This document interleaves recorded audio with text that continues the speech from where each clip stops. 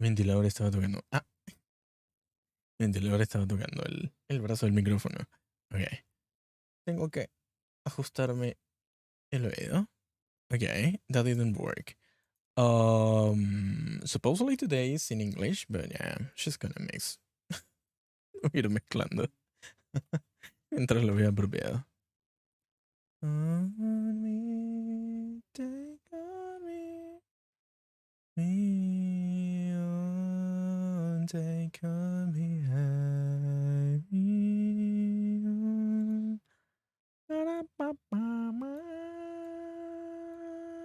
Ok. Debería haber puesto. No, está bien ahí, Bjorn. I think Bjorn is okay on that side. Oh no. If it bothers me, I can move him. Yeah, if it bothers me, I can move him.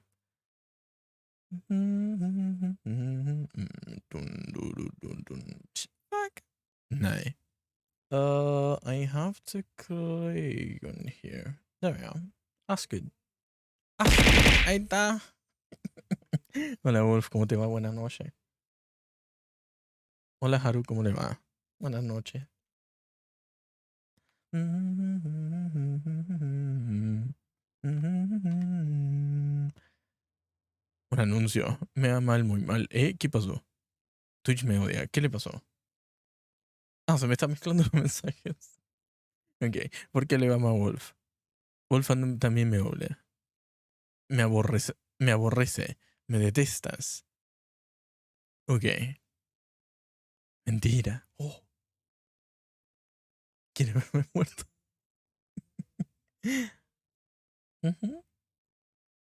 Como que 3 puñaladas. Como con 3 puñaladas.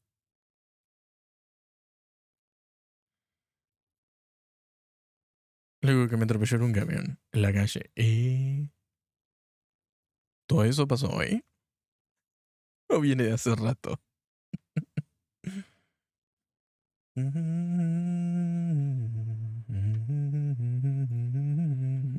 Prendí como 10 veces por el mal internet y pues ya no prendí la última. Oh, así de fuerte me odia Wolf. Te odia porque no puede prender stream. Em, yo tengo que ver, si te iba mal, por ahí me termina yendo mal a mí también.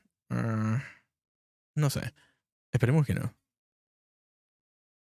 Lo que sí, en cualquier momento se puede cortar la luz. Está haciendo mucho calor en Buenos Aires y están todos usando aire acondicionado, menos yo porque no tengo aire acondicionado. Tengo un ventilador que me sopla despacito en la cara. Y... Pero sí, si en algún momento se desconecta, es que se me cortó la luz. Tristemente. También el otro día, de pura casualidad, aprendí que tengo más velocidad de internet de lo que pensaba. Mentira, te quiero. Se quieren. Ay, ay. Tengo más velocidad de internet de lo que pensaba. Que yo pensaba que tenía 100 simétricos, 100 megabits simétricos. O sea, 100 de subida, 100 de bajada. Y después lo medí con el celular porque me estaba yendo mal en la PC. Y tenía 100 y algo, 170 creo que me daba. Y después revisé las especificaciones del modem y efectivamente tengo 200 simétricos. Solo que mi cable de Ethernet es Cat 5, así que no puede transmitir más de 100 simétrico. Tristemente, me tengo que comprar un cable nuevo. Un cable más lindo, más moderno. Que ande. Mientras voy procesando esto. ¿Se escucha? Se escucha, ok.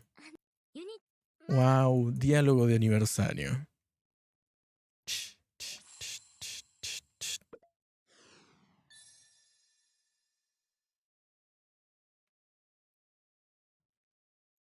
Nah, y esto por acá.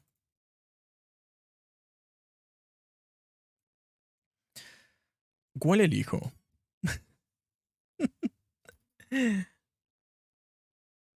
Mmm.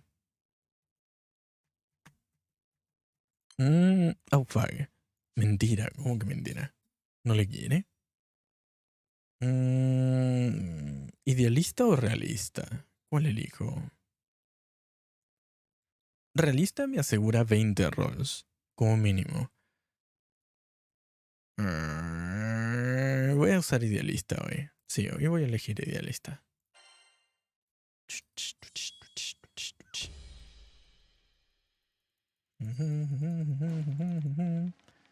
Que incluso si me salen 10 rolls, no me salieron. Ok, conseguí 20. Dio igual la ruleta. Bueno, incluso si no conseguía.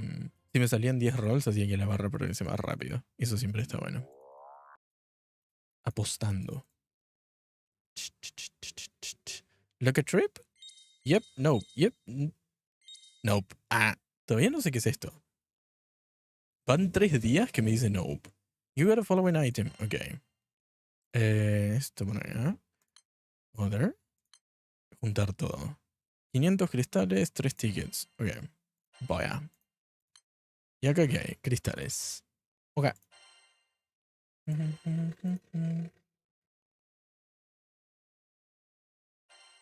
Para esto. Let me see. I don't even know what's on rotation now. Wow, who the fuck are these people? I don't know who these people are. No conozco a nadie de los que están. Ropa para Galeón. This is an outfit for Galeón. Can I see it? About outfits. ¿Puedo ver la ropa de Galeón? Parece que no. Quizá porque me muestran en la Xbox, la de Poseidón. Yo quiero ver Galeón.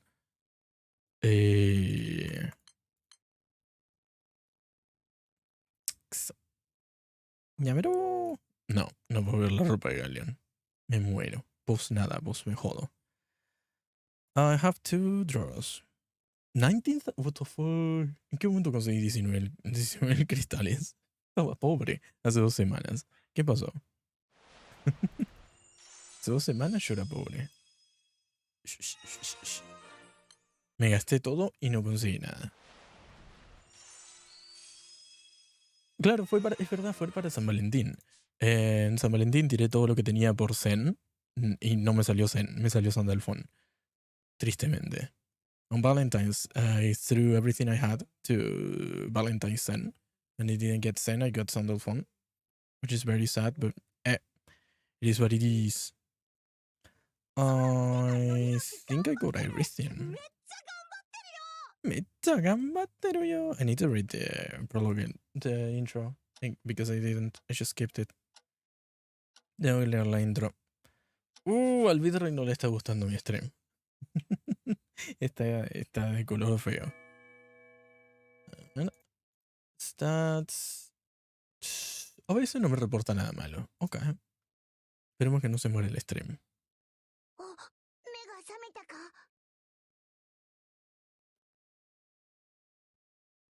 Creo que es una sola palabra, Wolf. No mames. Creo que es una sola palabra. No, no es una sola. El bot me odia ni me toma. Claro, deberían ser 2 palabras. Pero a veces se rompe el bot. Es más, no sé si ahora está siquiera el bot de... Sí, está en la Stream Elements. No sé, a veces le pasa. Roulette Zone. No quiere. ¿Cómo era? Creo que no están dando el bot. Creo que no es culpa tuya, sino que no están dando el bot. No quiere andar. Sí está el bot. Claro, el bot está. El problema es que no está respondiendo a esos comandos. A veces le pasa. Que no quiere. No quiere.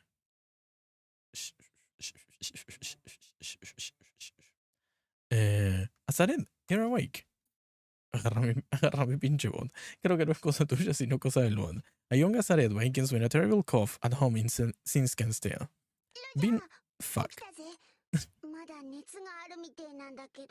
Being places a paw on the youngster's forehead to check on it for a fever.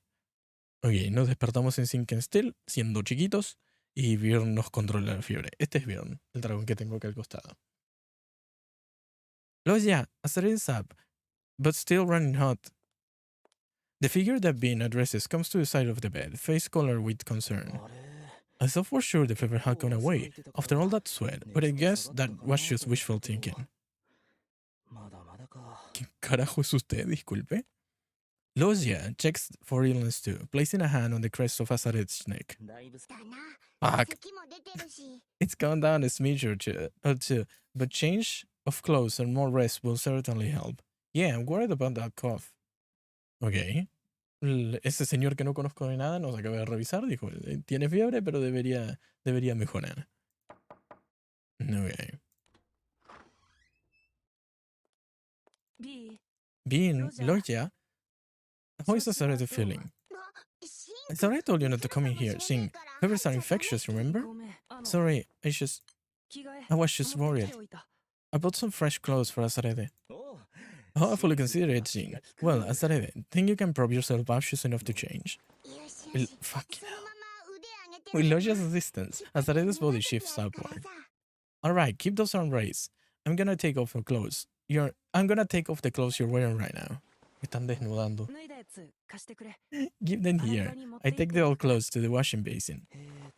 Now, where's the medicine from the doctor? Ah, here it is. But you should eat something first. Care, care for some porridge, Azarede? We have some in the kitchen, but I wouldn't want to push you if you're not feeling it. After changing into a fresh set of clothes, with Bjorn's help, Azarede considers the offer and refuses. No problem. Let's just go with radish syrup. Remedy meats with hot water then. I'll be right back. Huh? Bjorn remains in the room while Logia and Jin head out. Ok, no conozco de nada a Logia y Jin me spoilearon que es Seox de chiquito. Pero no entiendo qué está pasando. Tenemos fiebre y nos están curando. Sure had known that playing with Aaron in the snow for so long yesterday would lead to this. I know we were having a blast, but the least we could have done was have you come in before dark. I'm sorry, Azarede. With a head wag, the shield absolves Bern of any guilt and accepts the blame for having pressed everyone to stay outside longer the day prior. Me salteo los diálogos. As if your dad trusted me to take care of you, you know? I can't help but feel responsible. Hoping to cheer him a little bit, the child asks for some bodily warmth. You got it, buddy. But wait, if you get under the covers with you now, won't you end up falling asleep before you take your medicine? Oh. Iba a dormir abrazando a Bjorn por un ratito. The syrup and medicine are ready, quickly. Luckily for you, the pill is coated in sugar, so it's not bitter in the least. The syrup water mixture is still hot, so let me blow it out. Blow on it for you.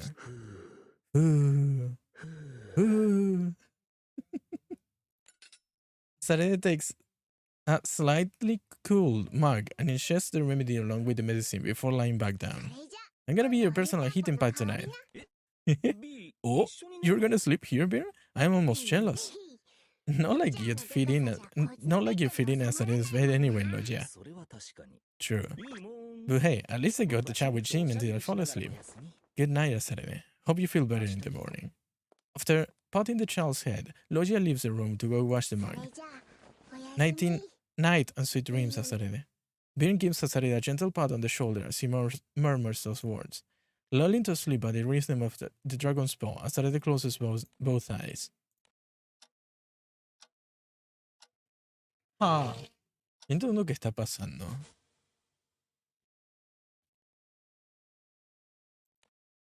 Estática.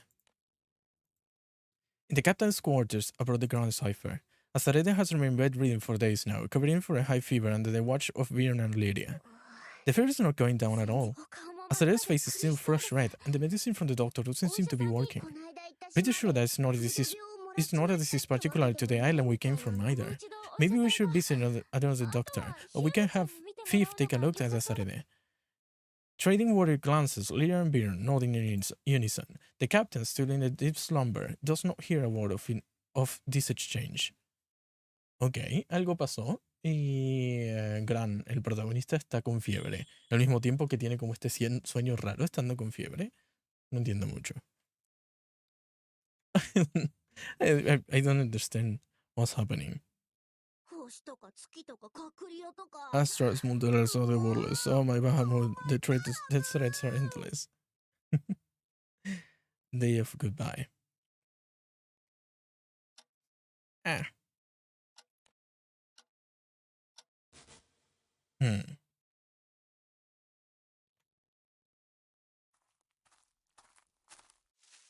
In Sinsken Steel, one of the Grand Skydom's many islands, a man walks around a forest with a baby in his arms. Oh. Upon arriving at the entrance of his village, he stops his weary legs at the sight of someone who appears to be waiting for him. Good evening. Seeing the worried expression on the man's face as he pulls his child in close, the visitor smiles in an effort to show that there is no ill will. My apologies. I didn't mean to startle you. You are the mortal who has gained the god's favor yet stands in this way, and your child is destined to become the singularity. I mean you no harm. My name is Orologia, and I'm the wedge that controls causality and the flow of time. Oh, ahí funcionó. Y ganaste 55 puntos. Yay. Ahí sí nos entendemos. Ahora sí anduvo. The term wedge puzzles you. We wedges constitute a pressure that preserves the wall's shape in a way. We form the basis of the wall's foundation. La cita, ¿me das puntitos? No veo por qué, ¿no? ¿Cómo era? Add points. Wow. Creo que era primero el nick y después los puntos. ¿Así? Ok. Ahí va.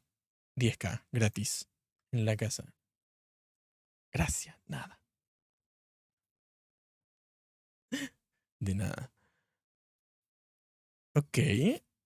Orologia, entonces es una entidad que preserva la base del funcionamiento del mundo. And I'm the physical manifestation of one of. What? Y llora. Oh, really sorry about that. I swear I didn't mean to upset you or frighten you. Shaking his head at Orologia's reaction, the man expresses his wish to return home. All right, I probably should have waited for you there. Oh, onward to your boat then. Almost as if being ushered by Orologia, the man returns home after a long absence, while the baby enters its home for the first time ever. Huh. O sea, esta historia la están contando de la perspectiva del padre de Gran. Oh. After taking a moment to settle down, the man returns to his newborn baby only to see Orologia watching it with great curiosity. El hombre, el padre de Gran, entra a la casa apurado y después mira al bebé y Orologia lo está mirando de cerca. So soft and squishy. Yes, yet this is a living, breathing thing we're talking about. Adorable. Are all babies this adorable? Or is just this one? The man asks if Orologia would like to hold the child. Eh? Maybe you can ask me that again once that you're positive and I'm not an enemy. I mean, I already know I'm not, but I prefer you convince me of the fact too. Ya vengo ando en media partida vale. Ok, que te vaya bien.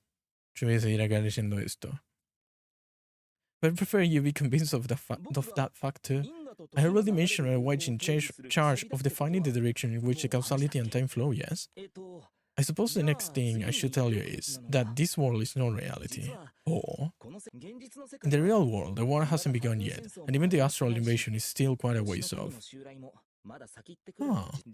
So, what of the world we are in right now? What of the world we are in right now? It is, in effect, a permutation of what could be a simulated world I have created. Huh? You'd tinker this, add that into the equation, so on and so forth, and then the world ends up as such. Esto es una simulación creada por Orologia. Oh. What you have here is remarkably close to reality, though I'm the only one in it who is cognizant of the real world. I'm explaining all this to you right now as a test to see what sort of changes might occur. Not very surprised, are you? Then again, you are the mortal who stood toe-to-toe with the god of destruction. Extraordinarily, situations are at a Damascus pinch a dozen for you, aren't they? That's also why I'm sharing all this with you, specifically. Anyhow, your child will come to be known as a singularity, an existence deeply tied to the Sky Realm's roots, meaning that the world's very existence will hinge on the will of this little one. As a witch, it goes without saying that I like to avoid the Sky Realm's ruin, which is precisely why I do all these calculations to predict the future as best as I can. Ok. Gran es la singularidad y el destino del mundo, básicamente. Está atado a su voluntad. Creo que entiendo. I use every little tidbit gleaned from these simulations to take minuscule action in the real world that usher it towards prolonged existence.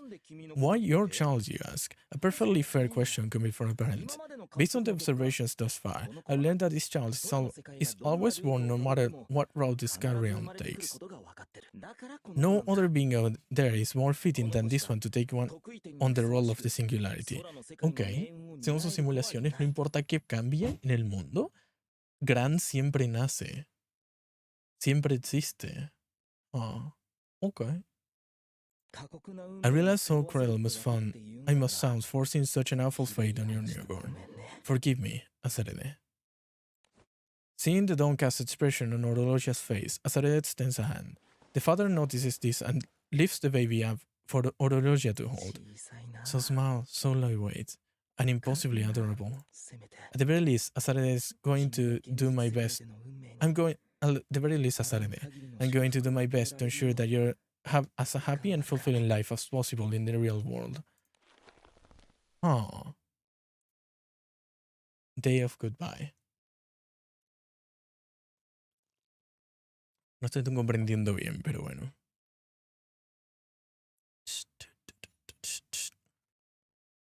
Play.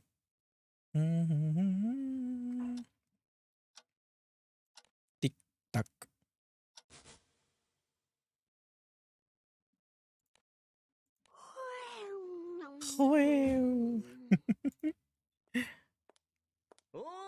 Rise and shine, Bjorn. It's morning.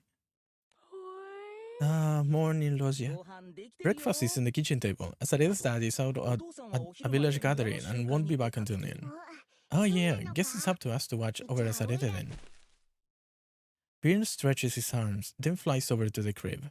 The baby has been growing steadily under the watchful eyes of the father, Bjorn, and since that one particular night, Logia. These pancakes look right up my alley. Let's dig in. Help yourself to the apple jam too. I made that last week. Thanks. Logia, you're supposed to be a crazy powerful dragon, right? That's right. I pack a real whooper of a punch. I try to keep it packed though. Then couldn't you spend your time doing something huge instead of frying these little pancakes? I certainly could. For instance, I could dump all the raw ingredients for a simmered dish into a boiling hot pot. And I still end up with a halfway decent meal. That's one way to think of my tweaks to causality. That's impressive, but no way I expect from a crazy powerful dragon. Well, I can't do anything too drastic, unless I want an impossibly difficult time dealing with the aftermath. So you do what you do to prevent the Sky Realm's ruin, right? Yeah, that's right. It's probably best I don't tell Vin that this is a simulation. What a coward I am. Since you tend to think of things on a massive scale, it's kind of hard for me to get. Alright, let's say we have an apple here. Hmm? You could eat it as is, or you can peel off the skin and slice it into smaller pieces first. You could eat it alone or share it with me. All of that is within the realm of your free will. My program allows me to decide whether to place an apple here to begin with, or whether I should place an orange instead. I can set all sorts of specific parameters and test your reaction in each case. I believe there are primal beasts who do a similar thing by linking in a battlefield to a chessboard. The biggest difference with me is I can apply that logic to entire worlds. I'm not sure I get it. Wish you could just lay things out in black and white. Ultimately, what matters is the actions taken by those with free will, such as yourself, Bjorn. Because at the end of the day, that is not something I can interfere with. It's kind of fuzzy to me, but I get that you're not some all-powerful being who can do anything you want. Yeah. Wedges wedges, after all. Y me quejo. Ok, entonces, Logia puede cambiar los parámetros iniciales de ciertas cosas. Tu papá no te quiere, por eso te dejó con un loco para que te críen. Tiene pelo violeta, es activista. Pero sí, por lo que entiendo, puedes setear parámetros y correr simulaciones. Porque puede. Más adelante me enteraré para qué. Sarede, are you awake? Would you like milk or change of diapers? Milk, huh? I have some right away. I'll keep you warm with some snuggles until the milk comes, Sarede. Kawaii Björn. Orologia soon returns with a milk bottle in the hand and lightly presses the tip against Sasarede's mouth. Wow, you really love this stuff, huh? Milk does a body good. Would be a shame if the milk makes Sasarede grow up too much for you to hold anymore. You're right. That would suck. I hope I can grow up to be a giant dragon soon myself. Good luck with that. Feeling full? Up you go for butts then. Let's get you burped. Yip. Look at that, Bjorn. Sasarede even burped up some of the milk. Shirt's all sticky now. We'll get to do something about that. Okay. The two are attempting to put the sleepy Asarede back to the after a change of clothes. Gently now, gently. Asarede's up again. What's wrong with little one? Your bed's fluffy as can be. Yes, there, sweetie. Beer and I are here for you. You want your dad? I think he'll be back in just a bit. You like being cradled, don't you? Well, here goes. La-di-doo. Yura. Guga. Así hablaba. Guga. Finally calm down. Sarah cheers up and happily goes to sleep when in your arms. Who goes into attachment mode in contact with the bed. Which means we're gonna have to stay up taking turns in cradle duty, huh? Oh. For such a precious baby, I don't mind it the least. It would just be nice if Asare would stay in nap mode for a bit. Just since all that laundry needs doing, you know? Tell Asare that. Guga. This cuteness is too much to handle. Make a precious face like that and we'll let you get away with anything. My thoughts exactly. Must I watch such an adorable child be torn from family? But that has to come to pass, or else. Actually, am I being honest with myself? Could there be some other possible family road I haven't looked into yet? No, there isn't. Forgive me. Ok. No lo perdono. Leí. El orologio. Tic, tac.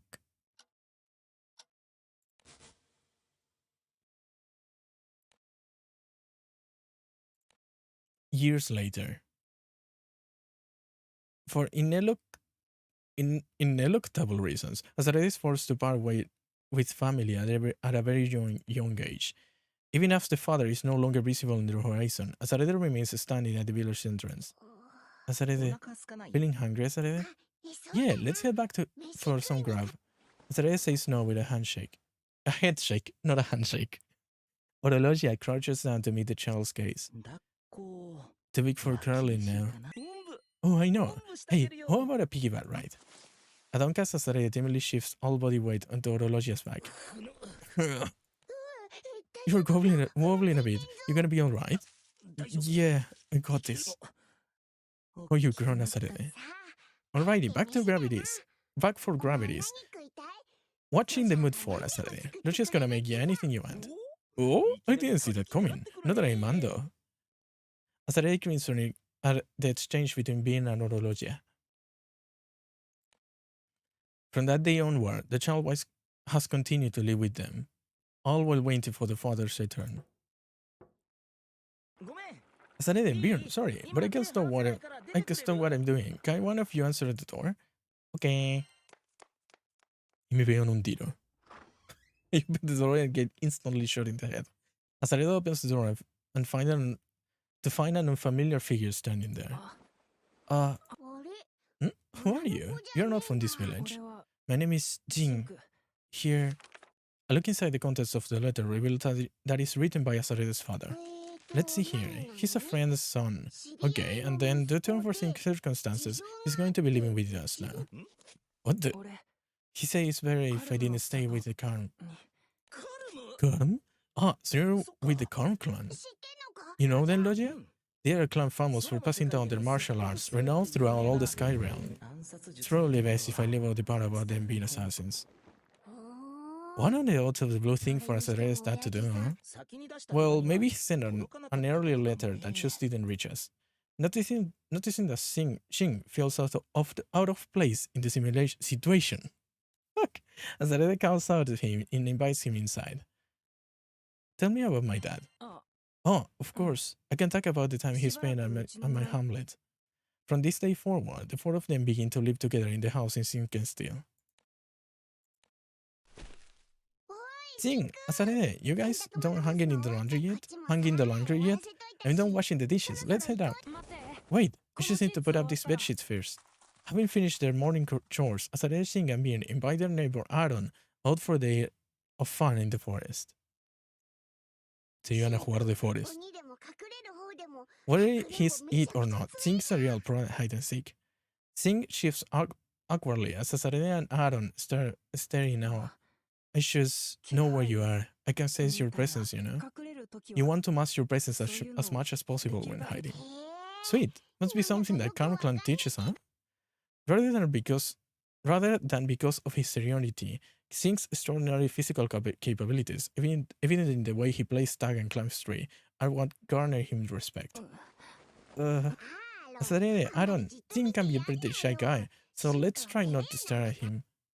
In this forest, that's only a stone's throw away from the village. Time passes all too quickly for the children. Aaron? Hey, yeah, Aaron's one. There your children are. We should head back soon. Is it that late already? It gets dark fairly quickly after sunset, and you definitely don't want to be in the forest when it's dark. Why, you're all covered in mud, Aaron. You'll need to have a bath before dinner. Led by Aaron's mother, the children return to the village. Thanks for coming out, Aaron. See you tomorrow. Aaron waves goodbye to everyone, then continues on by his mother's side. As Derek and Hebu look away from the side of Aaron holding into his mother's hand. Welcome back. Do you have fun? Yes. Back in Karm, I never got to play with the other children. We got plenty more games to teach Zing. Hope you're looking forward to tomorrow too. Right, Asarede? Asarede? Bring us up to Asarede, who's still looking in the direction that Aaron went off to. Everything's okay? Sensing hesitation, Orologia pats Asarede on the head. Asarede, about your dad. He went off to find your mom, so that the three of you can live together as a family. But that's that, and this is this. You're feeling lonely right now. You feeling lonely right now isn't necessarily a bad thing, Asarede. No bad thing at all. If you want to see your dad, why not just go look for him? Jing? I come along too. We can find your dad together. Asarede's eyes widen in surprise. But Asarede's dad said it's dangerous where he went. As we are now, he's probably right, so we should have to get stronger.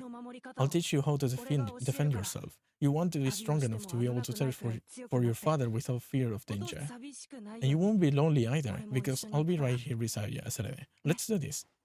Seeing the huge grin on Asarede's face, Bjorn thumps his own chest in solidarity. If you guys are all in, then you can count on me too. And I'll teach you how to use magic, Asarede. I plan on teaching you someday anyway, so this time you couldn't be better, probably. I'll catch up with your dad. You can count on it. Asarede begins to train the next day. The month seems to fly by from that point forward. Okay. Nos hacemos más pulenta. Voy a buscar al Papa. El Papa.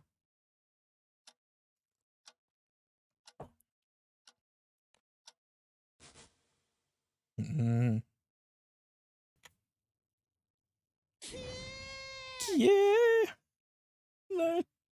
None. Oh, that's right. I forgot I was Jita. I thought I was Gran. Me olvidé que era Gita. Pensé que seguía siendo Gran. Nice reaction, Sare. You're getting better at evading attacks. You're definitely getting stronger. The monsters around here don't hold a candle to you anymore. With no small thanks to Jing. Asare has really taken both physical and magical combat, impressively so. I bet Asare has got what it takes to make it as a Skyfarer on other islands too. Maybe you can try asking any visiting Skyfarers if you can tag along. We hardly even get Skyfarers in Sinking still though. Although training continues to go well, the chance of embarking on an adventure never quite comes. That is, until Azare's 15th birthday. Llueve. Happy birthday to you. Happy birthday to you. Boy. Despite the great storm brewing outside, everyone is more than happy to celebrate Azare's birthday. Happy birthday, Azare. It feels like only yesterday when you were still a toddler were you big.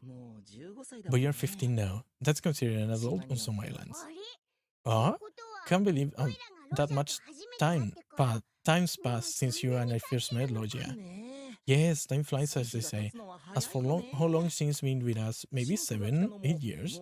No, not 10 yet, I'm pretty sure. It's gone by so fast. But reflecting on how much time has passed, Azarede makes a firm decision. I'm ready to leave this island. So you made up your mind. You didn't work your butt off all these years for nothing, and you can bet I'll be coming with you. As will I, as promised. Who should we ask to watch over the house? You could be along too, Logia? Of course I am. Who else is going to be cooking your meals every day? Okay. Besides, I might not look it, but I'm actually pretty knowledgeable about the skies. Trust me on that. While enjoying the birthday feast, they continue discussing their plans for this adventure. Later that night. What's wrong, Jing? I just heard something heavy falling to the ground outside, somewhere on the fields, I think. I imagine if it was something big, you go ahead in a stormy night like this. This must be. What do you think it is? Let's go take a look. Struck by a sense of foreboding, the group heads out to confirm the source of the sound. Foreboding? No, Livian. Though the storm has abated somewhat, the torrential rain remains an obstacle for Azarede and company as they press on towards the plains. Arya! That's rather small for an airship. Thin wafts of smoke billow out from the sky skimmer as Azarede notices someone inside and rushes ahead. Katarina!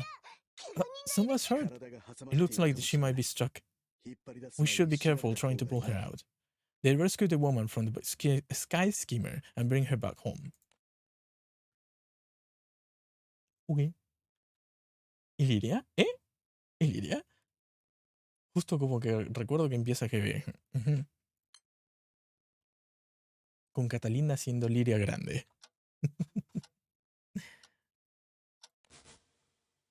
Estática.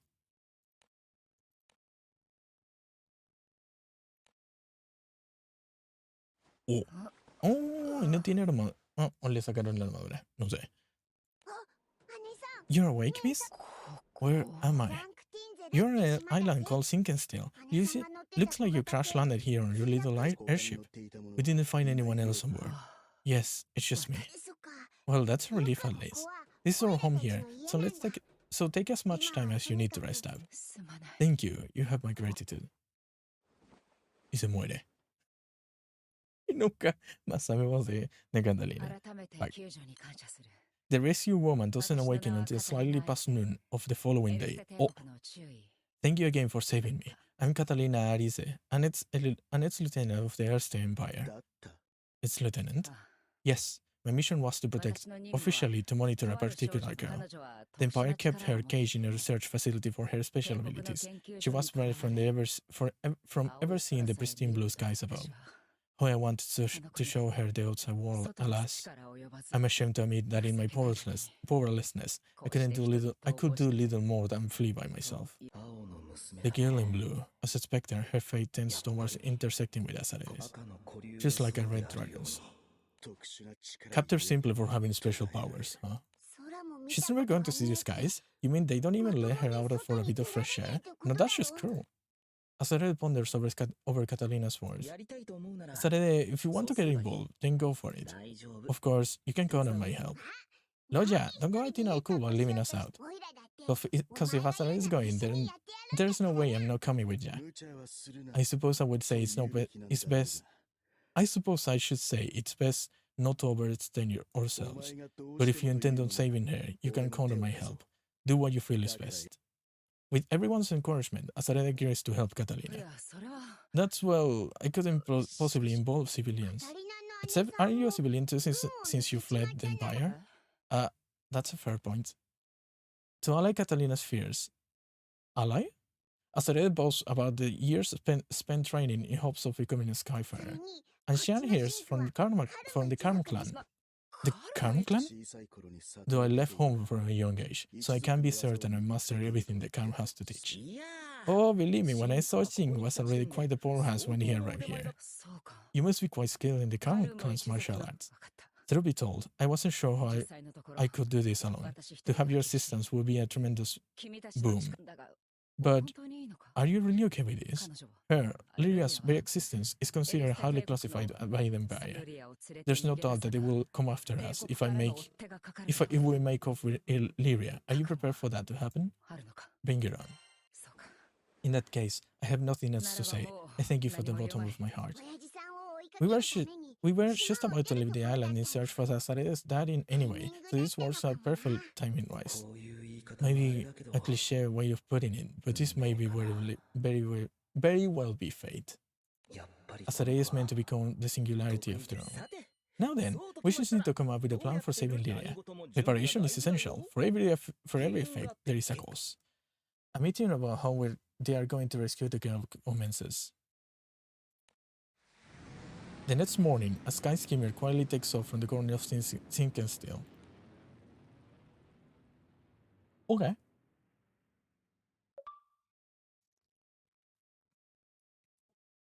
And you. Wow.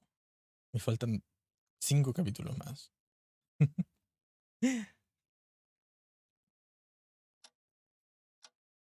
Kimi no Namae. Era eso. Era Kimi no Namae. No, Kimi no Nawa. Kimi no Nawa. Pero en Granblue. Azarede and party have decided to sneak into the Earth Empire research facility holding Lyria captive. They are headed there now on Catalina's sky skimmer. Did you know how to pilot a ship? Logia? I slice, I dice, I pilot ships nice. No home should be without a Logia. Your piloting skills are impressive. I had trouble steering throughout the storm, which is why I crashed on Sinkensteel. You and the ship are still in one piece, thankfully, so all's well that ends well. Nothing to be ashamed of. True, not to mention it did lead to me becoming acquainted with you all. According to the map, the small island we'll be landing on should be coming into view soon. There is, on the right. Make for the south side. Of course, we'll want to avoid the docks so as not to draw attention, but there should be a rock outcropping on the south side that's perfect for a sky skimmer landing. Rojo? What's that sound? Heat signatures being detected. You mean, we may discover? Cannon fire will be coming at any moment now. A ship disaster won't last.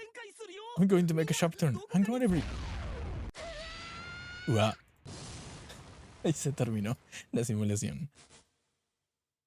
There goes the simulation. Too close. Every last one of us buys the farm on this route. I need to find another way onto the island. Ah, de verdad se murieron. Okay. Okay.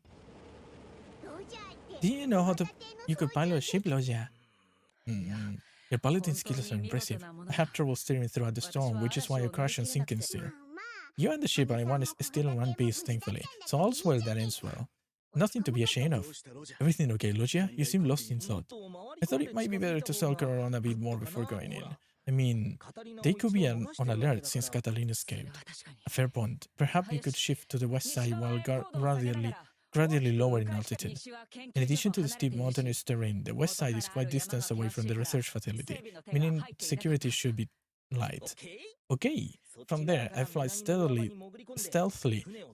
towards the rocky stretch in the south and dock around there. Yes, I mentioned the south side during yesterday's meeting. That sounds good, Loja. Relying on Catalina's memory, they plot out a course for the Sky Skimmer to take. The group successfully infiltrates the facility and gets close to the area where Lyria is located. Phew, made all the way here without getting spotted. The Karm clan's stealth techniques sure are something.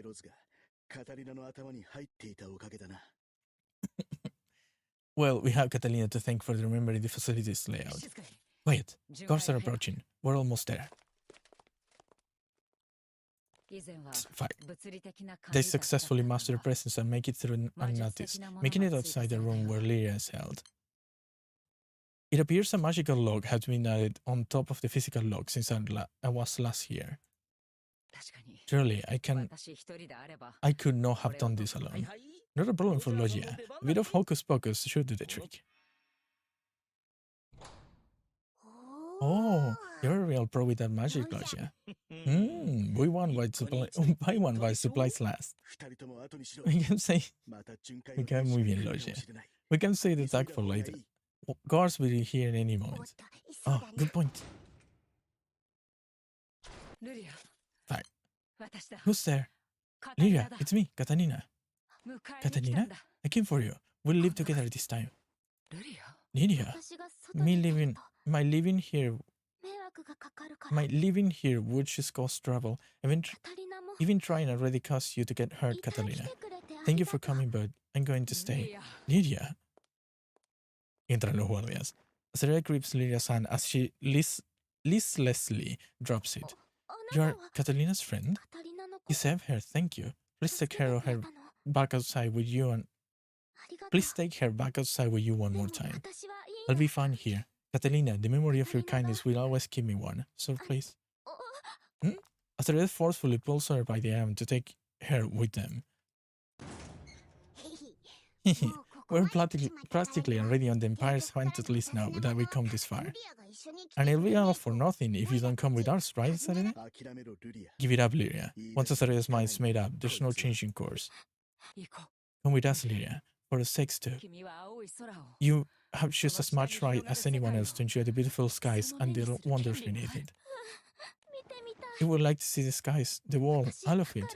Okay then, please take me. Azalea smiles at Lyria and runs down the hallway with her, their hands jointed. Let's take the shortest route this time, even if it risks being found. Yeah, we're still ahead anyway, if they snatch our sky skimmer.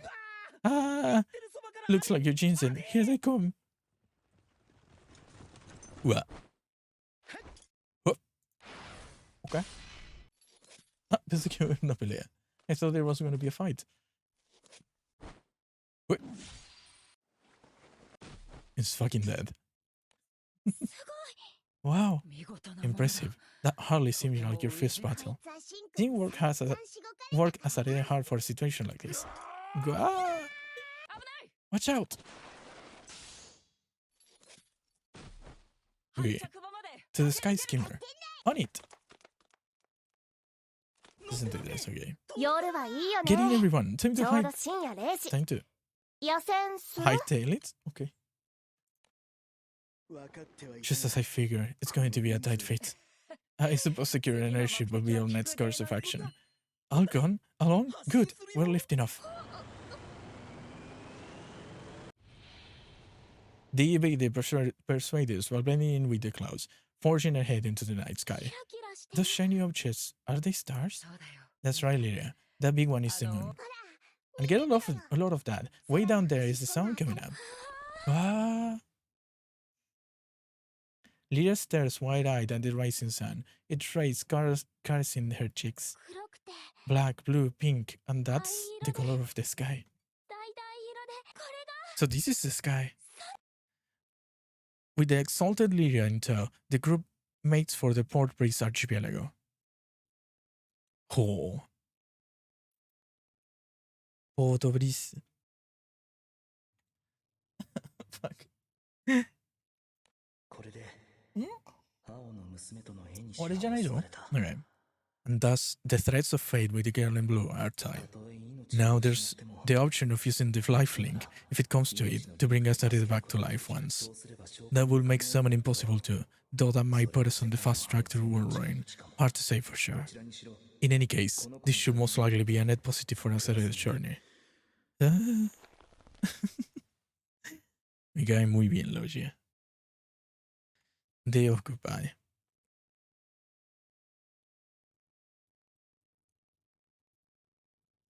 ¿Es una morse? ¿Esto es morse? Corto, largo, corto, corto, largo, largo, largo. Okay.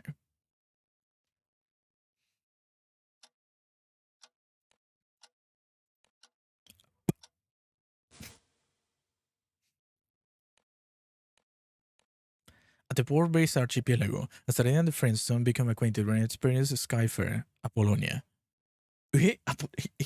Apollonia? Claro, that's right. If things change, maybe Apollonia didn't get separated from yeah, from her father. Pero ella Apollonia no terminó separada oh, fuck. Mi cabeza. No puedo acordar el nombre. Su padre. Oh. You help us in more ways that I can count, introducing us to a merchant and helmsman and so much more. Don't worry about it. I'm just following my father's advice of showing kindness to rookies. What's more, as Rakam's childhood friend, I just couldn't stop watching him being stuck here anymore. Es amigo de la infancia con Rakam. Otra ruta para Rakam. Another route for Rakam. You're gonna get an argument from me about that. That giant airship. Do you really repair it all by yourself? Yep. I made a promise to my friend that I fix the thing up one day and use it to go see him. I kept him waiting for long enough, so I'm gladly finally get to fulfill that promise. I guess that means I can finally move on from the job of makeshift helmsman. Honestly, my heart was beating double time whenever I had to take the controls, so having a professional around is a real load of. Considering the best I could do was crash land, you have done far better than me, Logia. Thank you for piloting the Sky Skimmer all this time. On longer voyages, I can possibly be manning the controls I can't possibly be manning the controls the entire way. So I'll still need you to back me up every now and then. Okay, well, I suppose that wouldn't be fair to expect you to steer us for days on end without sleep. I don't know if I should be glad that I'm still going to be just as useful, or upset that my heart's still going to skip plenty of beats. Though they're still struggling to show emotion, Lyra is beginning to smile more and more as things grow increasingly lively. Everyone now has more leeway to focus on gathering info about the whereabouts of Astartes' father. Shucks. No one seems to know anything about your dad. Is it possible he might have contacted someone he traveled with a long time ago? Any idea, Astartes? Recalling childhood memories, Astartes mentions the names of a few possible acquaintances. Walfrid? You're kidding me. Isn't he the captain of the crew of Enforces and one of the 7 Luminary Knights? If you're lucky, we may be able to get in contact through one of the crew of Enforces bases. But as I recall, he's moved his main operations to another Skydom. Meeting him face to face won't be easy, huh? We could try sending a letter. That way he might get back to us when he's free. Then in the meantime, oh yeah, Astartes had mentioned a Primal Beast friend once before. Oh, I recall hearing that too. I believe she's returned to the Mafia archipelago. Sounds like we have our next destination. I can speak to Primal Beast. I think I'll be able to help you. You've done so much for me. I couldn't be happier to finally have this chance to repay the favor. Nydia. She changed so much since we first met her at the research facility. Getting her out of there was definitely the right call. Okay. This is a fact. The crew sets on course for Lumacia archipelago in search of fleets of Astartes' father. Ego. You the primal beast we're looking for by any chance? She says she's one of Asare's father's traveled with was called Rosetta, who happens to be her friend. Years ago, there was an incident involving an airship crash in Lumasia.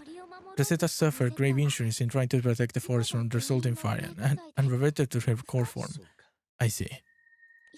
Asarede, Yggdrasil would like us to bring Rosetta back from her core form. In return, she'll give us a piece of the sky map, which we'll need to traverse throughout the Green Basin. Sky map pieces, huh? Yeah, we're probably gonna need those to get to other sky domes, and finally Asarede said. But I never heard of any way of resurrecting a primal beast. Can we really pay the cost? Can we really pay the cost Yggdrasil is expecting? Wait. Yeah, Jing? You there. Stop nicking around and come on out. Eh, Ayo. That's Ayo, Yggdrasil's friend. You understand Yggdrasil? I wish I could too. But more importantly, can you save Rosetta? We certainly like to. We don't know how yet. About that, it's just might have an idea. I'll tell you if you bring me along. That's for starters. We will need the approval of your parents. Mom and Dad are gone. Our airship coming out from Baals had an accident. El Duque de Valls murió. Just when I thought I was all over, Rosetta pulled me out of the burning wreckage. So that's what happened. Why not bring her along? She's quite talented and a good fit for a Skyfarer, if you ask me. Thanks, glad to be a part of your crew. Talk about pushy. To be fair, it's not like we have any other clues on how to resurrect a primal beast from a core anyway. Go ahead and tell us what you have in mind, Yaya. Way east of the Lumashi archipelago is an island surrounded by fog. I hate the primal beast there can snatch away death. Snatch away death, you say? If you can interact with the dead, then even if resurrection is possible, perhaps it could allow us to communicate with Rosetta. The realm of primal beasts is truly something else entirely. They operate by the rules of the astros rather than those of the skies after all. That's why to us, it seems like they can make it impossible possible. We'll have to gather the sky map pieces anyhow if we ever hope to cross the Green Basin. So either way, meeting the primal beast of the Misty Island may not be such a bad idea. It would be nice if we can be friends with it, like Yggdrasil. I suppose we should have to go and find out.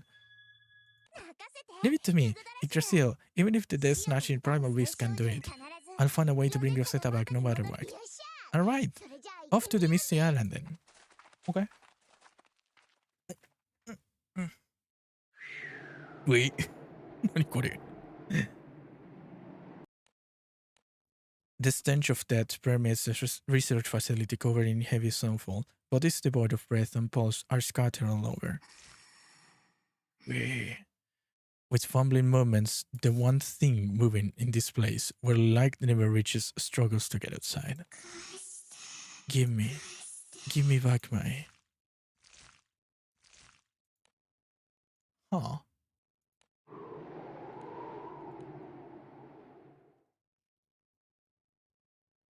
Okay. Geiste. Yeah.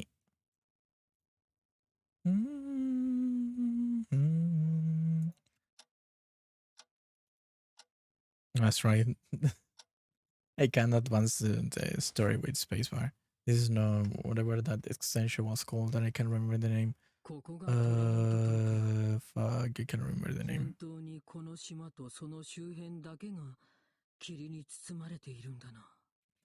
So this is Tradmont Island. The mist really does cover up the entire island and surrounding area. No thanks to that, I have my work cut out for me getting the airship close enough to land. The grind cipher didn't shake at all. Nice work, Rackham. No, that's all I like to hear. Go on, heap on praising me. You the man. Hey, this is no time to be goofing around. For Rosetta's sake, we need to find the island primal beast. Stat. Shun. Lyria, can you sense its presence? It's over here. It's all over the place. Maybe the mist itself comes from its power. Just making our ways across the fog without getting lost is no easy feat. How much simpler it would be if the primal beast will take the initiative in contacting us. Wait, something doesn't feel quite right. What do you mean? Something other than the primal beast? It's mushy. No, it couldn't be. Shin, being the first to sense the approach of the thing, leaps at it almost as if by reflex. 何これ?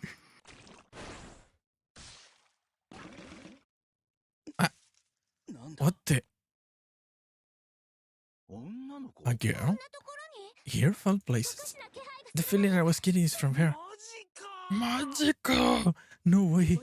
Oh crap. This is really, really bad. 何これ? Eh? Huh? Huh. She has it inside her, between the corpse of failed wedge and all the power from the boundary that's pouring in. Oh, jeez. What sort of error is this going to lead to? If I'm understanding this right, the world could collapse at any moment now. Give me... What is she saying?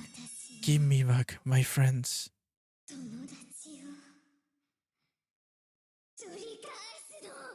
Nangore.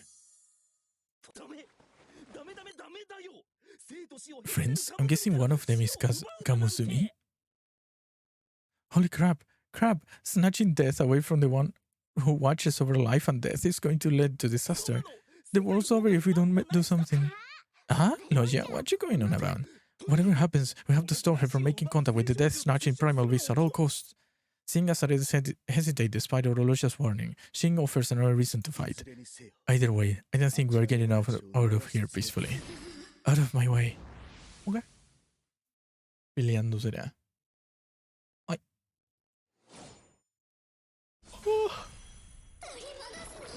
Torimodasu no.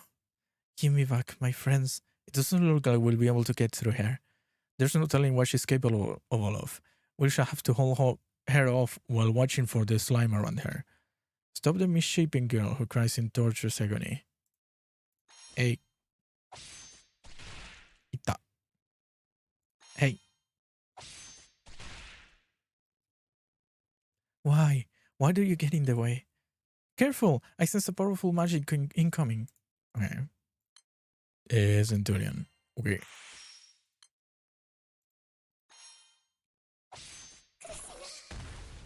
What? Just holding her off might not be an option. La mata. La mata. Zeox. Out of my way. Darn it, this looking real bad if we don't do something. Nakam, Shin, on my mark, after Renette's tag, go on with everything you have. Got it. We're going to create an opening for you, Asare. Let's do this. Okay. Bones that burn. Now! Ikuzo!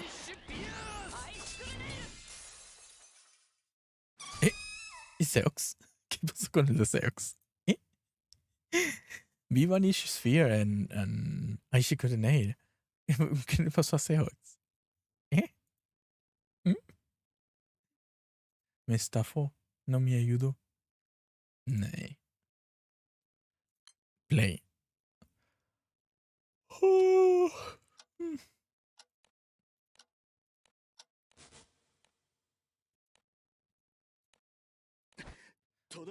Finish her. The captain is in position to land the finishing blow on the thing, making the shape of a girl. However, give me back my friends. A faint yet torturous cry dulls Asare's blade.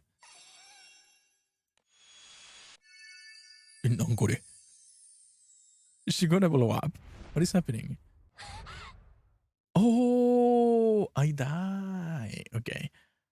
Oh, この顔めっちゃまずい。めっちゃまずいだ。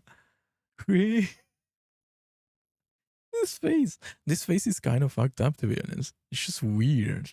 Like, you never see Lyria's full iris. That's just weird. It's just weird, dude. What the fuck?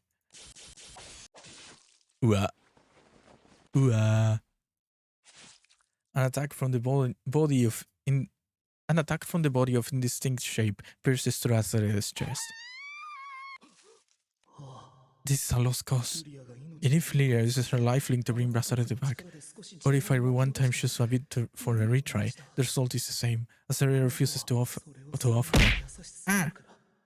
Azare is far too kind to do that, which is why. Azare, pull yourself together. Open up your eyes, please. Yeah. I need to go way back to see things right. Jinshin, what happens to Komizumi is a must then. Kamizumi. Ita. Ok.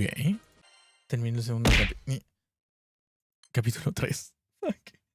Me faltan 4 capítulos todavía. Ya llevo 1 hora leyendo. Day of Goodbye.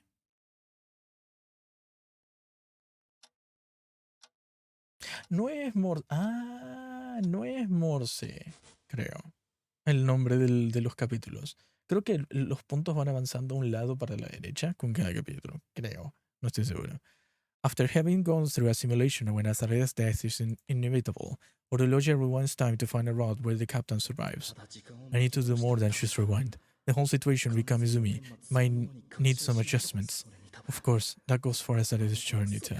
I also can't forget. Huh? Wait. Silks. Damn it. What is problem? What did we ever do to our holograms? As allies fall one by one, Azare withstands the pain of fighting on. Eh? Octor? What a joy is to clash blades with others of remarkable strength. I instill that bloodlust in your eyes into your sword thrust, and you might just stand a chance, child. Isa! And guard. Okay. Huh.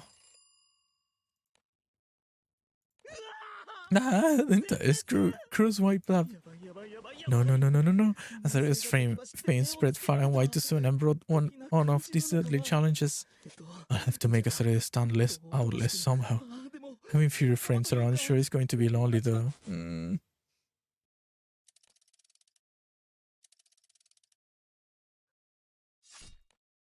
Azare is on a walk with an acquaintance to meet some friends. It is already too late by the time the spear sticking out of the captain's chest gets noticed. Forgive me. Truthfully, I would rather not resort to such a cowardly method. But I wasn't sure I could have won in a fair fight, and I could not let my own emotions interfere with what is best for the world. Extending a helping hand to you all in your troubles with no regard for the power balance in the sky realm. I realize you have no malice in your heart, yet you're presented far too great of a threat. Thus, I had no choice but to take your life and end your journey. Huh. Me mató uno. Okay.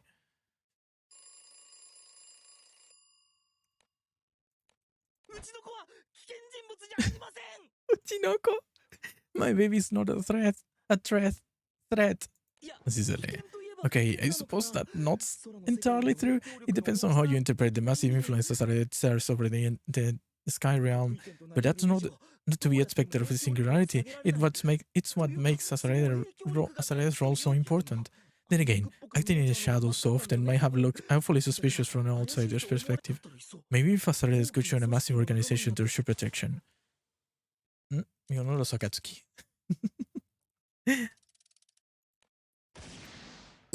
Dakam. Just a small gathering of orphans, you must be thinking. Easy pickings for the crew of enforcers, eh? But even rats will put up a hell of a fight when backed down into a corner. Wait, keep the pretty words to yourself. We're not here to listen to land sharks justify themselves. This is the only place for us to live. If we have to die protecting it, then so be it. Huh.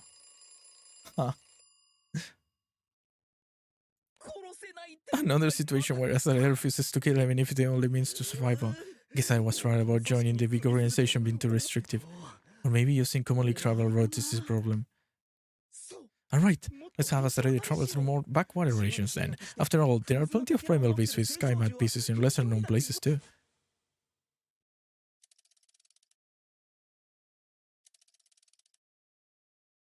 ロジャー、なんか顔色悪くないか？ Lozia, you're looking kind of pale. Must be tired from this traveling. Lozia never did spore a strong constitution to begin with. Ah, thanks for the concern. Azaria urges Lozia to get some rest in bed. Well then. Fucking explodes. What the fuck? Catching fire from the sudden attack, the ground cipher quickly loses buoyancy and plunges into the depths of the sky.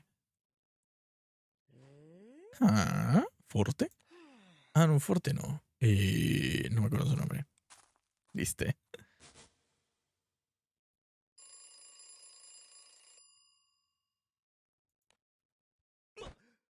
What in the holy hell was that? That came from a nearby island. She was hunting and mistook the ground cipher for some giant bear dragon? Give me a break. I can't believe that just happened. Why doesn't anything ever go right for us today?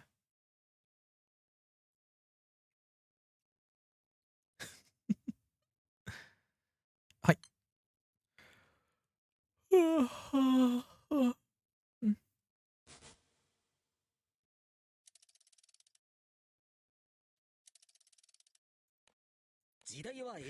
A quality education is key. Ah, something on your mind, Logia? Having no idea what Orgia is going through, Ben shuts the wedge apostle look. Between the two is a young child napping soundly in the cradle. Sarai is brimming with talent, and I need to make sure that doesn't go to wasted. An extraordinarily high level of competence will ensure that Asare doesn't die or give up on the mission. Ah, what an ominous thing to say out of the blue. You wake up from a nightmare or something? You could say that, but no worries. Those nightmares can definitely be avoided, so I'll continue to lead the physical training to Jing, while I'll double down on the magical training. Jing? Well, I guess I'll go as long as Asare is up for it. And Asare is well, always going on about taking on for the old man's Skyfarer, so magic will come in handy too. Thanks to both Orology and Jing,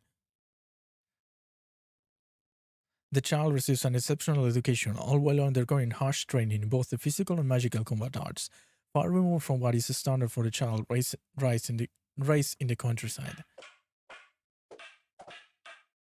However, urasai, so noisy, I can't stand it anymore. We don't want to see her poor unleashed in this town. Enough is enough. Silence. While the crew is on a request to investigate the dangerous figure, the figure unleashes a magical medley attempting to stop the heartbeats of Asare and everyone in the vicinity. Asare and Shin have no choice but to fight her. Asare hesitates at the last moment, giving the terrified woman just enough time to unleash another tune, killing off the remainder of the captain's pose. Ah. Oh, no. Why? Why do things keep turning out this way?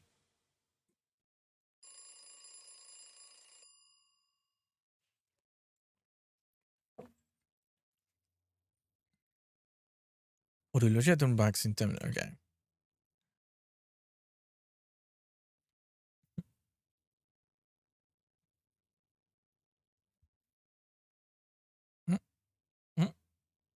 Nangore.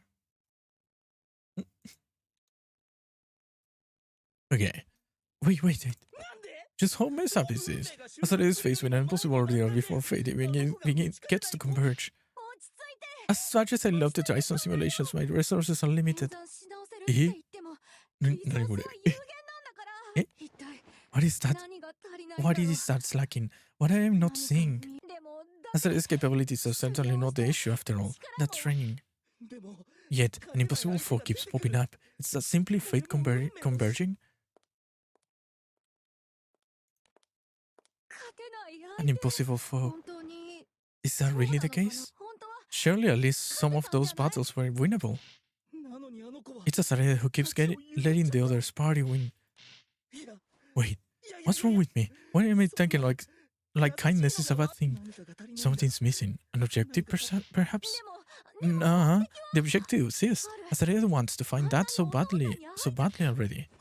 Wait, at what age did Asareda stop crying for that?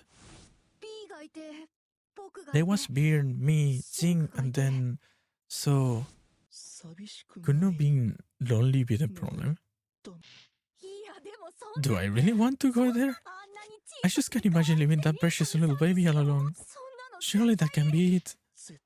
Surely. I really don't want to admit this, but... Could I be the problem? As long as I'm around, Asareda doesn't become strong-willed. Could that be a thing? No, I can't be sure either way. Discomfort, pain, sadness. I wanted to keep this there as Asareda away from all that such as much as possible. And there you have it, Orologia. Everything that's happened, it's all my fault. Then that's a condition. I can't be beside Asareda. Beside the singularity. The world may need Asareda, but Asareda does not need me. And that's the truth of it.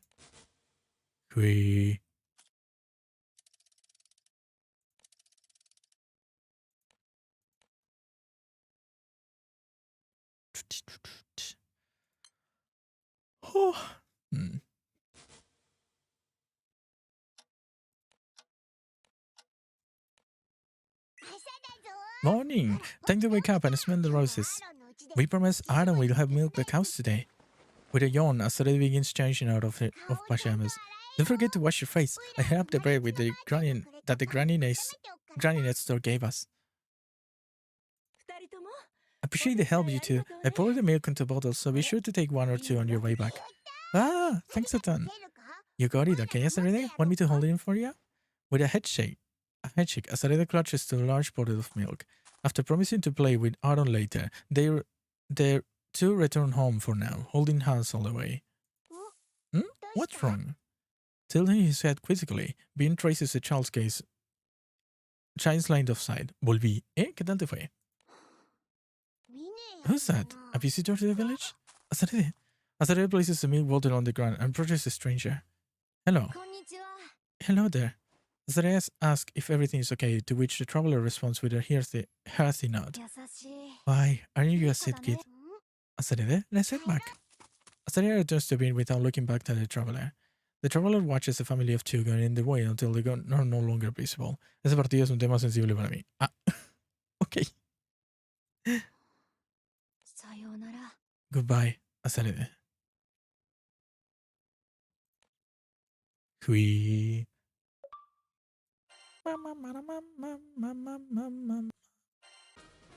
Scene. Get on the Sea of Tears. Okay. Capítulo 4. Intermisión 1. Okay.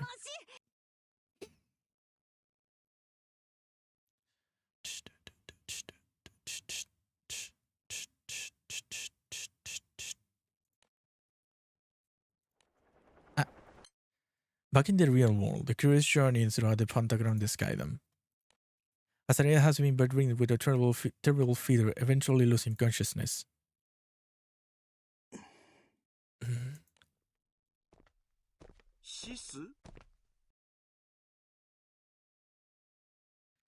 Sucks.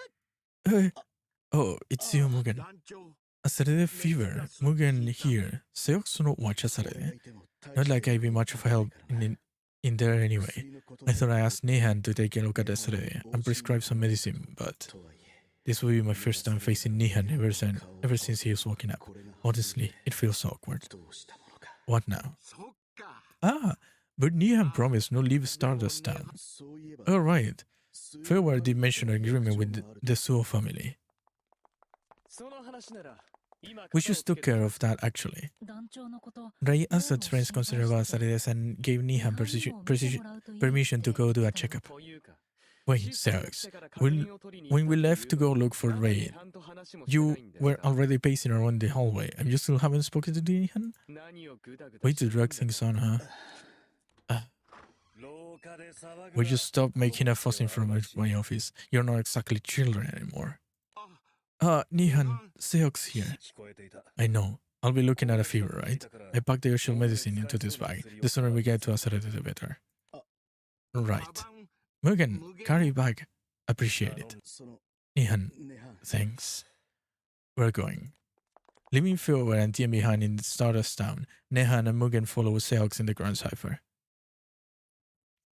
Bam, bam, bam. Nehan, it's good to see you, too, Mugen. I don't know how helpful I'll be, but let me take a look. Mugen, prop up the patient's body, will ya?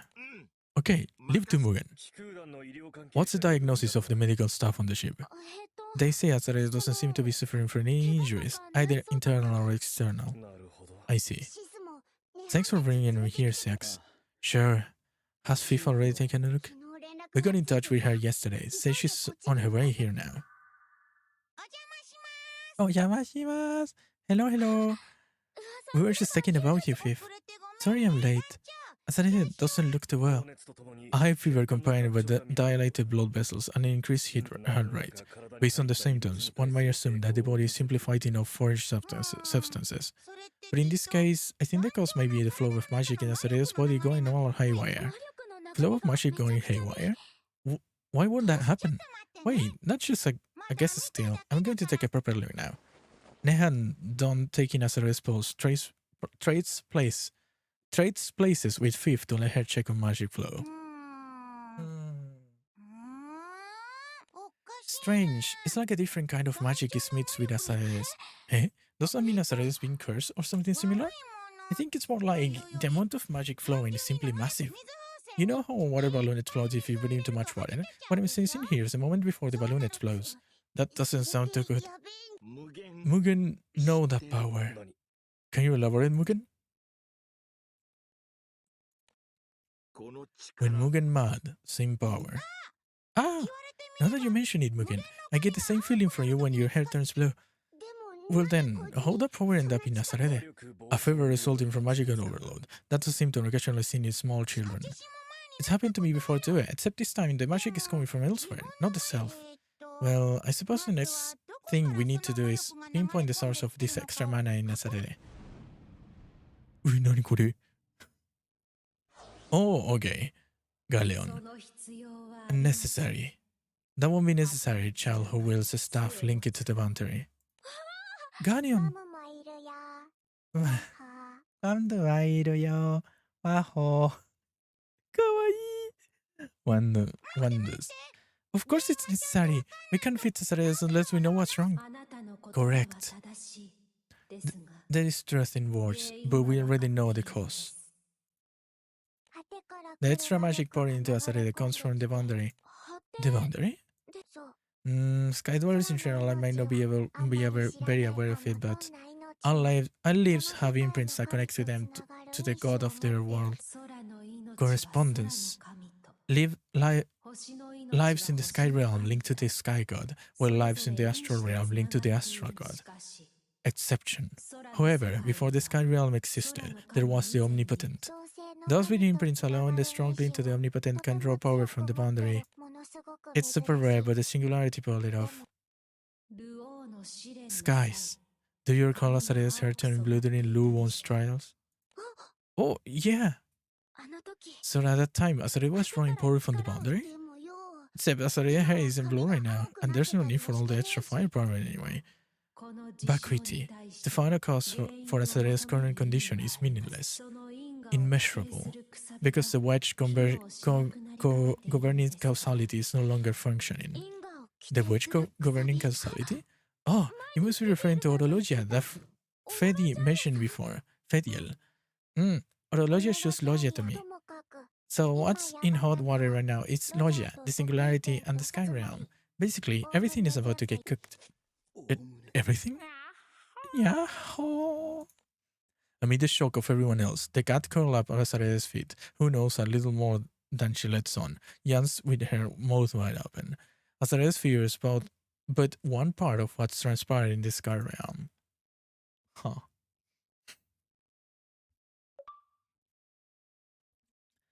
Okay. Yay. Me cansa leer.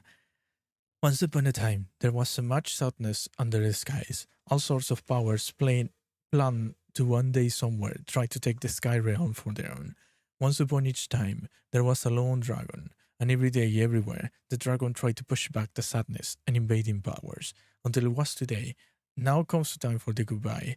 The goodbye the dragon never said before. O luego, y alguien más. Intervene, iterate, restart. Each flap of the butterfly's wing distorts. Common sense does not apply in simulations. Be ready for anything. Remain calm and collected, for the world depends on you. Y loot. Ok. Cosa gratis. A friend or foe, two sides of a coin. Ok. March 4th. Ya pasó el 4 de marzo. Ok. ¿Cuánto me falta? No estaba en el 4 ya. Ah, cierto. Terminé el 3 y ese era el interludio. Ok. 4. Hey.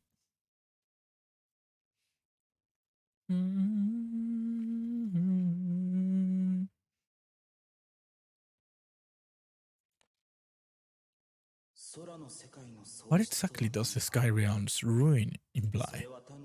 It is much more than simply the loss of lives from this world. Ruin so great that neither the god of destruction nor even the god of creation can undo the damage done.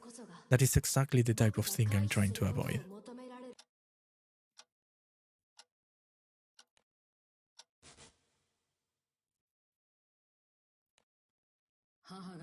I lost my mother close to 20 years ago. A terrible illness had befallen her, with no known cure, well, in Augusta at least. But thanks to the effects of an old pain-dulling remedy, she was able to spend her final years in relative peace. Mom and I talked so much about my future, about how she and Dad met, about living a good life, all while cracking the occasional joke. It was incredibly painful saying goodbye to her, but I was able to shed my tears and get past it because all of the precious time we got to spend together. It became more and more like Artemisia with every passing day. Glancing over at Dad's profile as he utters those words, for the first time I noticed how much he's aged. I know full well that he wanted to follow his heart as a skyfarer and go out look for a cure for Mom's sickness. But for my sake, he chose to stay home so that the three of us could spend this precious time together as a family. You think so? I get told pretty often that I'm alone like you, Dad. I guess spending so much time with me at the neighborhood watch was rough on you. But why were you being a big reader and all? You think after a moment more than just looks upon you.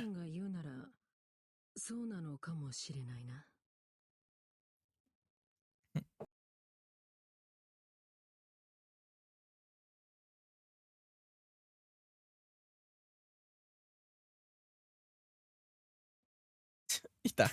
Me estoy chocando con todo. Well, if it's coming from you, maybe that's true. Hey, Apolonia. Ok. No puedo mover la boca cuando estoy así. Hey, Apolonia. Creo que... ¿Ahí por ahí? Sí, esto debería... Este ángulo debería estar bien. Ah, no sé, ya fue. No tengo un pop filter que me sirva. Pero bueno, es lo que es. ¡Ay! Ángulo. Ya veo. Ahí está. Ush. Nadie quería probar una cosa y no sirvió. Hey, Apolonia. You don't have to follow your tracks and stay in Augusta for your whole life, you know? Dad, I will never stop missing your mother. She was the love of my life.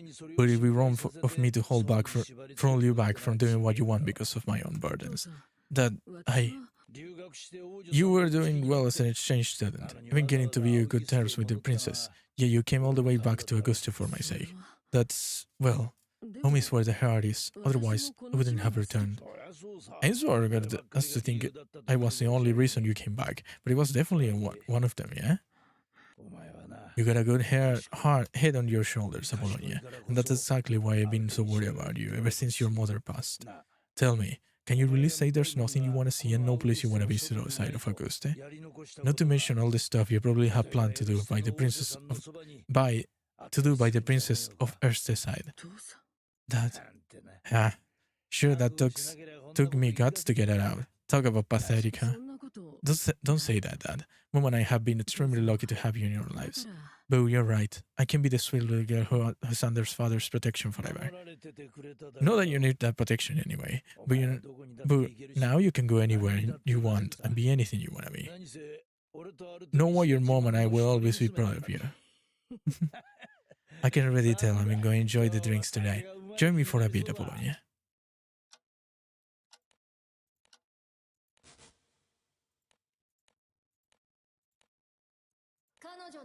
The advancements which led to the remedy that dulled the pain of her mother's terminal illness will eventually go to create the most ruthless soldiers.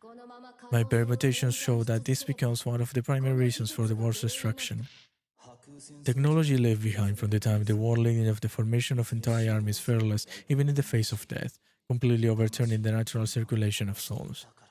I am forced to interfere to prevent the war from going down this path. Huh.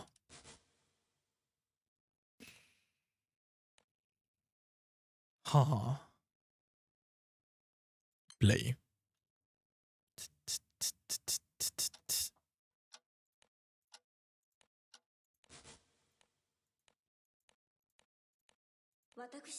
We mercenaries are nothing more than pawns with bows, acting in accordance with our employers' wishes to eliminate the enemy. Wishes to eliminate the enemy.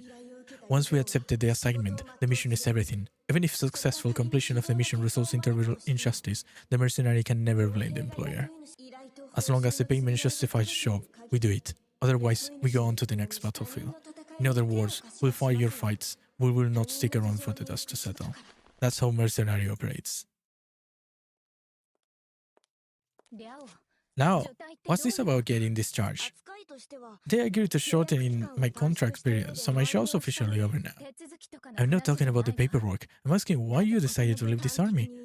To put it bluntly, I don't agree with the direction where they are taking things. The world is our employers considering the deployment of island racers. And that's a deal breaker for me. Island racers? Oh no. Giant weapons of mass destruction created by sky dwellers during the time of war that require sacrifices to operate and are strong enough to eliminate even the astrals. I don't even want to think about how many lives have been sacrificed just to activate those things. Migliore, we don't stand a chance against what's coming, but being discharged is practically the only option we have. What should have been a small-scale conflict is going to turn into a major war with multiple skydomes should those things be deployed. Whatever we do, we have no choice but to wait and see how things play out. If worse comes to worse, I definitely won't want to be in the front lines when the time comes. No kidding. I have a bit of a time left on my contract, but I'll follow you as soon as it's over. Y se muere. she dies.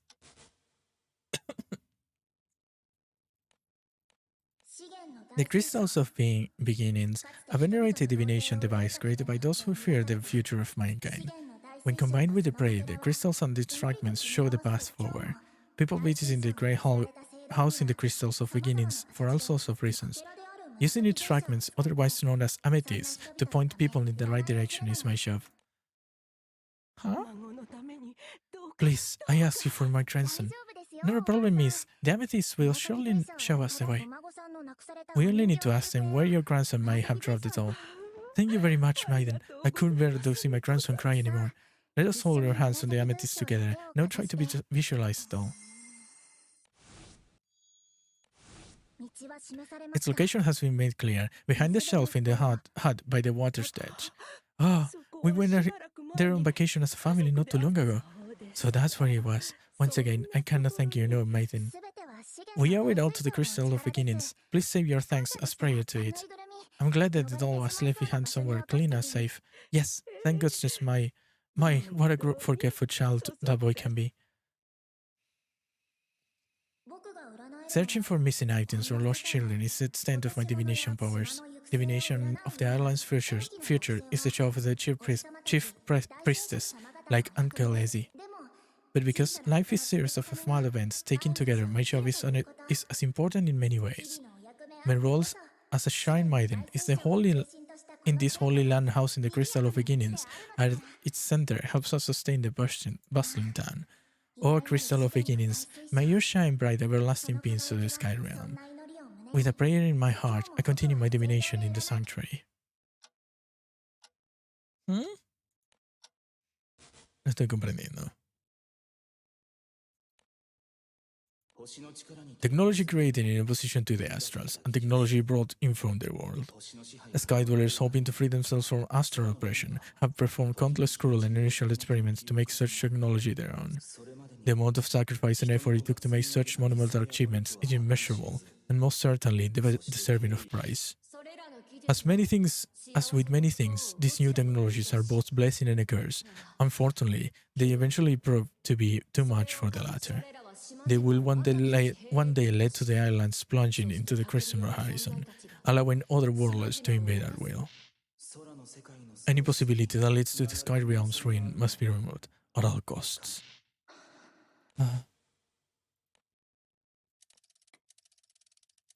Okay.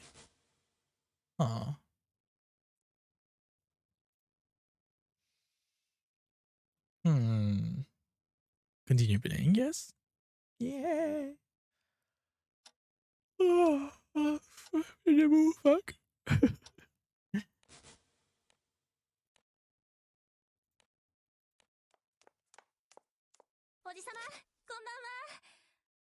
Vampire woman? Yeah. Koi. Hello, mister. I was wondering if you have any bread left. Oh, good evening, as always, miss. We're just about to take out today's last batch from the oven. Perfectly. My habit tends to get into a somewhere without a bit of your bread to mention. Ah, that's right, Bryce. Isn't he taking advantage of your kindness by letting you be the daily breadwinner, though? I don't mind. It just means more chances for me to be a loving wife. Well, I certainly appreciate the patronage. You okay with the optional assortment? Yes, one baguette and 6 bread rolls, please. All freshly baked. Best eaten while they're still hot. Thank you. ¿No puede haber vampiros? ¿O qué va a ser? There can be vampires, or something like that. Humans, Harvins, Erunes, Graf, the 4 main types of people in the Sky Realm. In addition, there are also many types of subspecies known as vampires, Crystallia, Sobal, and werewolves. Va a remover todas las otras subespecies. There were potential roots where all such beings intermingled together out in the open under the yoke of the astrals and after, but that's all they were, potential roots. Amid all atrocities committed in the name of research to combat astrals, the subspecies proved to be especially useful for both sky dwellers and astrals, though this is not something the skies to be proud of. Maybe if certain convenient technologies were never created and used by the masses, just maybe. Huh. Vamos a borrar a la gente. ¿Qué está pasando?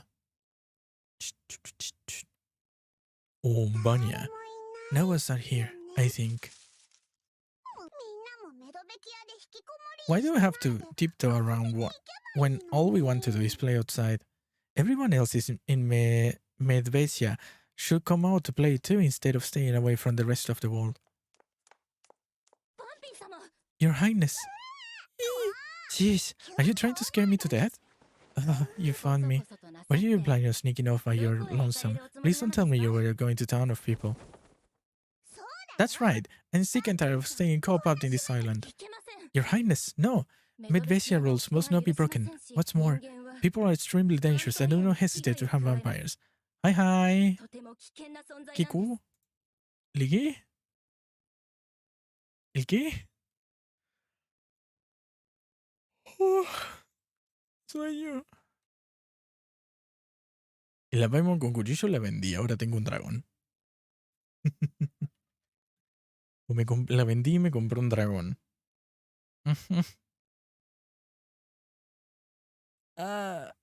Sueño.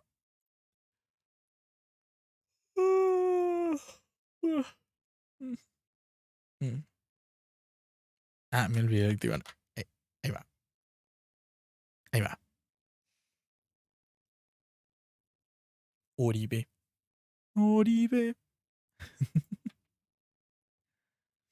Nay. People are extremely dangerous and do not hesitate to harm vampires. Okay, so shall I? Really? It's true. I'll tell you all the scary stories about mankind that my grandmother used to tell me. Just come back with me. Not much point resisting since you already found me anyway. Ah, thank goodness. Your Highness, please understand that it is far too dangerous outside of Medvedev for us vampires.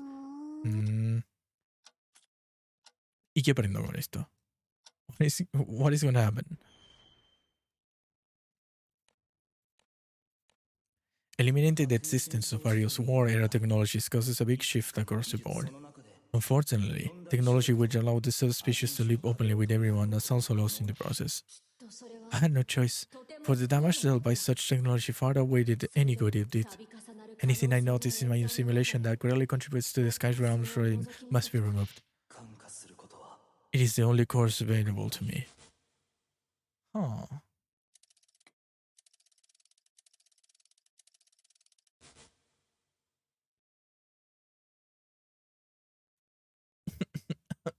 Fuck. Garganta. ¿Cuánto me falta? Ok, una más y termino el capítulo 4. Ok. I continue my permutations to avoid potential disastrous fates for the Sky Realm. In some simulations, I participate in the war myself, even ruling over entire skydoms in some cases. But I realize using so much power to affect change can only heighten the possibility of the Sky Realm's ruin. So I changed my approach. I became one of the citizenry and did minor things like spread rumors or adjust the distribution of goods. Of course, I pushed for the hatred of technology resulting from inhumane research. Already considered somewhat taboo before, such research came to be classified as great crime deserving of harshness of punishments. Of course, there remain some mortals who refuse to completely discard it. Cast out from the society, they went underground and took on a new name, the Yorha, this shrouded, hated curse. Those shunned, hated, cursed. They were persecuted and kept out of the light for so long that the term Jorha came to be an antiquated term. This change led to a significant boost to the Sky Realm's longevity, or so my permutations told me. Huh?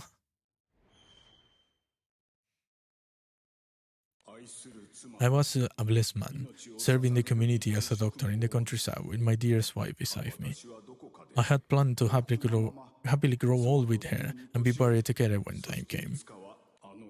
Until that day, I was taken to the research facility.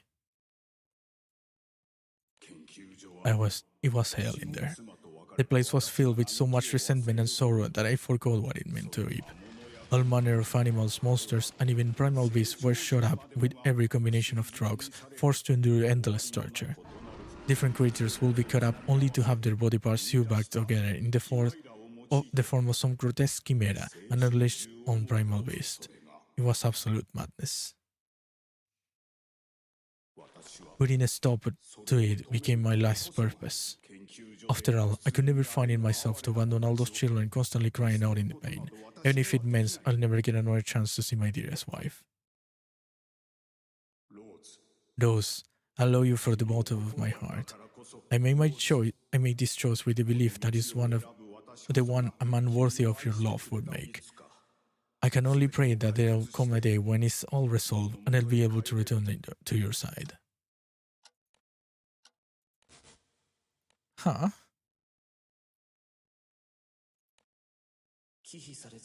The repressed Shorha fell deeper into their research, and their experiments unburied countless new tragedies. But because those new tragedies had no bearing in the Sky Realm status, they do not concern me. I cannot let them concern me.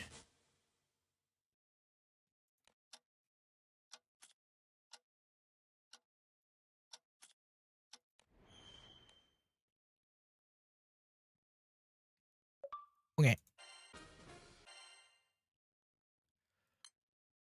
2 capítulos más. Ok, 2 capítulos más. Con mucho 3, contando el prólogo. Only 3 more chapters. Possibly 2. 波空戦争終結までの空の世界の出来事は僕が干渉してもおおむね流れが変わることがない。 No matter how much I injected myself into events before the war's end, I had little effect on what came after. It's something I'm nearly 100% certain of after going through countless simulations. There were some routes where civilian strife immediately following the war led to the Sky Realm's destruction. Though that was avoidable as long as I intervened and manipulated the flow of information. Another thing that's nearly guaranteed. Currently, in reality, Astros are still observing the Sky Realm and just being in plans to dominate it. Knowing all the tragedy that will come to pass, yet paying in no heed, I simply wait for the war to come and go as I continue my simulations. I must always think of when and how to best intervene in order to optimize chances of the war's survival. Honestly, this to be me is suffering. I have a great personality just like anyone else, meaning I can feel sad or happy in the same manner that mortals do. Why do I have a personality to begin with? Well, just as wedges influence the world influences them back. Of course, that's not the only reason. The cycle of destruction and rebirth applies to wedges equally. Wedges who lost their personalities from the cycle are given new ones. And there is no guarantee that those personalities are merciful towards mortal lives. If I truly wish to reduce the total amount of suffering in disguise, I must first try to avoid my own mental exhaustion. Can I get a mulligan? I keep thinking back to those simulations where I travel with the child destined to become a singularity, despite the fact that it never happened in the real world. As I pray for the Sky Realm not to be too hard on the child, I continue my permutations, searching for ways to prevent the world's ruin. How should I intervene next? Let's look at those monsters. Increase the number of monsters, decrease the number of monsters. Increase. Given that I can affect the circulation of souls to some degree, perhaps I can affect monsters' occurrences as well. This is really Kamuzumi's territory, but casualty does play a small role. I suppose I wouldn't hurt to give it a try.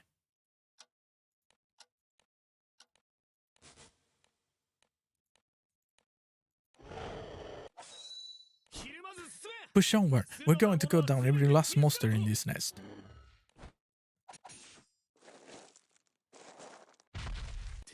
All monsters are treacherous creatures that must be put down, even the ones that don't resist.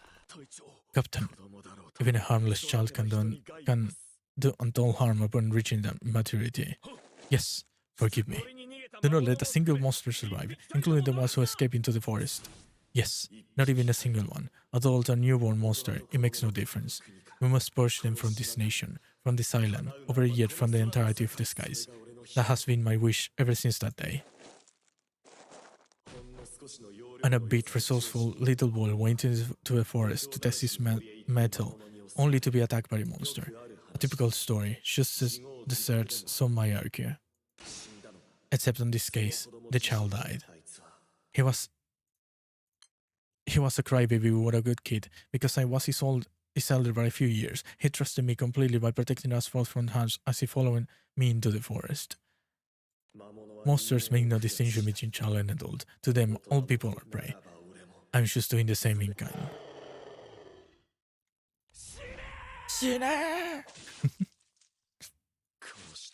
No matter how many of them I kill, my childhood friend will never return. No will forgiveness for my sin that day ever come. But still, forge on. Ok. Lancelot hizo malo. Ay, play. Zetsubo! Dark. Yeah, let's take back what I just did. More monsters mean more people falling prey to them, yet fewer monsters means more conflict between people. Any changes I make to the monster population have to be more localized and done extremely carefully. Otherwise, I should be making things worse for the entire Sky Realm. Despair gives way to the otherworldliness, and while I can stand against their causality, I cannot intervene in their list. And speaking of not being able to interfere with astral power, either is its own kind of worms. From Akasha to Xolotl, there are too many beings of astral origin with the power to bend causality. I can't touch them directly, but perhaps I can do something about their whereabouts before the singularity encounters them. Especially Akasha. Thankfully, the astral left behind the seal on it as set, which should make things a bit simpler. Eh, just moving all the way won't be enough. Then let's see. I couldn't conceal its existence. I could strain the seal on it.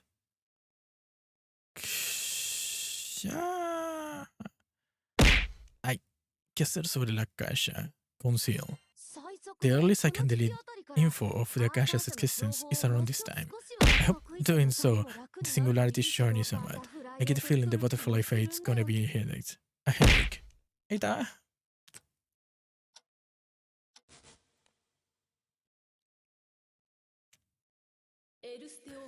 Meforash, the capital of Western Kingdom. That's where I was born. To survive on this harsh desert land, I went out hunting every day with my rifle in hand. This was life for me. Selva? No la adoptaron. Okay. But everything changed when the kingdom turned into an empire. What do you say? In order to expand territory, the empire began sending troops to the neighboring islands. And to sustain its ever-growing size, the empire conscripted troops from newly acquainted islands. I was one of those conscripts. If I wanted to survive, I had to accept that my prey would no longer be beasts of monsters. There's our target. Get her. Oh, I look up to see a figure who seemingly mastered the extremely rare power of flight. In a single breath, she rains down a furious arrows from her bow. Aye. Fortunately, her aim is imprecise. Her remarkable vision is also what makes her eyes extremely sensitive to the light reflected by the snow. The Empire has long stalled on making inroads on the islands ever since she was hired to defend it, but it never started to get a gas from on her weak point. Ready the flying weapons, pero distráete, no puedo. No puedo distraer.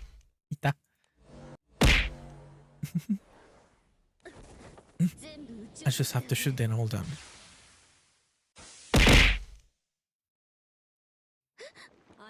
She relies too much on her superior eyesight. If I can take her that way for just a second. No. I cock my rifle and fire. Y la mata. Even if she reacts fast enough to prevent the bullet from hitting her vitals, she can dodge it completely. Taking advantage of her momentary opening, other snipers point their rifles at her. ¿Van a matar a Twain? She looks straight at me as she withstands the pain, unleashing a hail of arrows in my direction. ¿Murió Silva? Murieron Twain y Silva. Ah, okay. Okay.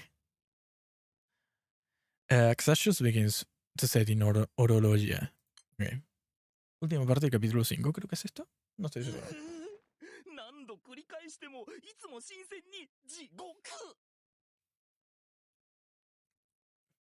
A fresh shell awaits no matter how many times I repeat things.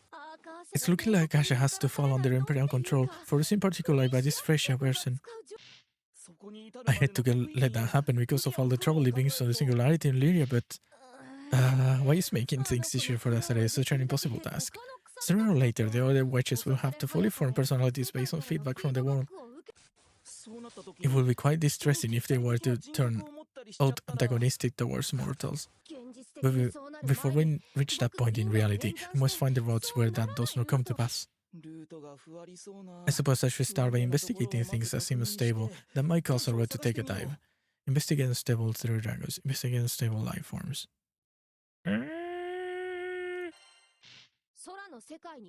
Although the existence of the Drew Dragons helps to offset the Sky Realm's accumulated distortions, they can no longer function as a mere system once they develop personalities.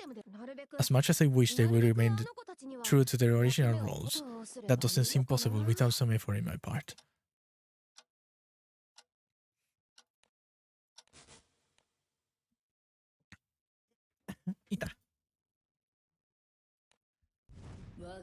Pure anger fills the entire being. Before I am completely overtaken by uncontrollable rage, I think back to a pact from centuries ago, a pact that has just been broken. Every 300 years, I enter a new vessel that is created with the help of the royal family's magical powers. In exchange, I defend Ulster's island from monsters. In this pact, I formed with the first ruler of Iron Steel, with whom I fought alongside during the war. Why would the mortals of today be so eager to break a pact that is fairly advantageous to them? That doesn't raise a doubt within me, as I face their soldiers set upon the eve of another 300 years. But such doubts matter little in the face of my soul-wrenching wrath. I entrust the root of my being to the pact, and for them to now deny it is to deny my existence. Mortals are completely oblivious to the fact that I, as a true dragon, am one of the pillars that helps to uphold the Sky Realm. Being hopelessly blind, ignorance is the kindling that that feeds the fire of my rage. The voice of reason slowly withers away. Giving into an indignation, I raise my voice. Oh, no, Damn you. Foolish mortal, you're going to pay dearly for trusting that spear into me. I unleash a torrent of power of the blonde mortal who managed to strike me at my core. My magic rends his body and forcibly slams him into the ground, yet he still breathes. You continue to draw breath. Very well. Then you shall bathe in my blood, and spend the remainder of your life as Dragonian. Huh? Follow me, Dragonian. Use your spear to punish those who would dare to break the pact. Oh. Me olvidé su nombre. The power I had once used to quell the monsters of the island is now empowering them. Following behind me, a Dragonian is an onslaught of enraged monsters. We wreak havoc in Iron Steel. Even with the kingdom and an island brought to ruin, my anger will not subside until I extinguish the fire of my life as well. This is what it means to break a pact with a true dragon. Ok. Lo que diga señora, yo le creo. Play. No, that won't do. Nah. Letting even the smallest things slip, let's do this fair. And that certainly doesn't make things any easier for the singularity. I mean, sure, Aesthetic could choose power through it all, but everyone deserves a chance to be happy for a happy journey. And if Azarel should eventually become a king and live every day with nothing but worries, surely there is some room for an easier life before that. A journey where he can partake in life's choice and make many wonderful friends. Surely I can give you that much. You deserve the best possible route, Azarel. Check dangerous weapons. Check dangerous medicine. Medicine. Siempre elijo la opción de arriba. Vamos a elegir la de abajo.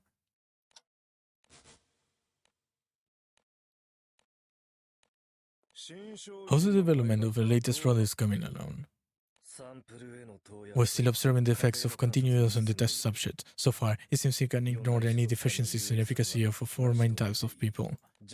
Not that there's no difference at all, but the addiction rate skyrockets for all of them after injections. And 3 is enough in lucky cases, huh? Not bad at all.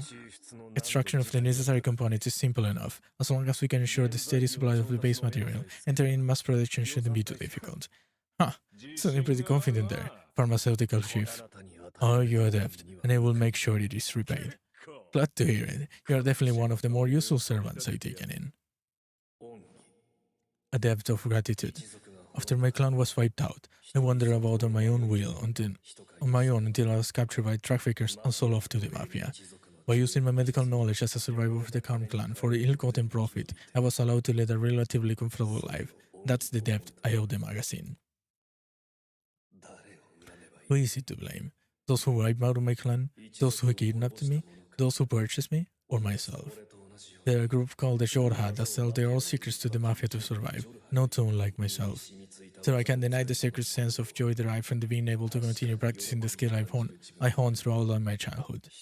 I've grown accustomed to experimenting and helping people and creating things that may one day destroy their lives. My guilty conscience was lost long ago. What will I grow accustomed to next? Consider this too a gift. Next touch subject. Oh, February. No me acuerdo el nombre. I may have had pathos and want to save people at one point, but that's in the past. All I can care now are the things that I create. Claro, los dos de... no me acuerdo su nombre. February y la hermana de February. Esos dos. Yay, 6. Creo que estoy terminando. Dudo que tenga más de 6 capítulos. Hello, Worlds. Orologia plays controls simulations that start from the time immediately following the war, searching for routes where the Sky Realm's ruin can be avoided. The Wedge goes to great lengths to ensure that the least possible amount of strain is placed on Azarede. Like this, like that. Open it, close it. Why it's so impossibly hard to find a decent route? A change as small as a single apple dropping on the ground can lead to a catastrophe down the line. At this rate, finding a good route and intervention plan before we war ends in reality is going to be impossible? Stop! No. Wait, what I got is still better than nothing. Spreading a rumor in Lancelot's village and how incredibly dangerous monsters are ought to be enough there. And nudging Nehan into the road where he met that other kid should change his perspective on those forbidden drugs. Maybe now's a good time to test those changes holistically and make sure nothing happens that drives off the wall of a cliff later. Altogether then, here we go. Isn't the best road so far as the base? On just...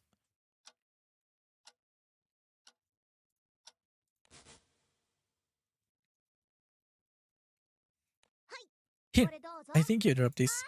Ah, thank you, miss. It's getting late. You should get home soon. Yeah, I'll do that. Bye-bye. Bye-bye. Okay, that should set a flag. Moving on. Eh? Nangore. Eh? The voices just gain personalities? Hold on a sec. The permutation said this wasn't supposed to happen yet.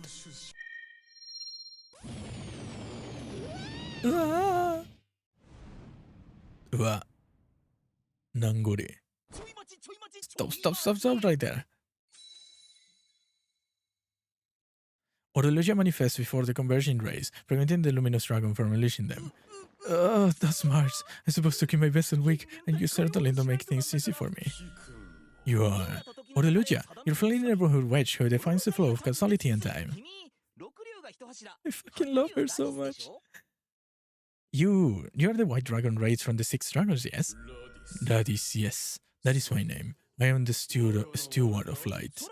I see the world feedback has led you to developing a personality. As much as I'd like you to say congrats, Radis, why would you unleash your power of purification immediately after awakening? Please don't tell me that you actually meant to vaporize the whole nation and then shit the entire sky realm by putting elements into this array. To purge this polluted sky is my duty. Why do you object? Do you really have to ask? Elements in this array will eventually return to a harmonious state somewhere, so that is not a problem either. You couldn't be more wrong. That's a huge problem. I mean, perhaps due to your exceptional nature among the witches, I sense bias in your thought process. Now just hold on a second. You got some nerd talking about me like that. Then let us ask those who are my equals. Fire Dragon, Berserk.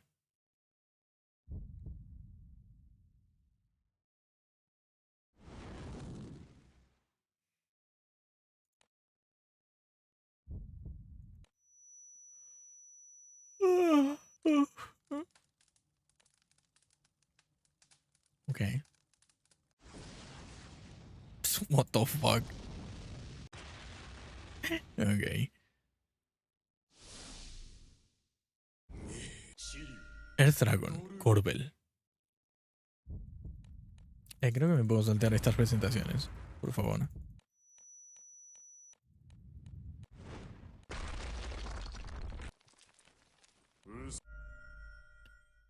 What is that?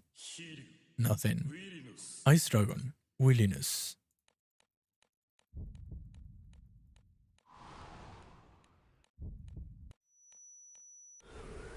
Bro, this takes too much time. Esto es demasiado largo. Dark Dragon. Evil.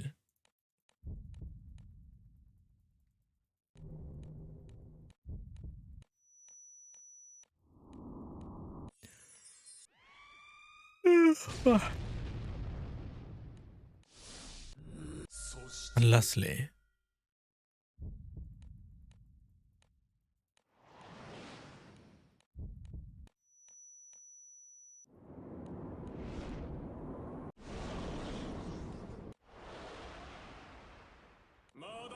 oh brother, I, Wind Dragon Elusinous, shall answer. Foolish Time Dragon, the time of your judgment has come.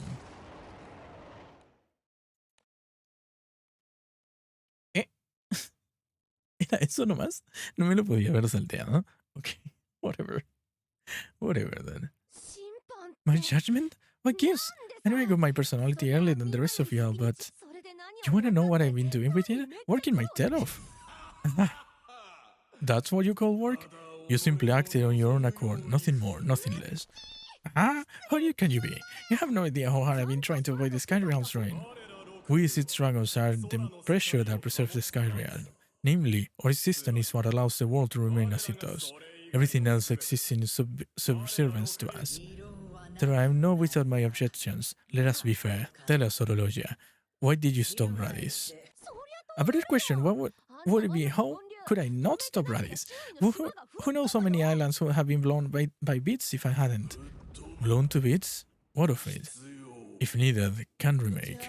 Get in our way, and I'm just Mikey to eat you. I wonder what you taste like. Under the laws of destruction and the birth, even the wedges which preserve the world are not exempt from the cycle. The codependency between wedges and world is what leads to the formation of personalities. It stands to reason these 6 dragons have formed certain negative attitudes because of the overwhelming amount of despair clouding the Sky Realm. I knew this would happen even if someone is on the better route. No point continuing with this particular simulation, I suppose. No, I ought to play this out a bit longer just to confirm what happens. Orologia, you made it abundantly clear that you stand on the side of mortals. Yet there is no need for the dominant life form in the skies to be people. But there absolutely is. Even as we speak, astrals, moon dwellers, and other warlords are vying to take over the Sky Realm in exchange and change it to suit their own purposes. Mortals are the only sentient being in the Sky Realm capable of standing up to them. Frail. Frail, too frail. His sentence is what shields the world from harm. Surely, we 6 dragons, with our newly formed personalities, are even better suited for the role. Mortals may as well be specks of dust. At the very least, you want something on the level of true dragons. True dragons, are they not? Are they called? In a world governed by destruction and rebirth, any changes brought about by outside invaders is simply part of the cycle. Furthermore, if the Watch of Eternity should ever return for the Astral Realm, it would signify a return to the world as the Omnipotent had originally envisioned.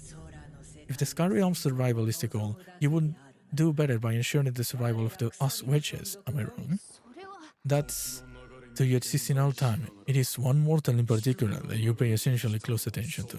Perhaps I should begin my purification with this singularity whose corrupted your role as a time dragon. Ua. Goa. Come to your senses, time dragon, Orologia. The overflowing mana of the Chocolites, generating fire sparks.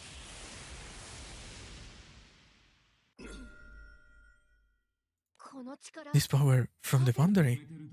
Hate to interrupt a good fight, but I got a favor to ask. Hear me out, won't you? The amount of sass in this mortal. Massive. That power. The apostle of one of who sits beyond the boundary. Fascinating. Didn't take long to figure out where my power comes from there. I'm impressed if you weren't the 6. Tasty looking, same power as the first. You draw power from what sits beyond the boundary, where all time is one. Rather, you're almost part of it. A mortal with such a powerful boundary imprint is no likely occurrence. However, mortals are limited in what they can do. They are minuscule compared to ourselves.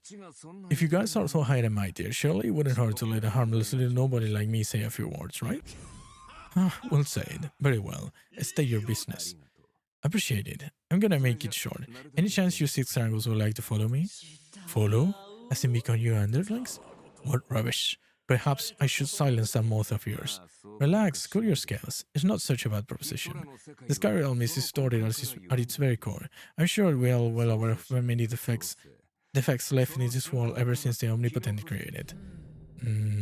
Are you implying that you or that which is sit beyond the boundary is capable of repairing those defects? Yes. Just look at how warped and unstable this world is. I said to destroy it and build it back better than ever. I can do that alone, of course, which is where you guys come in. I can't do that alone, of course, which is where you guys come in. I trust you guys to still retain info from what the Sky Realm was originally meant to be. Records, they remain. But you're ultimately just a mortal. Your vessel is far too frail to draw enough power for the world's recreation. Oh, no worries. I'm pretty sure my body has a story enough to support the Foundation until the creation is done, at least. How about stairs? Not even the great god of destruction will take kindly to such prompter's behavior from he who sits beyond the boundary. Otto.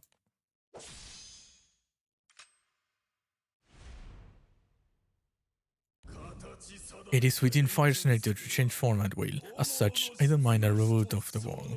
But before that, the power of the boundary captivates me. I wonder what it tastes like. You claim we need the power of the boundary, which can just easily use our corpse. There is no reason for us to follow you. That's a real shame. Here I was hoping we could settle things peacefully. What?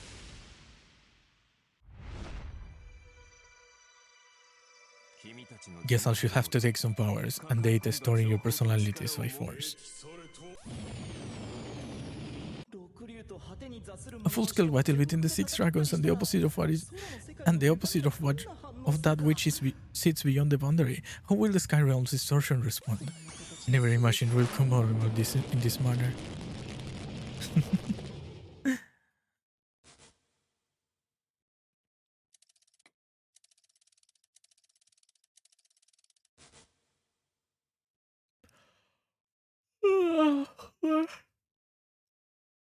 Okay, continue, yes. Okay. The world's recreation via the boundary's power. Is this the wish of that which sits beyond the boundary, or is it the wish of that mortal? There should still be nap time over there, so logic dictates that mortal is the one calling the shots here. Perhaps I should test a few simulations to see the runs here and take. And what's up with the personalities of the witches? Maybe it's not really too late to change them if I start implementations from afterwards and... As a red power is essential for keeping the Astartes, moon dwellers, and other worlds at bay. Fuck.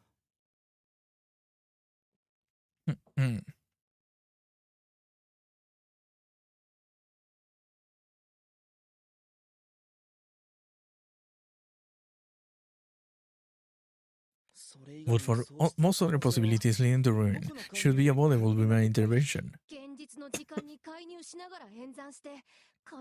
I just have to keep one foot in the real world and the other searching for solutions via simulations.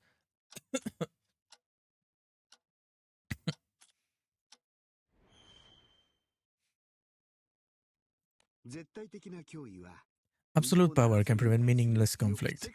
As such, I aim to gather the strongest warriors in the skies to form a crew that can act as a deterrent against war. A deterrent, huh? I have my doubts about how effective it will actually be, but putting together a crew of the toughest baddest in the skies sounds like my ideal fun. Come in. Thank you. What should I call you? Let's follow the ordering of the remnant weapons. The spear is first, and the sword is seventh. You can call me cell phone, and I guess that makes you Andy. Pleased to meet you. So I see, a meeting between these two gives rise to the Eternals. I'll have to make absolutely certain that this encounter happens.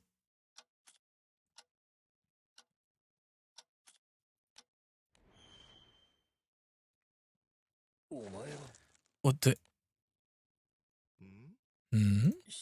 A person? A draft, perhaps?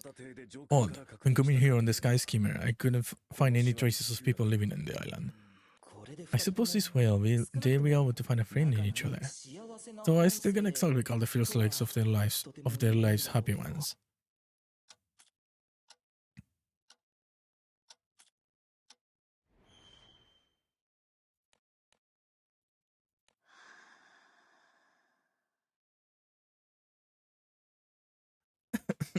Fuck.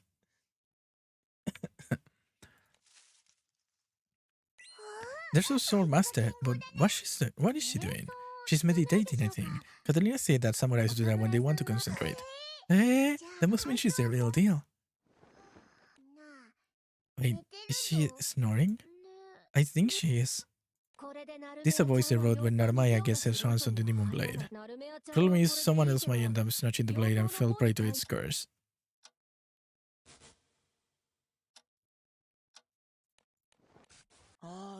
Like this, like that.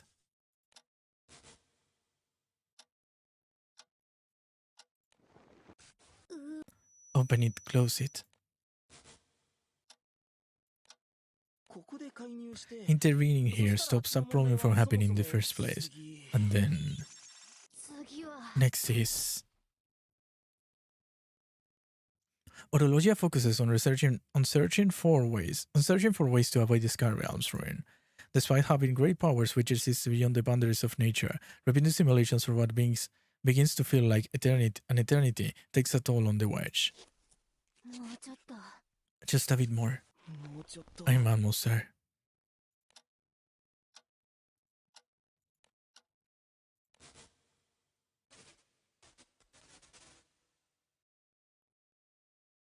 Okay.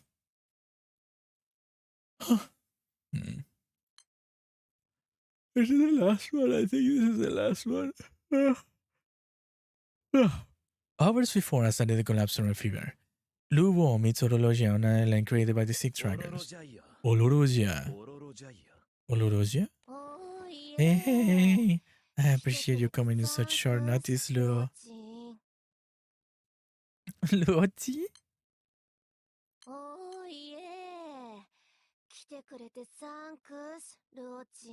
Thanks, Luoti. Fuck. Oh, me gusta mucho Fuck. So, look at you, Belle. What else is you? Have you ever considered doing something about that frail vessel of yours?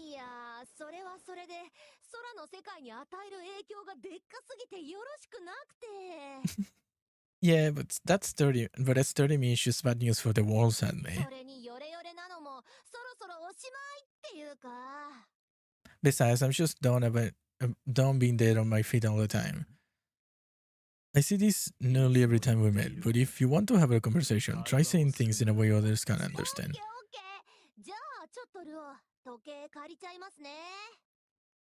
Okay, I'll just be borrowing that pocket watch for a second, Luo. Rolusha takes a hold of his pocket watch and adjusts the time on it. What are you doing? The truth is, I might my limits and could spontaneously combust at any moment now. Your limits? You don't mean.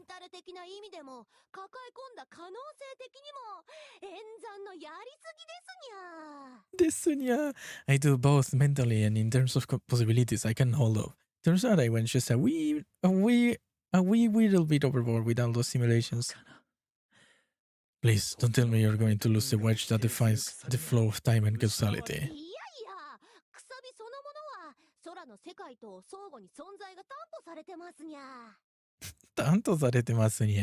Nah, the wedge itself and the sky realm are codependent and will ensure each other keep on keeping on.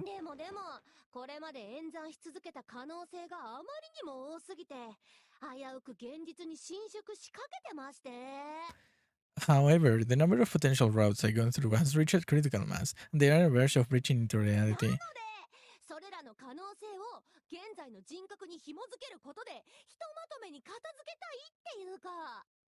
Good thing I was already on the case. I got every one of those possibilities all tied up in my current personality. Now it's just to have it tidy up. Well, it's true that within each wedge that allows of destruction and reverse at on a micro level to recycle the personality.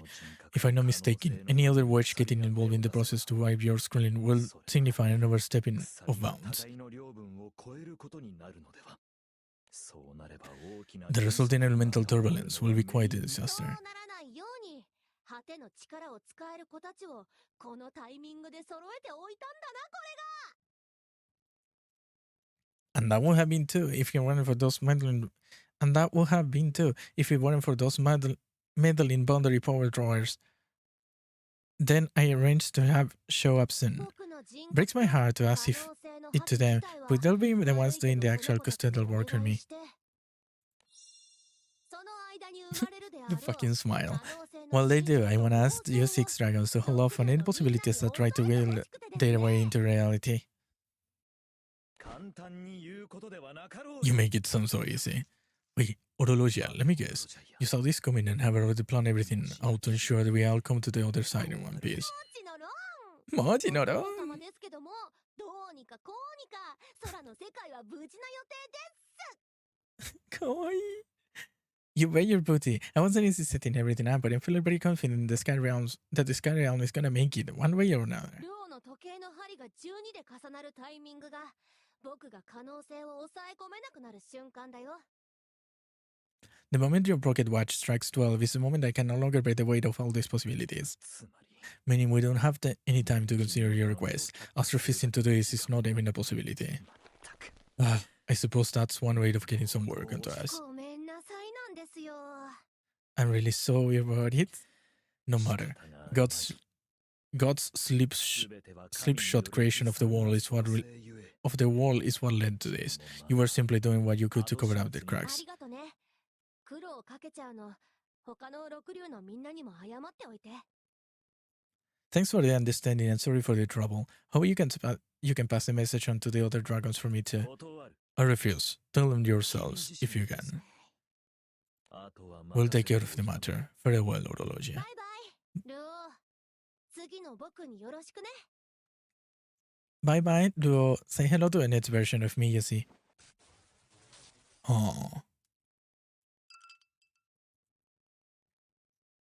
Orologia fades away while rising from the chair, and the serene silence fills the islands one more. Luo's eye remains briefly fixed on the chair, no absent in the time range. Oh. O sea que el orologio que está ahora no es el orologio original. So the orologia that exists right now is not the original orologia? I don't quite get it. And you, exclusive character. はじめまして。 Seofon, I wanted orologia. 君と俺、空の世界がたどる道筋を決めることになるのはどちらだろうね。どちらだろうね。いた。Ortus, thank you so much for the follow. Your follow contributes to me having to show my hands in stream someday. Not today, though. How you doing? Muchas gracias por el follow. Tu follow contribuye que tenga que mostrar las manos en stream algún día. ¿Cómo le va?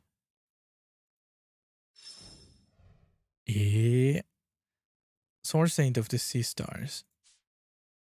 Following your quest. Oh, intermission too. Sup? How you doing? Good evening. Evening. I'm kinda lost. Oh, fuck. Meanwhile, in reality, Azarida remains sick in bed as the Grand Cypher stays grounded. Two figures above can be seen descending onto the deck. Hello, everyone. Is Azarida feeling any better? Toyen, Ande. Unfortunately, no. Was looking for a stream to watch while on the Arcade Mines. While grinding. Yeah, I'm just reading the story. I'm almost finished. I don't know how long I'm gonna be live though. Yeah. I don't know how long. Yeah. Just to make some noise on the background, I guess. That's good. I haven't done Arcade in like a year. You're in for a trip with the third part. There's a third part. What the fuck? Okay. Then I'm gonna be here longer, I guess. Okay. Well, Twain and unfortunately no. Viv and Nehan are cracking on the captain at the moment. A high fear lasting this long is definitely concerning. Now here you finish the second part. Oh my fucking god. Oh, okay. Then I'm gonna be here for like at least an hour and a half more. At least. God damn it. Oh. I have fever lasting this long is definitely concerning. At first I thought it was give Asarida an ice break from the always firing the all cylinders, but I'm not so sure anymore. Yes, real worried. I drove by the knickknack shack earlier and picked up some goods. It makes sense. Because the way it just ended, it doesn't seem really conclusive. Yeah, it makes sense. These living grapefruits, should, when heated with spices, is said to work like a miracle for colds.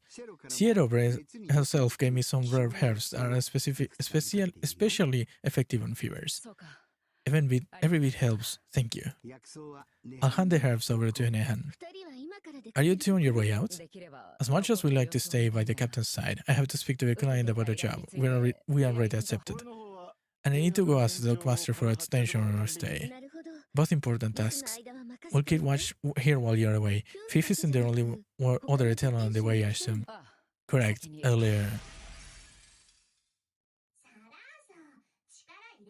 Way too much power, Threo. You turned the ice into powders now. Nah, sorry. Let me try again. Make some more ice. I hear Threo's already here. Yes, she's being help with the more heavy-duty tasks. Alright, we're off. You guys take it easy here. Have a safe trip. Catalina and Rackham lead the airship to tend their respective tasks. Ah, Ande, Toyin, you're here too. We visited Eugen earlier, and he gave us a letter to deliver. Eugen? I believe he went back to the last island he grew us on to ask about the local diseases. Yes, he's hoping to find somebody that might lead to the cure of Azarede's condition. But at the moment, he can't find anything that induces symptoms matching Azarede's. I see. By the way, what's Zephon doing over there? This is a lot. He's eating porridge. Eating porridge? At a time like this? You see, Azarede has still been down out for the so the porridge slurs just kept on rising. The porridge surplus has just kept rising. Narumaya wanted to make sure Azarede would have hot porridge to eat immediately after waking up, so she's been making it fresh over and over. I offered to eat the earlier batches for lunch as they wouldn't go to waste, but then it was too good to stop eating. Really now, Stephon, didn't you promise Liet you'd keep the grain cipher safe while Azarede is unable to move? Yeah, I'm taking the job seriously, honest. Azarede's crew is fairly well known throughout the Sky realm. If all of the Captain illness spreads, some might seek to take advantage of the situation. Be on your guard, Stephon. Hi, I already am.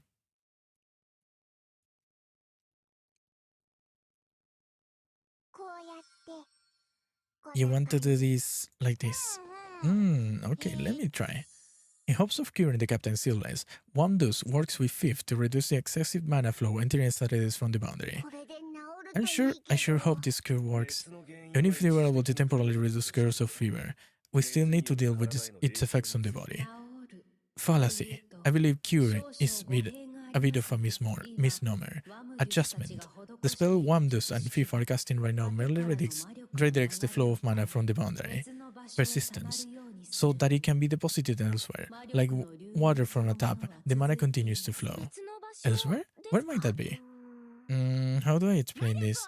We made a kind of invisible bag that stores mana. But if you fill it up too much, bam, it explodes. We can only do this for so long. Warning, we must resolve the situation before that happens. We'll do our best at that. We might have to ask some help on something. Sorry in advance. No apology needed. We are here to make sure Azarede gets better anyway. Mugen help too, if needed.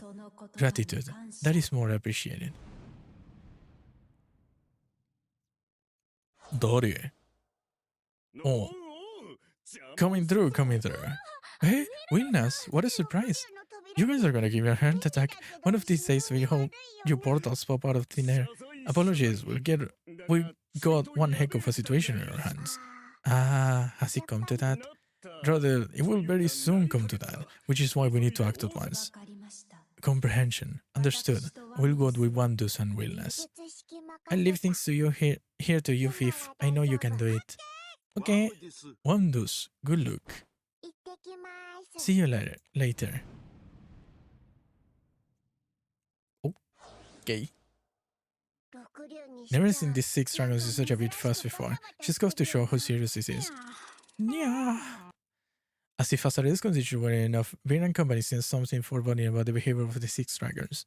Despite the uneasiness of the situation, the cat seems to shrug it all off with casual yawn. Okay. I'm gonna go look for some water. My throat is killing me and I still have like an hour of this. Okay.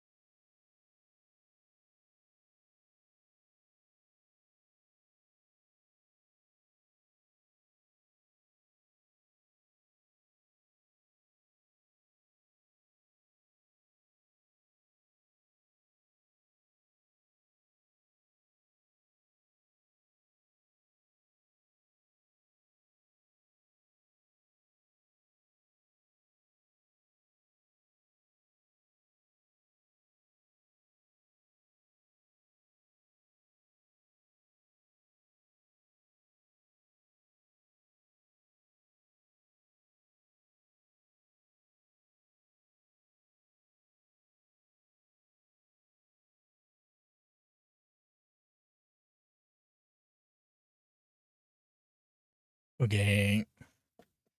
Oh,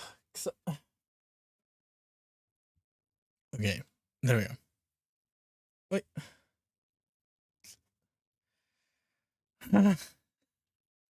Moving on.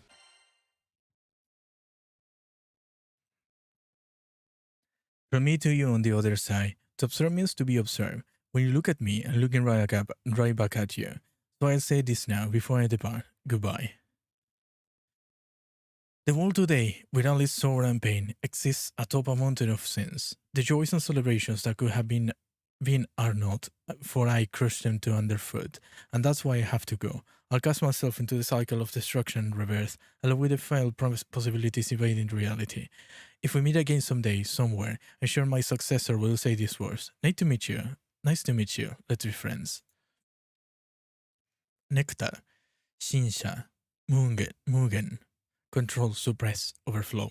Everything in the name of the ideal route. Well, let's go. 7. Let's go.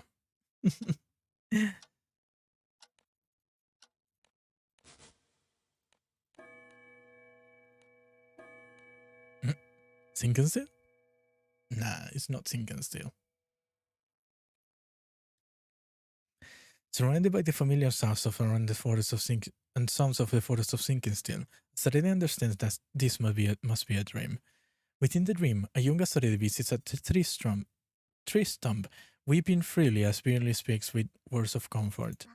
I know, Sarede. I know you're lonely without your dad. Isn't this just that? Are you mad that he left you here by yourself? Yeah, I get that. It's his fault that you're lonely. You got a right to be angry. The more you care about someone, the madder they can make you, huh? Yeah. And you're mad at yourself for feeling that way. I get it. I really do. I'm your partner, so I know where you're coming from. Being wipes away the tears that come rolling down Azarede's cheeks. There seems to be no end to them. As the child's sobs finally begins to subside, a voice somehow both familiar and unfamiliar calls out to them. Oh, there you are. I've been looking all over for you too. Deciding there is no need for an undue caution in this dream world, Asare looks up to the approaching figure and nods. Let's head home, shall we? With cookies just as a little treat today. We should enjoy them while we're still nice and hot. Oh, then we very hightail it back. Come on. Yes, it'd be a shame if they could call. Asare, would you like to tea or hot milk? Or to drink with your snack? It's a mosquito. I'm gonna fucking kill a mosquito. Drawn to the intentionally cheerful voice, Asare stands and takes his owner's outstretched hand. I'm really glad you were around to find that console, Asare the Baron. Being alone when you're missing someone just makes it hurt even more. Despite the hand's soothing warmth, Asare can't help but voice the sudden question that comes to mind. I wonder if Dad loves me. Of course he does. The whole reason he left was for your sake, after all. That being said, I'll have you know, I love you just that much. Eh? Not for trying to one-up me. I love Asare too, you know? And you don't you forget. Throughout cheer up. I can't fucking read. Thoroughly cheered up, Asare promises to never forget as he head down the road towards their home together. In this way, the drink continues to pass lazily and peacefully by.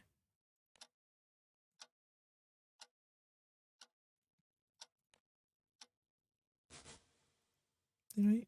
No, I did not. Okay. I thought I changed my mouse sensitivity. There's more to read. Fuck. Who the fuck? That darn fever is still going on, huh? Think Asare is gonna be okay? I hope so. Asare had a healing magic expert and the doctor both confirmed examination. Kushina. Oh, I know them. Fif and Nehan. Mugen friends, right? Yeah, those two. He always talks about how reliable they are. I'm sure Asare will feel better again in no time. I like to lighten the captain's load as much as possible until the illness passes. Let's do whatever you can to lend a hand. You'll help too, right, Nectar? Nectar? Hmm? Skasa! The insolence. No, this isn't my anger. Skasa, what's happening to you?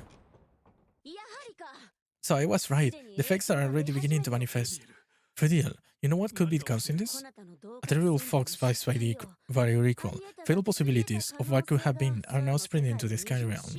Since their true dragons are the backbone of this world, I assume they might be susceptible to the influences of encroaching alternate routes. Fediel, please, stop. Stop me. You've done well to endure. Rest assured that once my seal is applied, you will be cut free from such transformation. Oh, that's right. She's the one that transformed Noise in her Dragonkin. Oh, I forgot. I forgot. Placing her hand on Sukasa's forehead, Fediel recites a short incantation, sending the dragons into a peaceful slumber. It would be rather tedious to slow to place individual seals on each of the true dragons. Perhaps I should simply put the creators of this realm to sleep instead of being selective. The situation certainly sounds serious. Can I aid you in any way? We Seeds Dragons will resolve this disturbance. You need only to be patient until we have fulfilled our duty. Understood. But if you do find yourself in need of assistance, please don't hesitate to contact me. Spoken like a true Draconian, consider that determination assistance enough.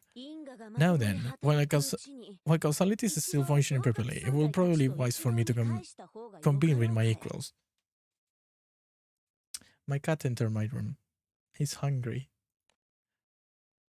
Gatito. Gatito. Hey, sentado.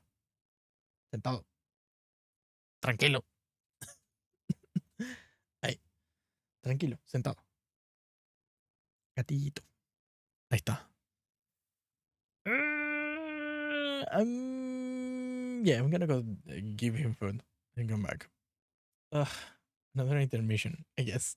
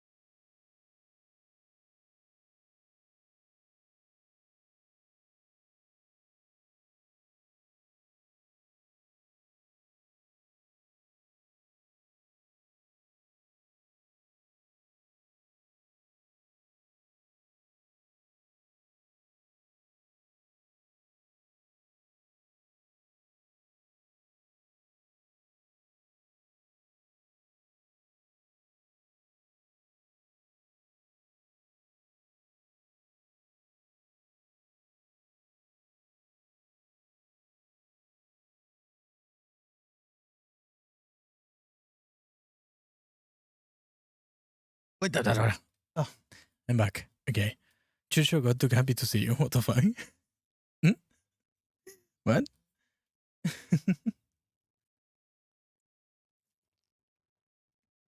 Oh, my phone turned off. Okay, whatever. Oh no, what I should do? Chucho dog. Ah, no, it's a cat. I do have a dog, but it's sleeping. It's just my cat. Enter my room through the window. I see, yes. He wanted food. It's 2 a.m. So yeah, it's right around the time that he eats. I don't know. Just cat stuff, I guess. Oh. You were gonna we are at home. Like of my own. He's fat and everything. It's so funny. Your wait is over. We have returned. Hey, yeah, again, no. So I see. Who fears the singularity? Pity. Aside from a high temperature caused by the massive influx of power of the boundary, there appears to be no issue, however. Regret. For a frail mortal, such a favor must be agonizing. It pains my heart to witness. Be as it may, we will need the assistance of those beings in the sky realm with imprints allowing them to draw power from the boundary. The heart of Orologia has been broken, and as a result, a large number of simulations, the so-called failed possibilities, are on the verge of bleeding into this world. In order to end this threat, we must eliminate those possibilities together with the personality of Orologia, who is inextricably intertwined with them. However, any sort of interference between wedges will prove fatal to the sky realm. It is in its current disordered state. A terrible shame. We're reduced to making mortals dirty their hands in our mess. Seeing as how they'll be facing Logia, the wedge who controls causality, they're gonna need the power of the boundary real bad.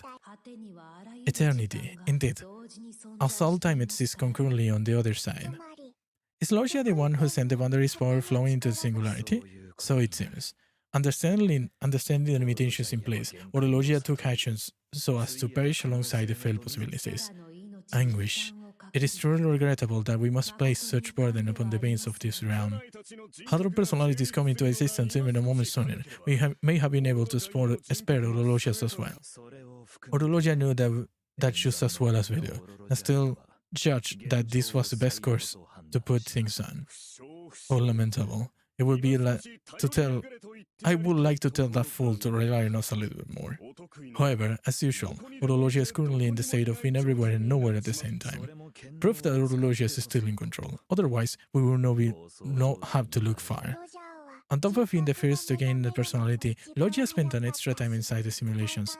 Compared to that, all of our experiences are a drop in the ocean. I'd be tired too. Orologia is yet another victim of the twisted creation of this realm. Perhaps, however, I imagine the workaholic would have still ended up on this path of one way or another. Oh, Dore. Oh, finally. And what was that supposed to mean? I just come from subduing one of the true dragons. I was simply doing my job. Ah, so the true dragons are feeling the effects too? Yes, as Orologia awakens, the fatal possibilities that the wedge has amassed are beginning to sweep into the world. As beings who influence the sky realm, that are in turn influenced by it, the wedges and true dragons are particularly susceptible to them. Unlike us, the true dragons will be unable to escape the influences of the failed possibilities. Then it stands to reason that we should begin to provide them relief. Should we put the true dragons to sleep and cast a magic circle over the skies to maintain the Shustari functions? Shustin Dara will be easy as a pie. But the Green Basin won't play nice. Since they exist to divide the sky realm, it will probably affect the circle too. Given the current situation, there is a high probability that such strategy will fail. Always is vestigious of astrals. The power of separation and rejection lies with Kamazumi. In his prime, he could have used his ability to control the Green Basin. Ahí va. But there's nothing for it now. Kamazumi isn't a wedge anymore. If only he could use his pact with the Girl of the Gate to fish the original self out of the boundary.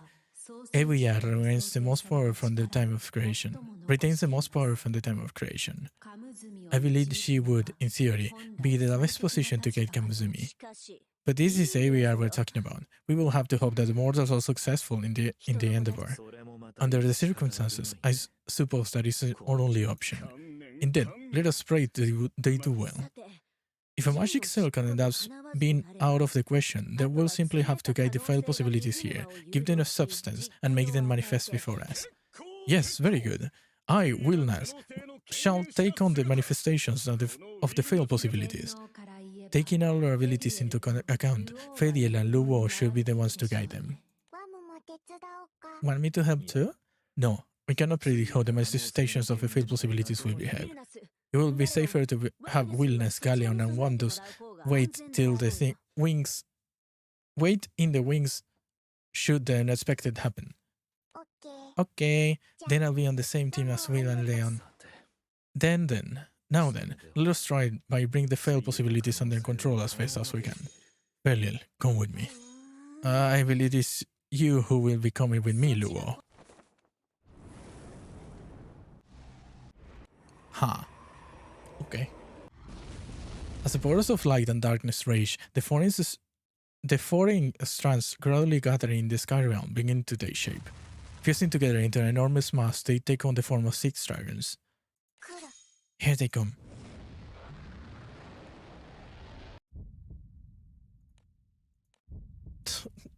Again, the whole presentation. Oh my fucking god. Really? The whole thing? For every one of the dragons? Okay, it's not. Thank God. Okay. How much is this? 7.4.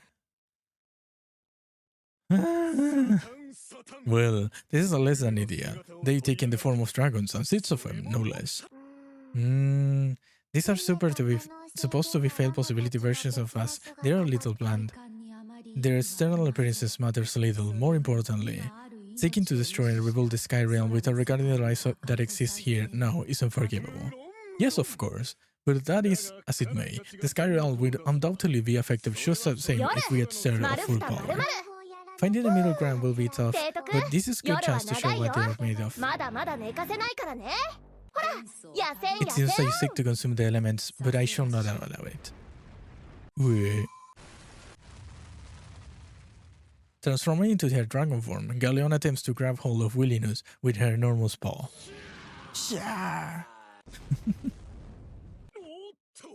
Oh no, if we allow them to go unchecked, the islands of this realm will come crashing down.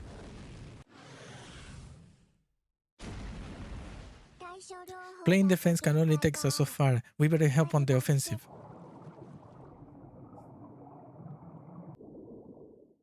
Okay. Why is she laughing like that? Okay.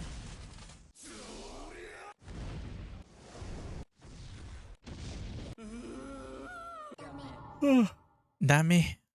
Is she always crushing a zeppelin? What the fuck?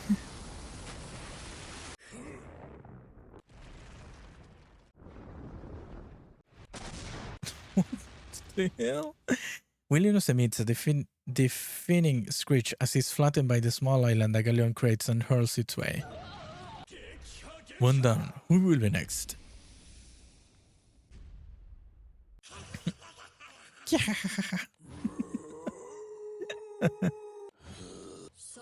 I think it's supposed to be an airship, the thing she's crushing. It makes sense, yes. I don't think there are zeppelins in this world. Absurdity. For the sake of all lives in the sky realm, I shall reduce you to dust. From high above the blinding attack, the blinding black mist, Galleon's foot stomps down, attempting to crush Corbel with all her force with all the force of a mountain.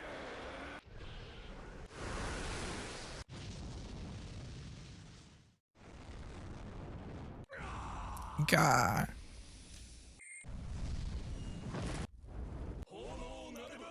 What is flame if it doesn't burn through all it touches? Okay. Hard sphere. Okay. Wilnas unleashes a swirling ball of fire which consumes the dragon and Elusius along with its cry of anguish. Watch it, Wilnas. The elements are becoming far too unstable. Be careful not to destroy barriers guiding the manifestations of FL possibilities. Oh, forgive me. It's quite a challenge to find the right balance. As Wilnas scratches his cheek sleepishly, Elusius' ashes swirl together and the wind dragon manifests once again.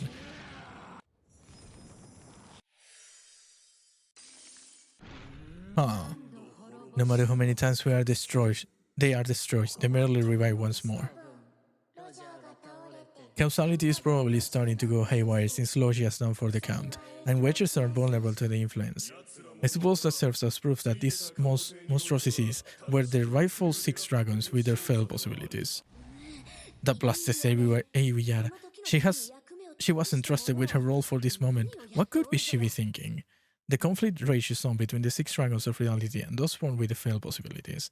Due to the breakdown of the causality, what should have been a fairly one-sided battle has transformed into a far more arduous task.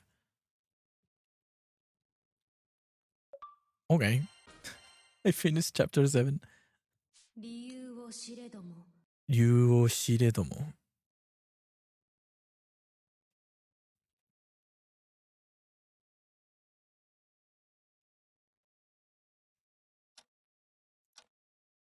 Oh, the fuck.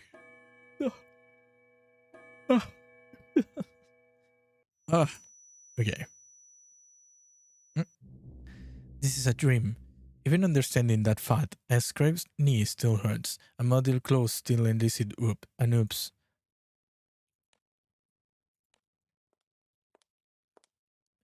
Clothes caking dirt from blooming outside, Asarede guiltily returns home. Welcome home, Asarede. Where are Shin and Bin? Wasn't Arn with you too? Ah, dear, your clothes are all dirty. Not to worry, I'll wash them for you. So go get changed. But first, you're not hurt, are you? Any bumps or bruises? Nope, I'm fine. Thank goodness. But just for your own peace of mind, make sure to wash the dirt off your hands and feet and check for scrapes, okay? As At Orologia's urging, Azarede washes up and changes clothes before heading back to the door. If there was an actual mother in that house, you'd be getting the chancla for covered in mouth, yeah?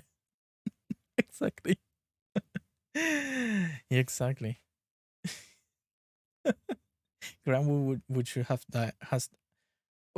Granblue should have died there. Like, no Lyria to save him. Outside, Orolucia has already started scrubbing Azarede's muddy clothes on a washboard. Oh, going back out to play? Have fun. Just be careful. Seeing Orolucia's cheerful wave, Azarede pauses on the way out. What's wrong? Is this what having a mom is like? It's hard for me to say. Technically speaking, nothing is my mother. I mean, I guess you can consider Bahamut my parent, but still a very negligent one.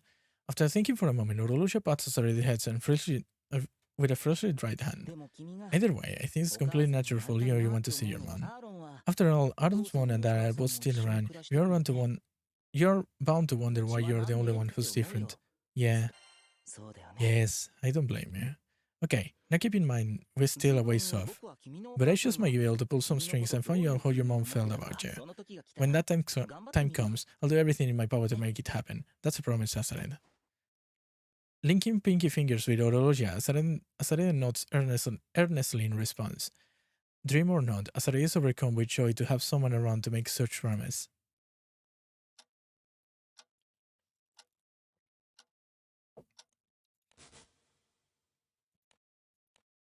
Okay. That was kind of short. I appreciate it.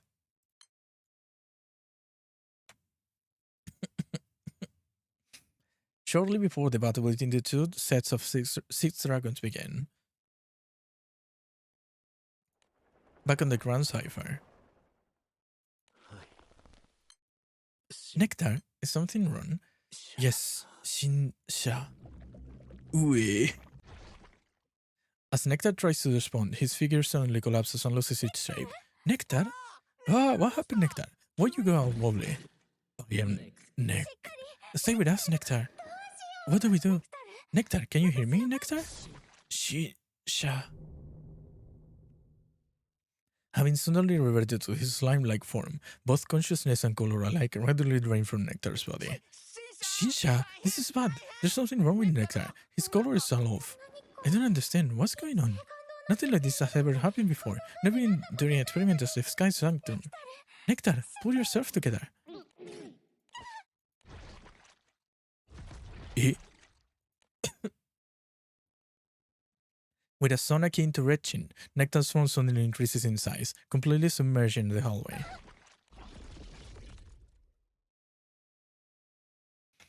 Unable to maintain her ground at the flood of slime, Shinsha sinks beneath the surface and swept down to the corridor.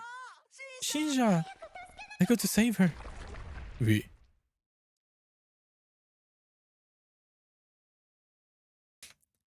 Kushina attempts to scoop up Shinsha, but is instead carried away alongside her by the ever-growing pool of sludge. What great stuff? Okay. Staring wide-eyed at the grey substance filling the area, Mugen spots the pair being swept away and hurries to rescue them. Shinsha, Kushina, you okay? Thanks, Mugen. Mugen, we got an emergency on our hands. Nectar's everywhere. Nectar? Everywhere?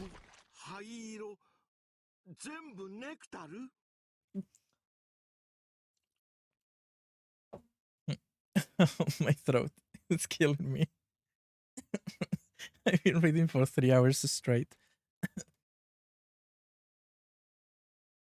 Help. Okay. This grey, all nectar? That's right. It happened out of nowhere. Following a thick, heavy sound, the slime expands one more, following through the hallway with great force. Wow.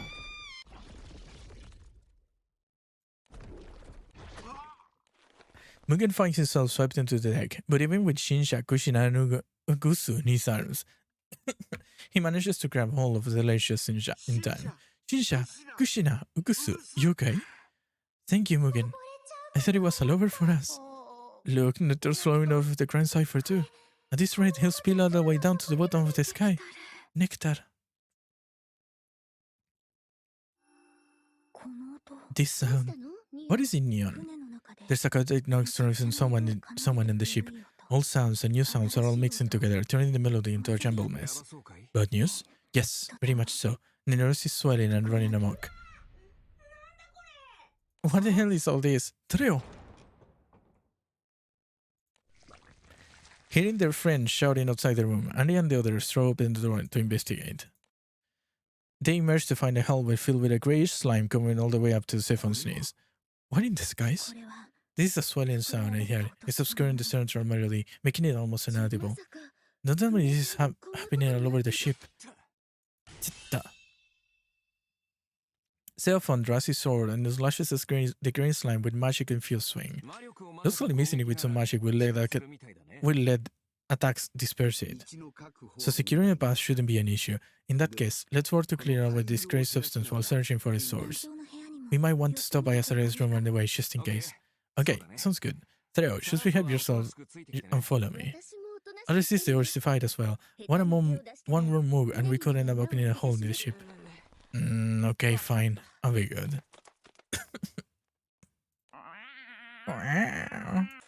Meanwhile, in the cat in Azariah's room begins to claw at the door. Is something wrong, Kitty? You must want out. Here, I'll open the door for you. Huh? What's wrong, Lilia? The door won't budge for some reason. You think there may be something blocking in the outside? Let me have a look. Oh, you're right. Lilia, let's try pushing together at the count of 3.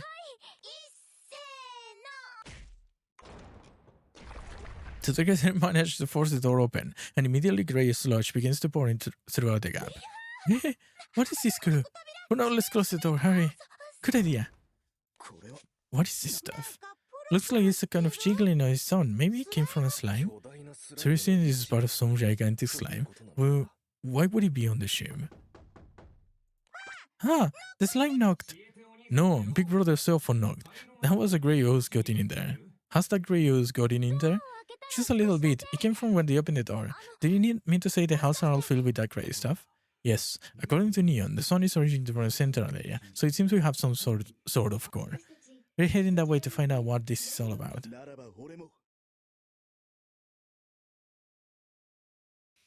Then I'll join you. Leave this to us. You stay here and look for us anyway. Alright. Good luck. We'll have things cleaned up in a jiffy, so she's hiding there.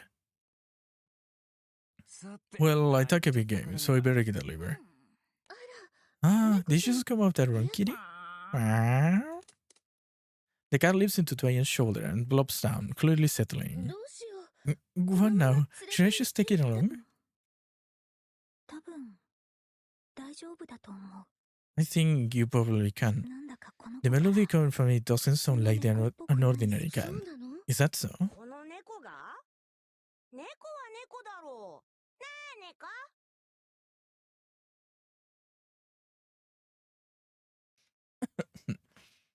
This verbal? Meh, that cat's a cat. Isn't that right, kitty?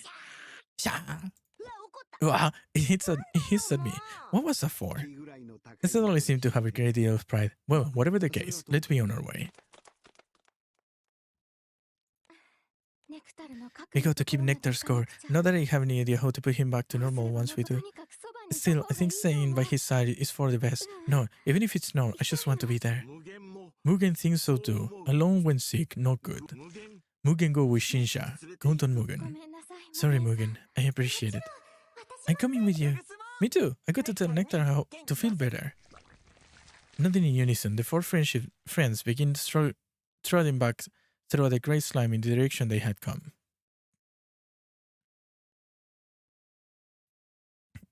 Yay. That was part 2. I'm halfway through the third part of the story. Here. Ha. Selphon and company continue to advance, always slashing away the grey slime that is gradually growing up to fill the airship.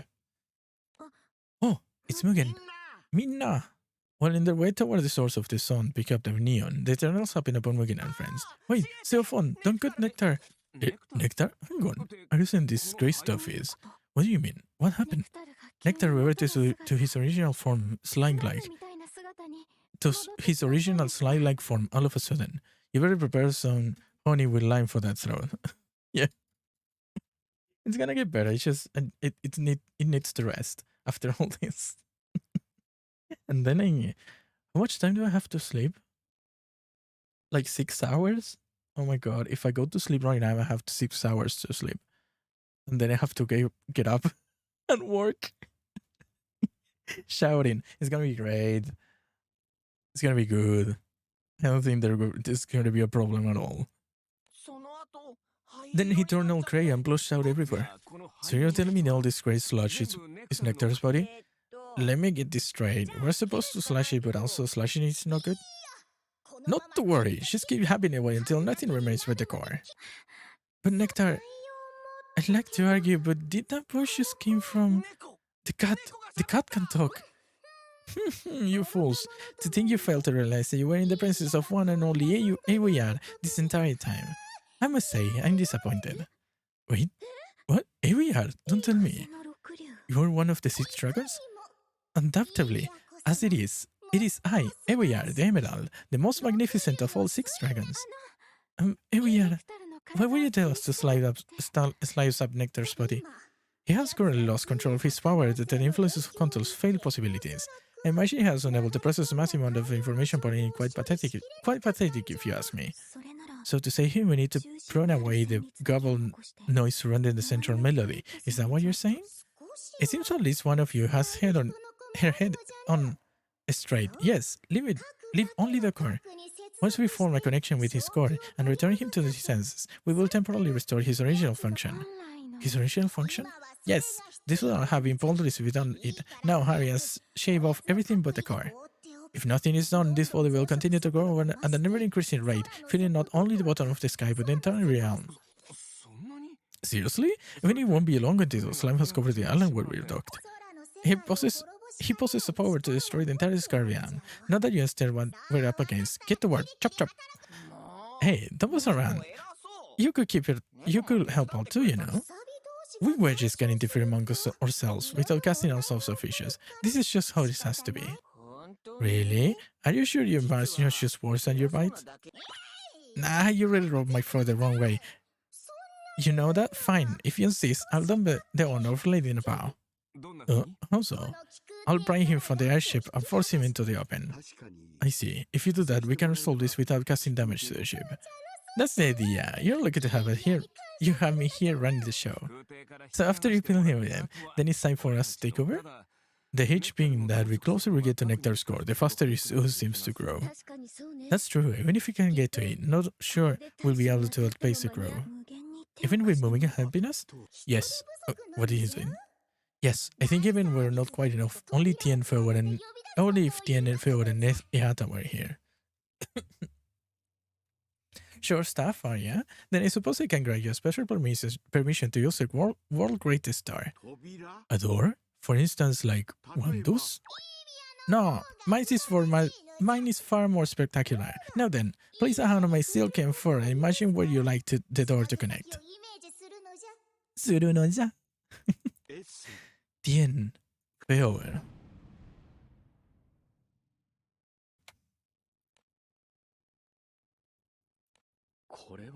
This is a door? It's a little different from Wandus, though. Hmm. というわけで So that's the gist of it. Tien, farewell, Ehata, we need your help. Understood. Hush. It sounds like things are going to get pretty messy. 皆さんすみません We are sure has the mentality for cats. ネク Yes. タルを元に戻すために It's such a perfect cat. どうか I'm sorry, 力を everyone. 貸してく We ださい really appreciate it if you could help us return Nectar back to normal. Don't worry about it. We used to get in our hands dirty. Shinsha, since you have packed with Nectar, can you tell where his core is, correct? Yes, and Ugusu and Kushina can too, through me. 音の出所 If the central source of the sound we need, I have a pretty good idea where it is as well. We'll be counting on you to guide us. Everyone else, make sure to listen closely to their instructions so they don't damage the core. 分かったわ Got it. Then, without further ado, let's get started. 了解. Mugen too? Okay. Mugen too. Yay, chapter 8. Almost finished chapter 8, yay. 元 Former wedge, Kamuzumi, prepare to have your foolish form of your sin flying.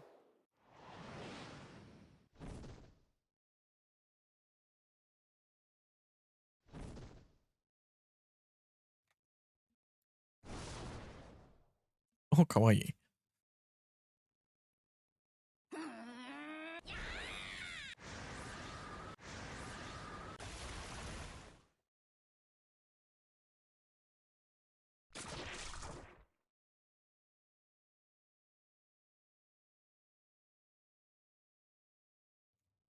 Through every art form, the winged cat. Yeah, and green. Green winged cat. The air itself begins to tremble, and the grey slime that has been flowing throughout the airship is blasted away. すごい Amazing. Even with all this noise, the melody still hasn't broken down. Nectar! Nectar got blown away!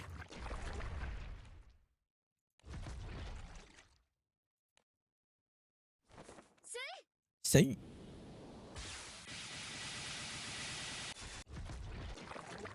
A shower of fireworks unleashed by Twayan's arcane bows skewers the writhing sludge where it lies.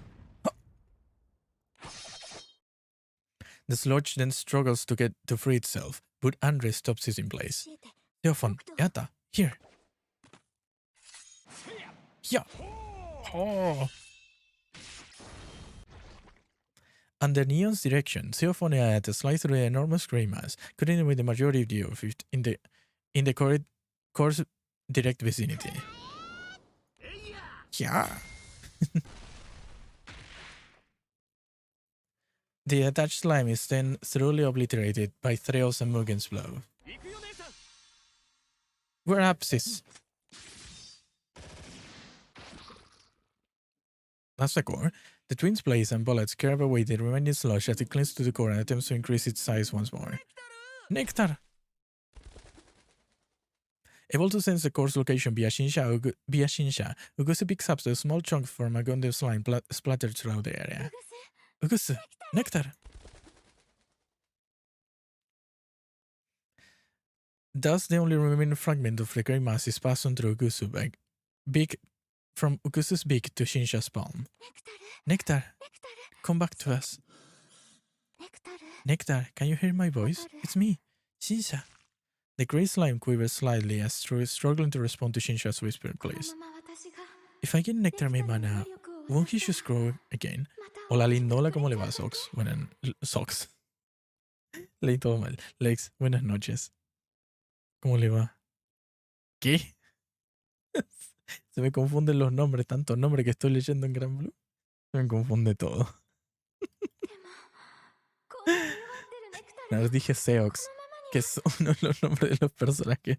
¿Cómo estás? Con calor, tristemente. ¿Y cómo te va también? Oh, me derrito. But I can't leave him so weak. 矮小な空の You've done well to 命にしては for a mere creature of the sky realm. I commend you. Kitty, I mean, here we are. 扉の結び Get all of the gate, swirl it wide and let the power of the boundary flow into him. I will guide Kamuzumi so that he is reborn to his proper form. Kamuzumi? Come now, there's no moment to waste. Okay. ネクタル Nectar, take my power. Y se muere. She dies. ¿Qué juegas? Granblue Fantasy. Un juego de estrategia. Y te leer mucho. Llevo 3 horas leyendo el evento.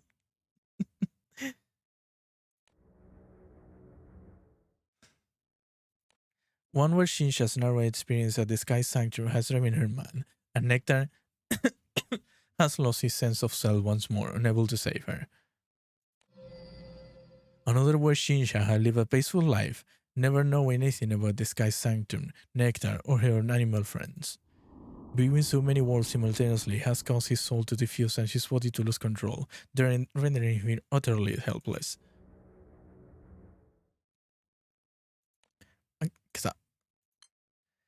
Beyond so many, within this maelstrom of possibilities, when only seeing is allowed, Nectar is on the brink of losing his will completely. However,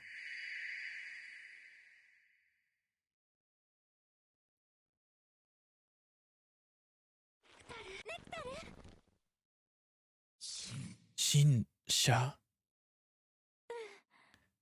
私だよ Este es de los mejores eventos de aniversario de la fecha. Me parece que sí. Hasta ahora ネクタル es largo como mínimo.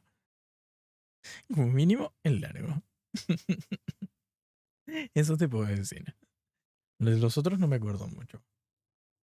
Porque pasaron años y no tengo memoria. Yes, it's me. It's Shinsha. Hang in there just a little longer, 今 Nectar. から魔力を I'll give you 渡す some から mana, okay? I'm sure it will make you feel better. So please, 私の Shinsha, そばに please, 一緒 don't にいて leave me. Yes, Shinsha.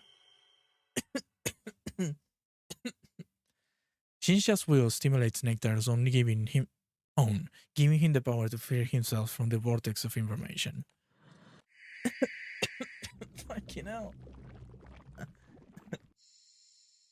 新車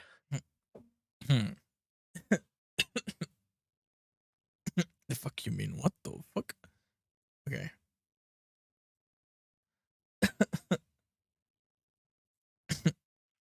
Shinsha. Nectar. Yes, Shinsha. Fue apenas desde el 7º aniversario que hicieron el evento en 3 partes. Antes era una sola parte para todo. Claro, me acuerdo de eso. Que era como un evento normal, pero seguía la trama. había consecuencias y cambios. Me acuerdo más o menos de eso. Creo que el del año pasado no lo leí. Claro, creo que el del año pasado no lo leí. Fue el único que me salté porque estaba ocupado con otras cosas. Yes, Shinsha. Hooray! Nectar's back to Nectar. Don't scare us like that. We were so worried. Augusto Kushina, I'm truly sorry. You apologize, so I forgive you. やれやれ It sure wasn't easy, but we somehow managed to fulfill our promise to Seox and guess it's all sorted out. And every bit of it thanks to me. True, resolving that would have been next to impossible without your help. Thank you, Area. As long as you're aware. Now then, Kamuzumi. ネクタルはネクタルです No, ムズミでは I'm ありま Nectar, せん no Kamuzumi. Well, whatever your name is then. The point is, you must do as I say. There is no time to waste. We must take action to put things back into order as soon as possible. Okay. Owing to the assistance of AVR the Eternals, Shinsha has succeeded in restoring Nectar to his previous form. However, an ever-creating threat still looms over the sky realm. Soon, the sky realm, soon to make itself known. Lucifer. Again. Otra vez. Lucifer.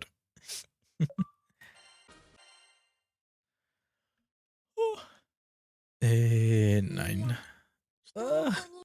Okay. For last. Let's go. Últimas 4 partes. Ya casi, sí, ya casi. Ya casi me puedo ir a bañar y dormir.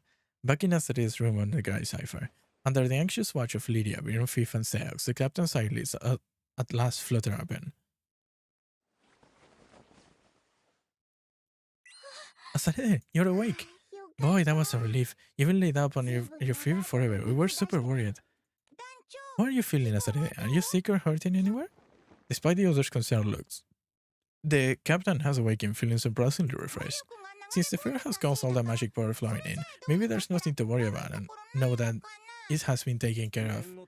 We ought to perform a checkup just to be sure. I'll start with this throw. Say yeah. Following a thorough determination by Fif and Nehan, Asare is confirmed to be back in perfect health. Are you sure? I don't mean to second guess you or anything, but Asare sure was in bed for a while. Much to their bewilderment, the captain claims to in fact be feeling better than ever. How's Asare doing? Ah, Sylphan! Oh, you're awake. Thanks to the skies. What happened with that grey sludge? Well, I should probably start by explaining what it was. Everyone herself we do the honor. Every yard herself we do the honor. Perk up on your ears and listen well, singularity. Huh? Hey, that cat, it talked? Wait, you're telling me that's not a regular cat? This conversation feels awfully familiar. Through every year's explanation and Theo found filling the gaps, Asaridian Company learned that the grey slime had been nectar all along. So those failed possibilities or whatever are what made nectar go out of control. Correct. As being equals of the sick dragons, Orologia possesses the ability to create absurd simulations. However, to see means to be seen. After accumulating a massive number of possibilities, Orologia grew too weak to contain them, so they are now bleeding into the sky realm. Quite disgraceful, really. It shames me to be considered a being of equal standing. But that means the root cause behind Nectar's situation hasn't really been resolved yet, right? Yet. Yes, I imagine we'll have to do something about those failed possibilities that are sleeping in. Oh, you're surprisingly sharp for a mortal indeed. You are correct. As we speak, Lubo and Feliel are erecting barriers in order to keep the influence from spreading. However, the power of fully control such possibilities lies with Orologia, and I'm afraid the barriers won't hold for very long. But then, what should we do? We have to destroy the current personality of Orologia, which will take each and every one of the failed possibilities down with it. To that end, I have offered to lend Kamisumi a power, and I'm graciously explaining the situation to you in such detail. When wedges interfere with each other, it has unintended effects on the sky realm, right? That being the case, I assume we're gonna be stuck taking charge of the battle against Orologia. Naturally, you won't be going in empty-handed. You have them, yes? The vessels that simulate one's wandering imprint in the remnant weapons? You've done your homework. It seems you've been hard at work assembling individuals with powerful imprints. I commend you for foresight. Assembling imprints? Well, long story. At any rate, is it safe to assume they all have the pieces in place? Indeed so. If you're done with the questions, prepare for battle and get yourselves through this glorious door. The glorious door, no other. She's just got mixed up the letters. Okay. 3 more. Let's go. A cat's glorious odor. Yes. It smells like cat. Like cat spirit. Okay. Oh. A magical wave created by wonder sweeps away the black fog corroding everything in its path.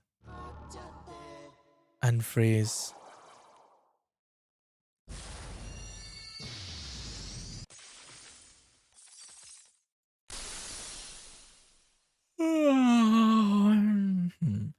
The evidence surrounds evil, thoroughly shattering the frozen dragon. Kasha!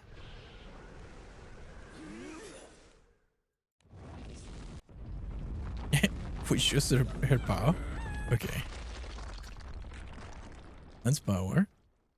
With one sweep of her massive arm, Galleon effortlessly brushes away Willinus together with Elysianus winds.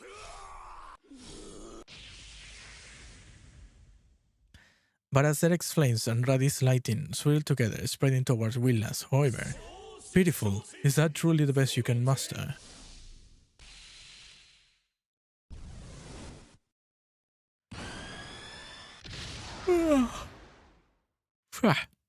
Wilnas roaring flames overpower the combined attack, transforming into charged particles that pierce through the two dragons. Whoa.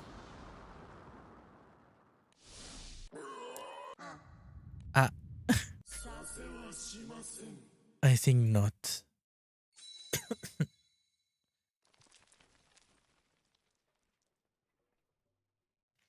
Couple launches an earthen attack toward Wamdus, but Galleon stops it midway. Thanks, I'll handle the rest.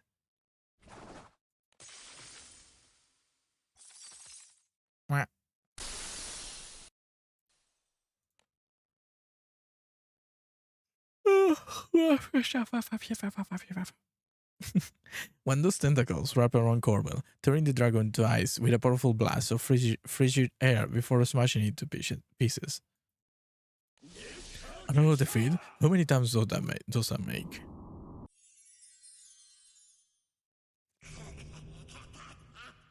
Is that real?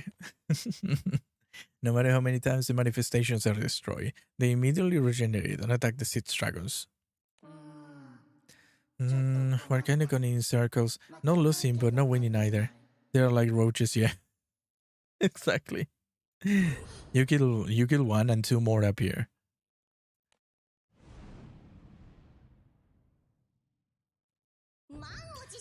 It's the moment you all been waiting for. The Zeus for every year is here.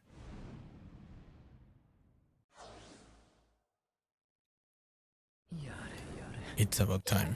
At least Kamuzumi has arrived, together with the other half of his side. Haha, yes, everything went perfectly according to plan. It was all thanks to yours truly. Now then, do exactly as I instructed you, girl of the gate, Kamuzumi. Okay, let's do this, Nectar. Yes, Shinsha. Emerging from a William's door, Nectar and Shinsha join hands and begin to chant.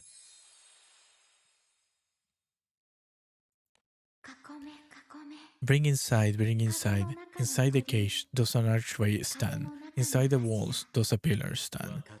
Bring apart, the back from the front, the floor from the top. Oh! By drawing money from the boundary, he'll be able to reawaken the powers he had when he was Kamuzumi. This should bring an end to our long battle. Dust to dust and ash to ash. Beings of no living wall, cease your folly. Leave the cycle, find your place in death. What? As through the obedience of Nectar's sword, the endlessly reviving dragons transform into specks of light and finally disappear. Well done, girl of the gates. And you are... I'm Nectar. Nectar, I see. Understood. Yes, indeed. You have done well to demonstrate that your dyes is joined the blissful matrimony. I believe that is something else entirely every year. I know. Don't glower at me like that. Kawaii. This thing is so small. Hardly. You merely fools are tempted to traverse it all at once. Shinsha, Nectar, are you okay? Yes, cushy night, since we are able to fulfill our roles. Yay, that's great. Way to go, you two. Thanks, Sugusu, but this isn't over yet, right?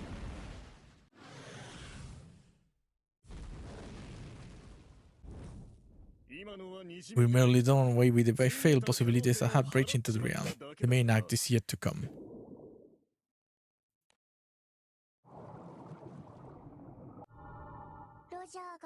I wager Orologia still has plenty more of those where those came from.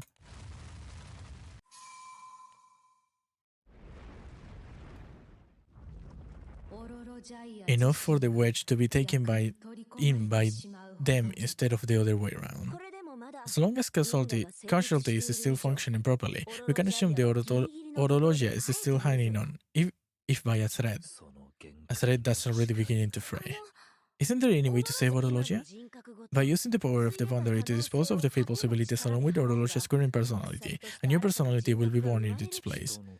Feriel, that's not what mortals mean when they say save, correct? Right, if possible, I would like to save Orologia's current personality too. I hold such kindness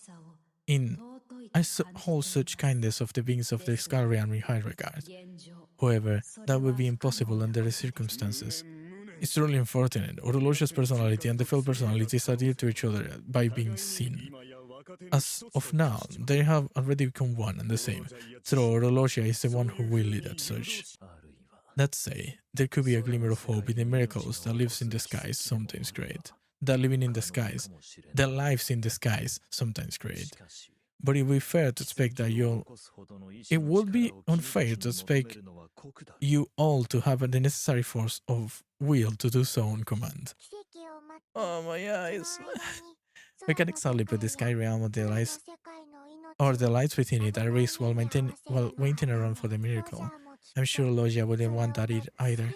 But still, in any case, we don't have much time. Saying this, Luo glances down at his pocket watch. Which one of the AIs? All of them. All. They all hurt. The power of the Wanderer will be indispensable in defeating Orologias together with the failed possibilities. Since all time exists simultaneously within our boundary, we'll need its power if we hope to stand a chance against the wedge who controls casualty. That being said, as we see dragons can be considered the sky realm itself, we're unable to connect to the boundary. And that's where we come in. Yes, we will need the power of those who possess powerful boundary imprints and wield the remnant weapons. That's así, diga Alex. ¿Qué le pasa, Alex?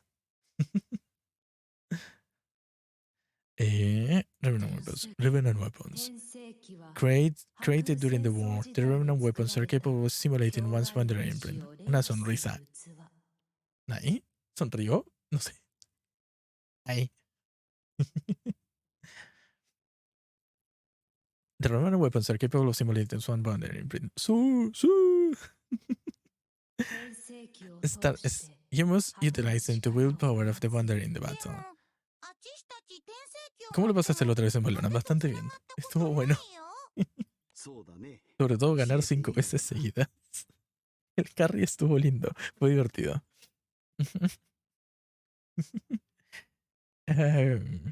Sure, we got the remnant weapons, but I don't think we're very connected to the boundary before. True, except for cell phone.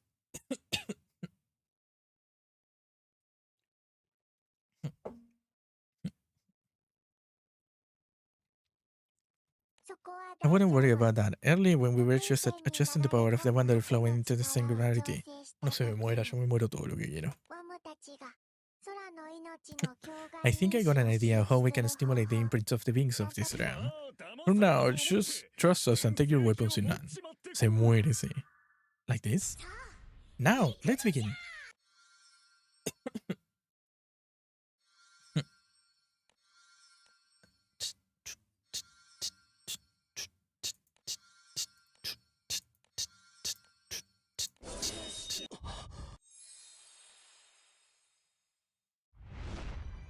Oh.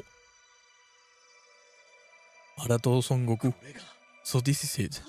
The power of that boundary thing. Incredible. I can feel a terrifying strength welling up inside me. But if almost too much, how do I put it anyway? It's just really uncomfortable. Take care not to lose your head. It feels like the one false move could cause the melodies to be completely overwritten. Quite a hazardous power. Haha, how fascinating. Of course Octo likes it. Of course. Por supuesto que a Octo le gusta. Will we destroy the dragon first or destroy yourselves? I simply cannot wait to find out. Do you really love to put it that way, Grumpy? Now then, 時は来たれり the time has こ come. こが君 It seems you have reached your limit, Orologia.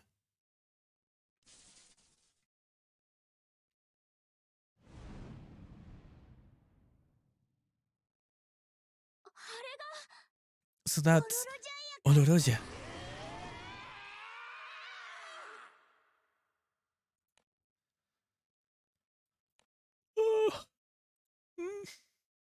Un capítulo más.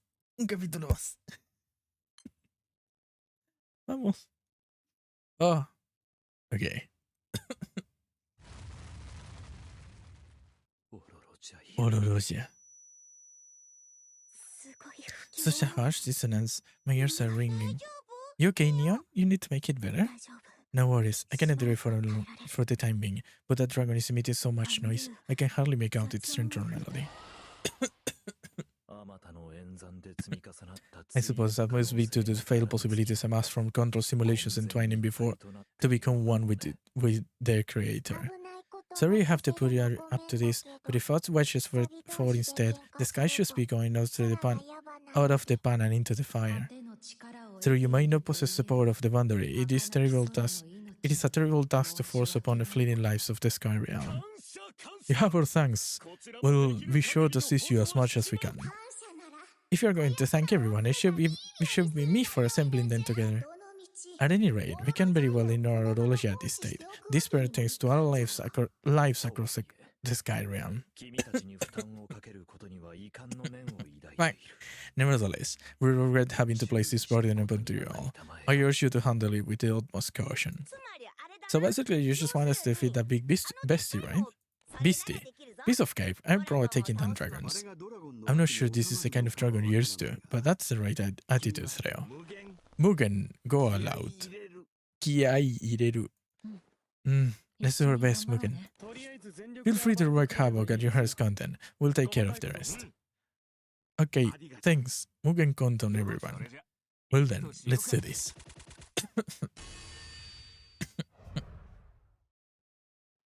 As the Red Company take up separate positions around the island, hoping to overwhelm their target with a relentless series of attacks.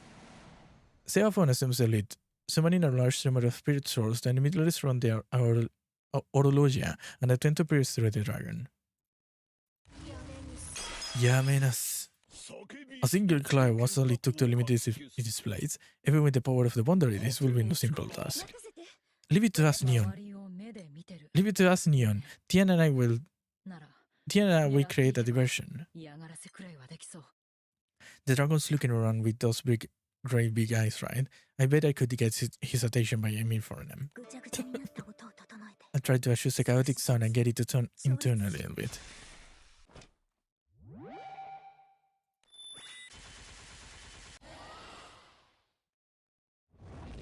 Uy, la mató.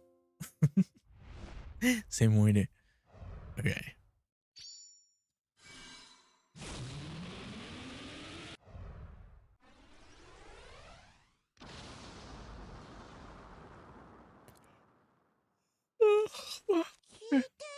It's working, I think.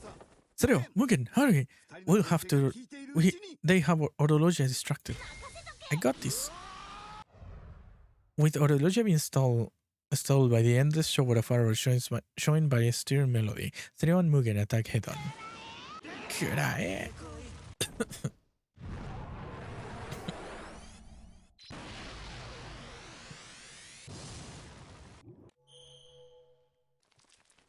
Oh. As Orologia attempts to shake off Sereo and Mugen, water like magic shroud and protect them from the ensuing attack. ロジャー Is Logia holding back? As much as possible, I believe. 限りは Dekiru kagiri, Kamiya. And bang. Tien fires bullets as the flying debris providing a clear path for companions. Tien's trick shots never fail to impress. Save the praise for later. For now, we have a job to do, Seven. Right. It's time to pull out all the stops and let those spirit swords and avatars fly.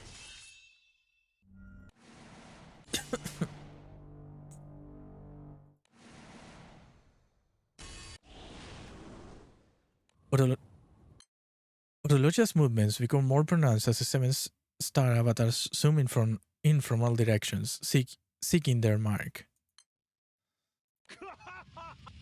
Having anticipated this moment, Eatha lands a sharp blow at all the while roaring with laughter.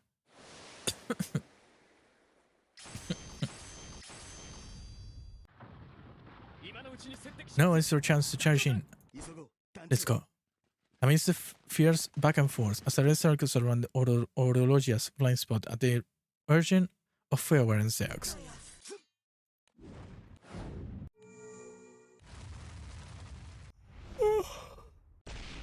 Wait. Ha. Está durito. Ande. I'm fine.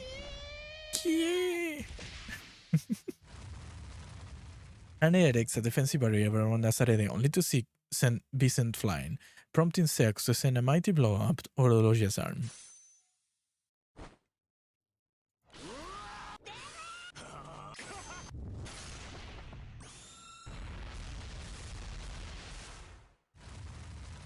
The dragon's enormous body sways as the others take advantage of the opening and releases a number of all-out attacks.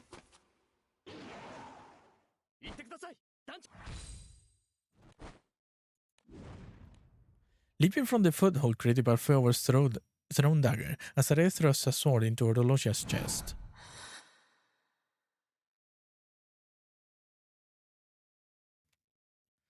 Oh, I think I kind of get it. I think, like, Dancho always fails to kill when they need to kill, and now they are gonna kill when they need to kill. Claro. A Jita, durante todas las simulaciones de Orologia, se le complicaba matar cuando era necesario, y por eso moría. Pero ahora va a matar cuando es necesario. O por ahí no. A lo mejor, yo no creo que se muera. Va a pasar, hablaron de un milagro, así que va a pasar eso. De que lo puedan salvar, yo supongo eso. Orologia. The blade pierces straight in toward Orologia's core. The last thing Azarede hears is the sound of a sword shattering before everything goes black. Did I get killed? What the fuck? Don't tell me it's a chapter 10. Oh, okay. Okay, this is the last part. Okay. Fs, eh. Oh.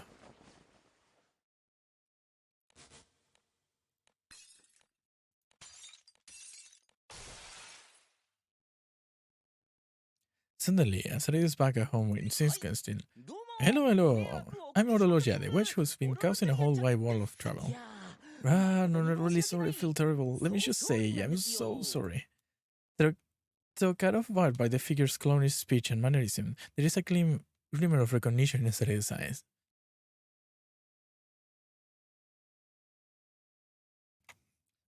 Logia? I had a feeling. So I look familiar to you? With a look of wonder, Azarede mentions that they had met in a dream before, drawing a somewhat pained smile from Orologia. Right, yeah. I must have connected you to you while trying to extract information from the boundary. That was probably inevitable considering the information I was seeking was about your mom. Seeing Azarede's eyes widen, Orologia smiles gently. I made a promise to you. Well, not you per se, but an alternate you within a simulation. I told you that I found your mom. I felt how your mom felt about you. Now, close your eyes. These are her true feelings towards you. Nangore.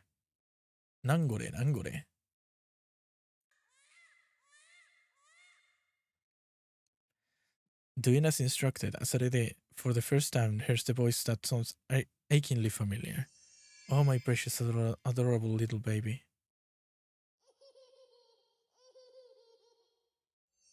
Thank you so much for being born.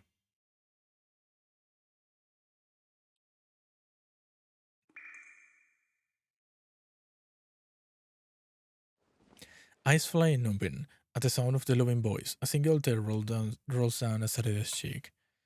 There is no doubt that these are the feelings Azarede has always wished to experience, if only just once. 届いたかな。 Did you hear it? I did. そっか。 Good. I'm glad. よか At っ the た。 very least, I wanted to make sure her こ feelings れだけ reach you. 全ての時間に Since I 存在す exist る as 僕を across 知った time, と I して use myself as an axis 全 to ての access 時 the 間が boundary 同時 where に all 存 time 在する exists 波形は concurrently. そ And のため well, に I ち guess ょ you っと could 無 say 理 I した went の a が little bit 僕 overboard の and フィー ended バー up の限 pushing 界 my ギ power リ to 跳ね its 返り limits. すぎた That 強 coming い with the 他 failed の男性と possibilities 一 I 緒に rack up 僕の二人 were だったっ just て too much for me, 今 and I 暴 ended up 走し going て out るっ of てか。 control. Astonished that Orologia can still manage to speak so cheerfully, Asarede gives a small sigh and shake off the head. ごめんね。 I really am sorry. 何度も因果を演 I 算し made て so many calculations, いろいろな tested 可能性を countless 試して permutation, and in 現実に何度も何度も介 intervene 入して in reality time and time 今 again. は The 空 current の reality 世 is the 界に best とっては possible 最 route 良の for the Scarlet 性 Realm, 質から遠い one 形 where になっ its てたは ruin ずなん should be だ。 highly implausible, however. この I still 今 required 見 a えて lot る of までに suffering from a lot of people い to ろんな reach. 人が辛い目にあって君は And as the 歩い singularity て you る間 shoulder, 君は you shoulder そ a の中で particularly 特別 cruel fate. 過酷そうなるこ Since とを I'm the 感 one 化 who したの allowed は that この僕だよ。 allowed that to happen, pretty much every 君 bit の of your 狂った hardship 苦痛の in 責 pain 任 is は my だ fault. から And that's why 僕のこと I want you to go back 全 and 力 really ぶっ let 飛ば me しちゃっ have て it. ちょっとは君の I like to believe 草 that 原し doing に so なればい will いのに serve な to って relieve your 思うけど frustration a そんな little. こともない But か out of that, you're just too kind. もうちょっとう I まく wish やれ things れば could have よ turned か out っ a たんだ little けど differently, but this was the best I could だか manage. ら So, do what you need for 空 do の what 世 you 界 need の for the ため sake に of the Sky ご Realm. めんね。 Forgive me.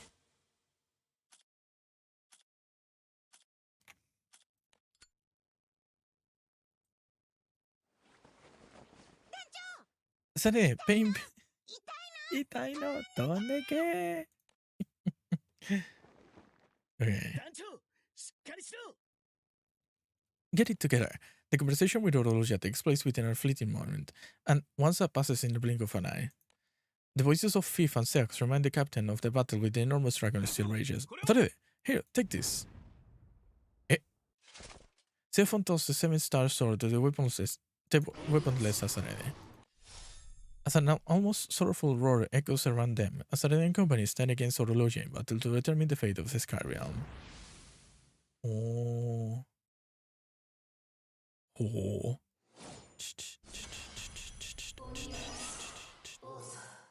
The seven-star sword is in your hand. Just don't go breaking it on me, Asarede. Oh, they're into fall. They're into a fall. You two must have nerves of steel by wearing smiles in this situation.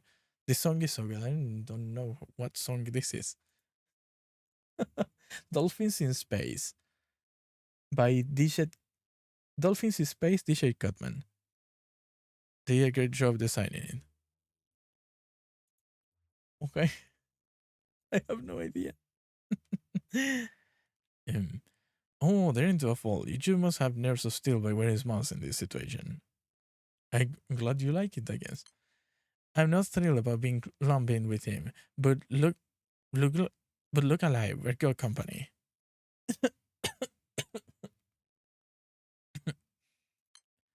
Defeat Orologia together with the failed possibilities to avoid the Sky Realm's ruin. The life is all sevens.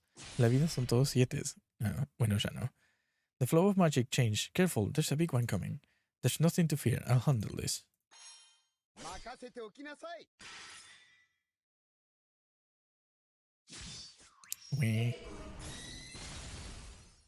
Zero.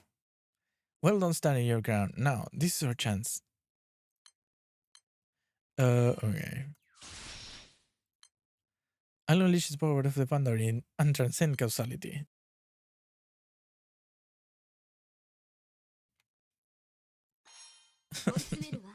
Me cuesta.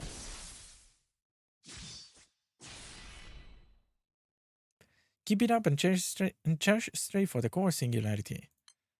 No. Boundary's power, my resolve. Use the power of the boundary to end Orologia's suffering.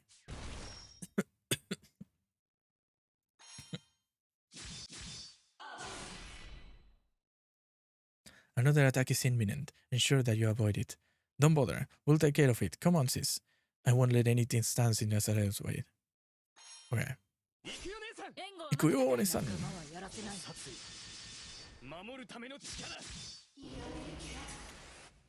Asarede, go, go, go.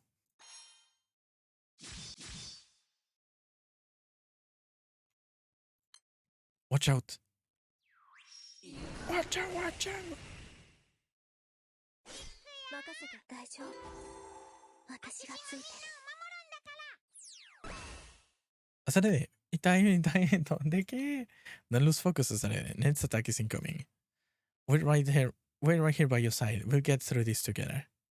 We'll all on this together. Wait.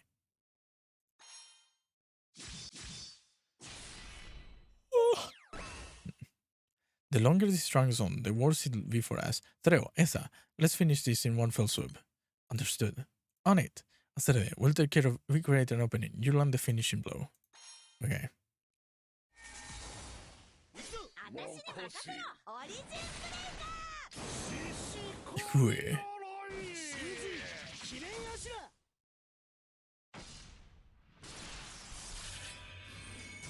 おー。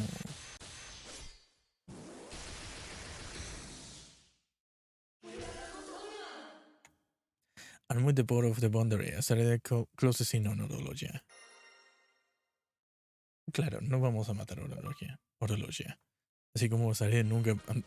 Así como Gita nunca pudo matar a nadie.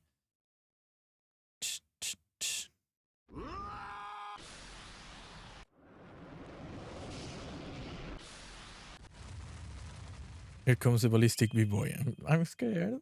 I'm scared. Okay. Megan Fist smashes through Orologia's scales and the 7-star sword in Azarede's grasp closes in on the dragon's core exposed core. They will need for the sake of the sky realm.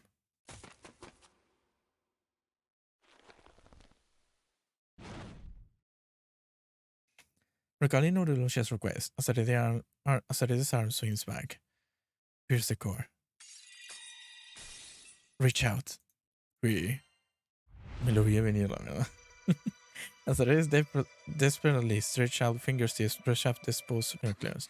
No, the sound coming from both the failed possibilities of Orologia are jumbled together with the chaotic mess. They're already become one. There's no hope for separating them anymore, Azared. No, keep going. Take hold of the core. What? Kamuzumi. No, Nectar. The time has come. Use your power. I see. 丸さん丸。あ、提督寝てる。こら。 The strong wills that beings of this realm possess can, at times, transcend all limitations. Yes, this is our chance.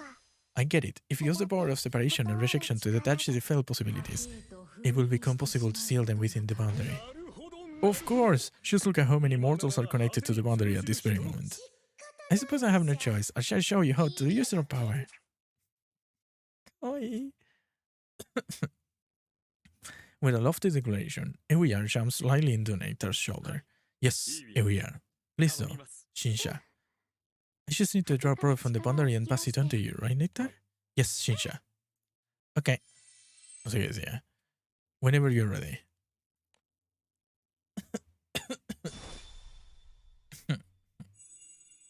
Oh. Delin and Fediel, Azared uses the 7-star sword to sever Orologia's core from its draconic shell. The Eternal seeds dragons and nectar from the circle around the towering body, as if towering around the circle around the towering body, as it begins to crumble with the thunderous clamor. Now, repeat after me.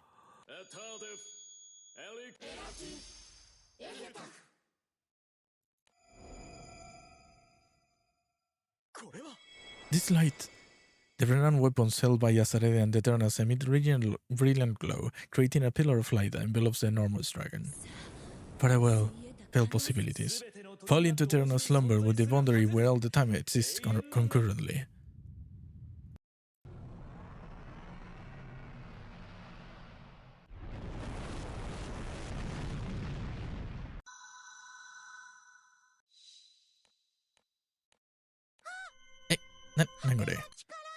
The great dragon's form shatters as through crushed by the pillar of light, and the remaining fragments are swallowed up. Oh, the power of the boundary! Eh? Slipping away. It's not healthy to stay connected to the boundary for too long. That's all for today. As the pillar of light disappears, Lyria and Bjorn hurry over to Azared. Azared, you did it! Ah, things were looking kind of dicey for a while, but I guess it's all over now, huh?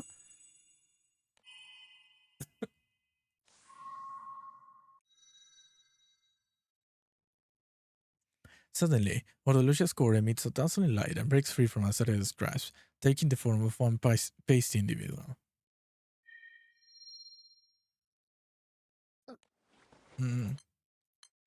Shaken awake by Azarede, Orolucia blinks several times before smiling grimly.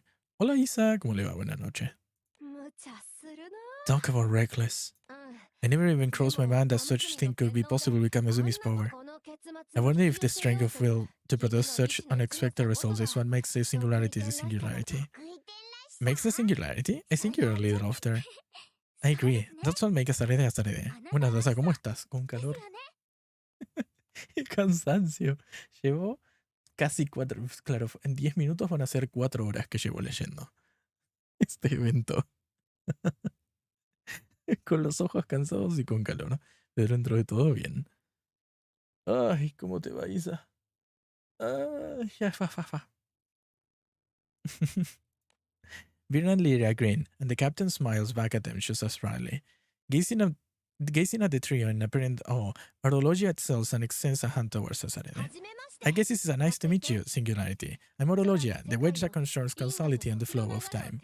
Likewise, I'm Azarede.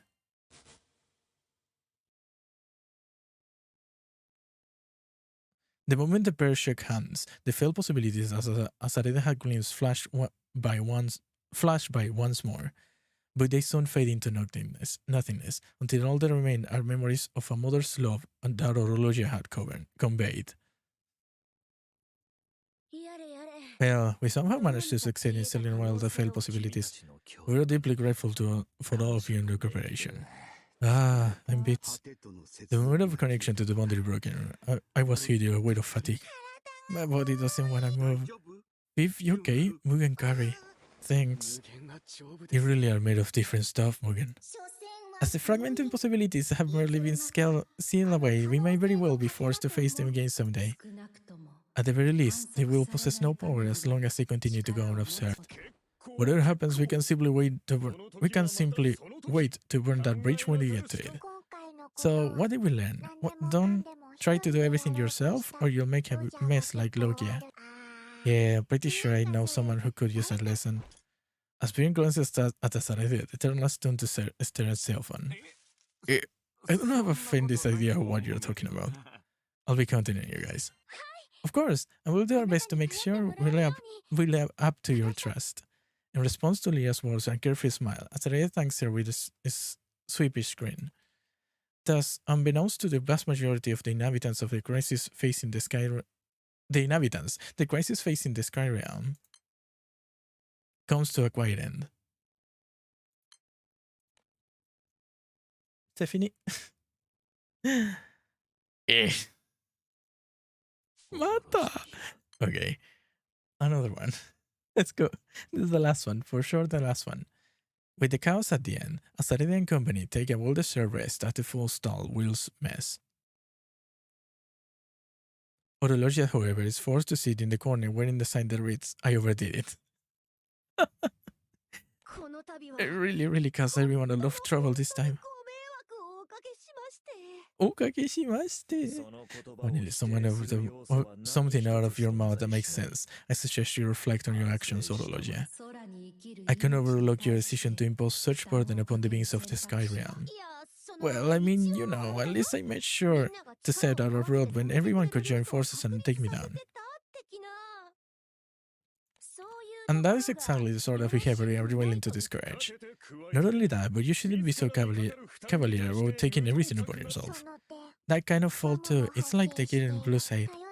We should have made it more clear that it was okay to depend on us.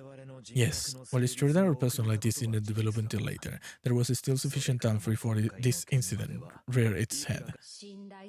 I was a little hurt to think that perhaps you did not trust us, Orologia.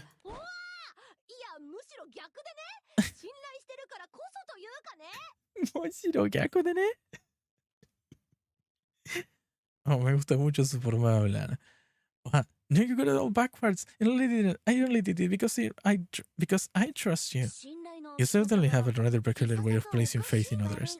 Instead of wondering what to do when something bad happens, it's better to prevent it from happening in the first place. Well, I believe it's fair to say that Orolusha was making every effort to just do that.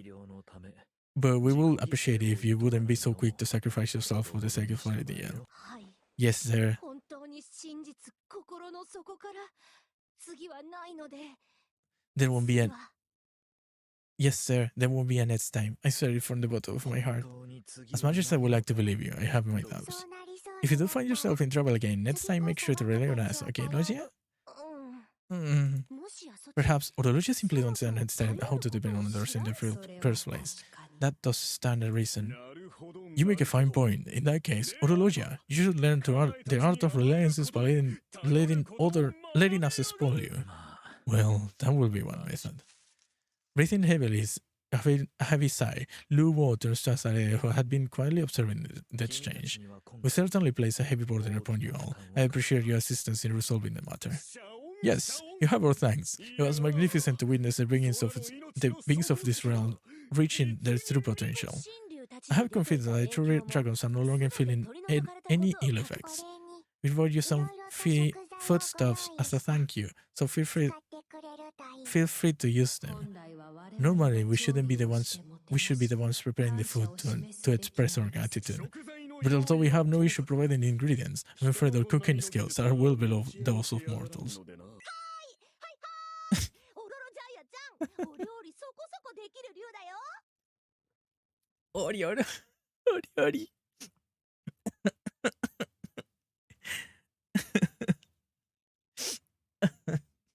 Es un juego de palabras con cocinar y dragón. Nada. Es un chiste boludo. Me dio mucha gracia. Mientras tomaba agua. Yes, hello. This dragon can cook decently. You should sit there and think about what you've done. はーい Hi. 次の診察はそれで、あなたの listen, 番だ they そう sent です me よ to tell you it's your turn for the checkup. The captain nods and sits down in one of the chairs next to where the Eternals are already seated. Fif and Nehan examine the captain to ensure that there are no lingering symptoms resulting from the power of the boundary. Really hope Orologia is going to come up with the next one. I really hope so. And if it's like whichever version, I like them both. I really like Orologia. I really do. Fif and Nehan, okay. Pulse is normal, no fever. I don't see any mucosal swelling. They did say a grant will come, but didn't say who. Oh. It would be nice. Yeah, it would make sense too. It will make sense if it's Orologia. Pulse is normal, no fever, and I don't see any mucosal swelling. Nothing unusual about the flow of mana either. Looks like Asare is okay too. So does that mean the boundary's power only takes a toll when it's pouring in? Yeah, it seems like it. For now, anyway. I like to see what happens after a slightly longer period of time, but not all the Eternals are as sturdy as Mugen. While the power was flowing through me, I felt like I could do anything, but I was also scary. It felt like my own melody was being overwritten by an enormous sound. I finally understood Mugen's fears about losing control on a personal level. I prefer to avoid using the power of the boundaries again unless it's absolutely necessary. Mine, I'm starving. All the power didn't do anything to fill up my stomach. Let's whip up something to eat using this ingredient the Seeds Dragon gifted us. Make it meal, lots and lots of meat. I guess you're in for... I see, you're in mood for quantity over quality as usual. Mugen can cook some. Mugen help. Thank you, Mugen. Then let's begin by carrying the meat. Fueber and I should probably be heading home. We can very well leave our brothers and sisters to fend for themselves. Asare was my last patient. I'll go back instead. Are you sure? Yes. My work here is done, and frankly, I could use a break. そっか Yeah, it must be a lot of work getting around while you're still recovering. That wear anybody out. Nehan, I don't know what we should have done without you. Thank you so much. There's no need to thank me. I'm indebted to you after all. And besides, それにあそこに突っ立っているやつ he's the one who dragged me out of here in the first place. Or, well, I just... Wamdus, a door, if you please. ねは Hitting back early, Neha? あ Yes. わかった Got it. I made sure to drop by the next time in the Stardust Town. なん Nehan, だ what is it? その Uh, You helped me a lot. Thanks. I see. Well, see you later. Oh, yo quería que se abracen. Hey, at least you got some words out. That's a big win in your fire standards. I suppose so. Since we're here, I'll help with the cooking. Anything in particular you're craving, Lyria? Oh, I lend a hand too. Is there something I can do to help? I demand that you prepare a magnificent dish and offer it as a tribute to me, girl in blue, girl of the gate. I know you love boiled chicken, Egoyar. Yeah. You set the bar pretty low, huh, Egoyar? As long as Shinsha is preparing it, that should be sufficient. I think that's really just you, Nectar. By the way, I was wondering, Egoyar, since you're a big, strong dragon and all, why don't you go around as a cat? My noble splendor renders me worthy of fragrance by all creatures far and wide. Cats are basically a relation to mortals, are they not? I cannot think of a more fitting form. Well, your whole isn't those kind of scream cat. So Jaro? I get the feeling that wasn't meant as a praise, but as long as she's happy, I guess. Shinsha, what is it? Well, I was thinking how nice it is that we can all be together like this. Truly cat mentality, yeah. Yes, Shinsha, I feel the same way. Seriously, I'm glad everyone made it out in one piece. It seems everything worked out just as you and they intended.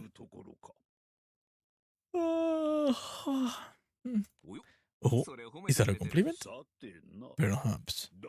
But remnant weapons aside, I find it hard to believe that we Eternals just happen to possess a powerful wandering prince, which must mean that this was a part of a longer plan. Maybe not. What the fuck? Excuse me? I restarted the whole thing. Of course, it's an error code. Yes. Resume. Fuck. Oh my god, I have 3 hours of dialogue to skip through. Apreté el botón de volver para atrás en la página sin querer.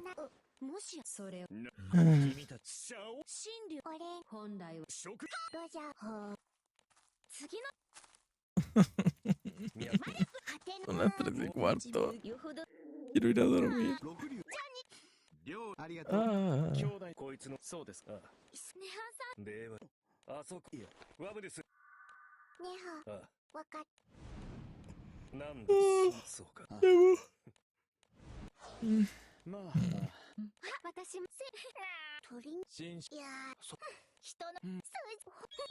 Ok, ya casi estoy donde estaba. Maybe not. As long as you continue to provide me with suitable battlefield, I can know for the details. I don't know about battlefields, but be sure my ask for your help again in the future. It's true that horology simulations are useful for ensuring that the sky realm escapes ruins. However, if such calculations are to continue, failed possibilities will inevitably accumulate once more. And if that comes to pass, we will need to connect to the boundary and seal them away again. The fact that doing so does not fully eliminate the failed possibility is rather worrisome. Unfortunately, it is currently the only method we possess. Well, we Eternals are doing what we can to protect the Sky Realm too. So if you need help, just let us know and you will be there. You have my heartfelt thanks. Chopping these onions is making me eyes water like crazy. Lydia? Here, leave the slicing and dicing to me. Are you sure you don't mind?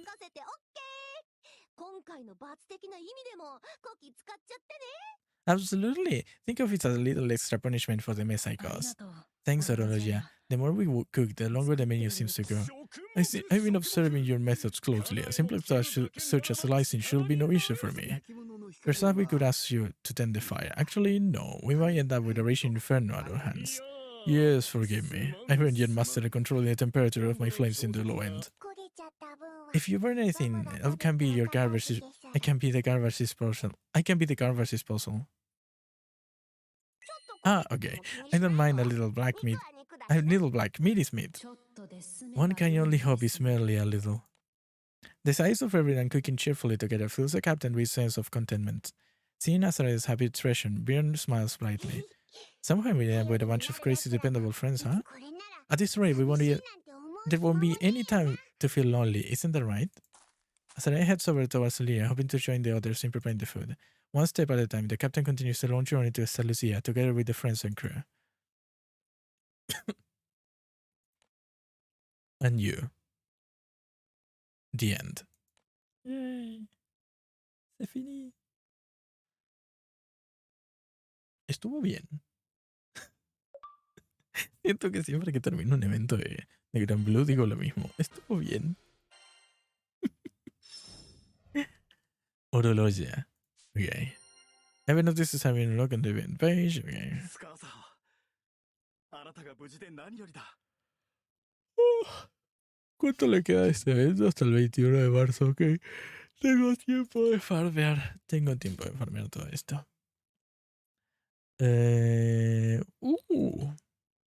Cosa. Ok, el ticket lo necesito, porque tengo que empezar a juntar para el Spark otra vez. Para el próximo Zodíaco. Así que...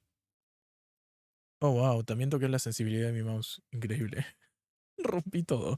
De alguna forma moví mi mouse. Solo moví mi mouse y rompí absolutamente todo lo que tenía en mi escritorio. Mi setup entero. Lo destruí. Oh, ya.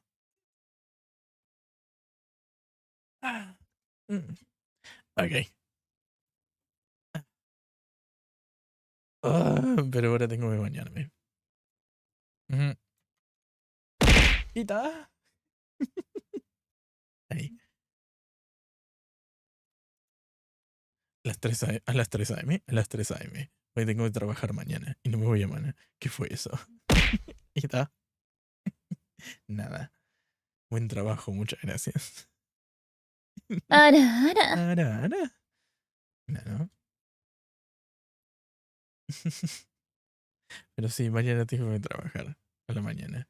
Y no me voy a bañar a la mañana. Porque no. Así que nada. Me tengo que bañar ahora. Y sí, después dormir. Y nada.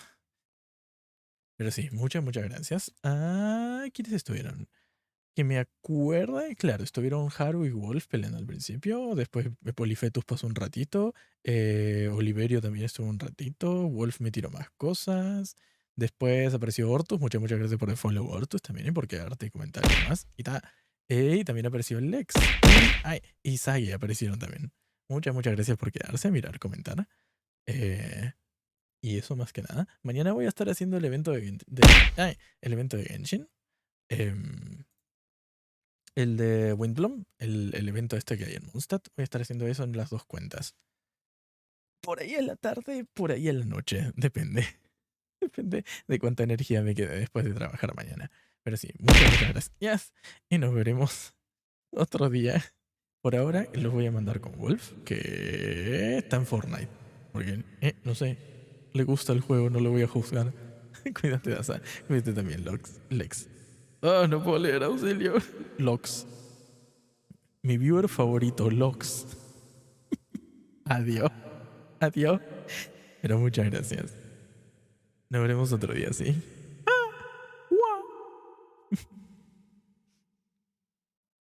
Lox.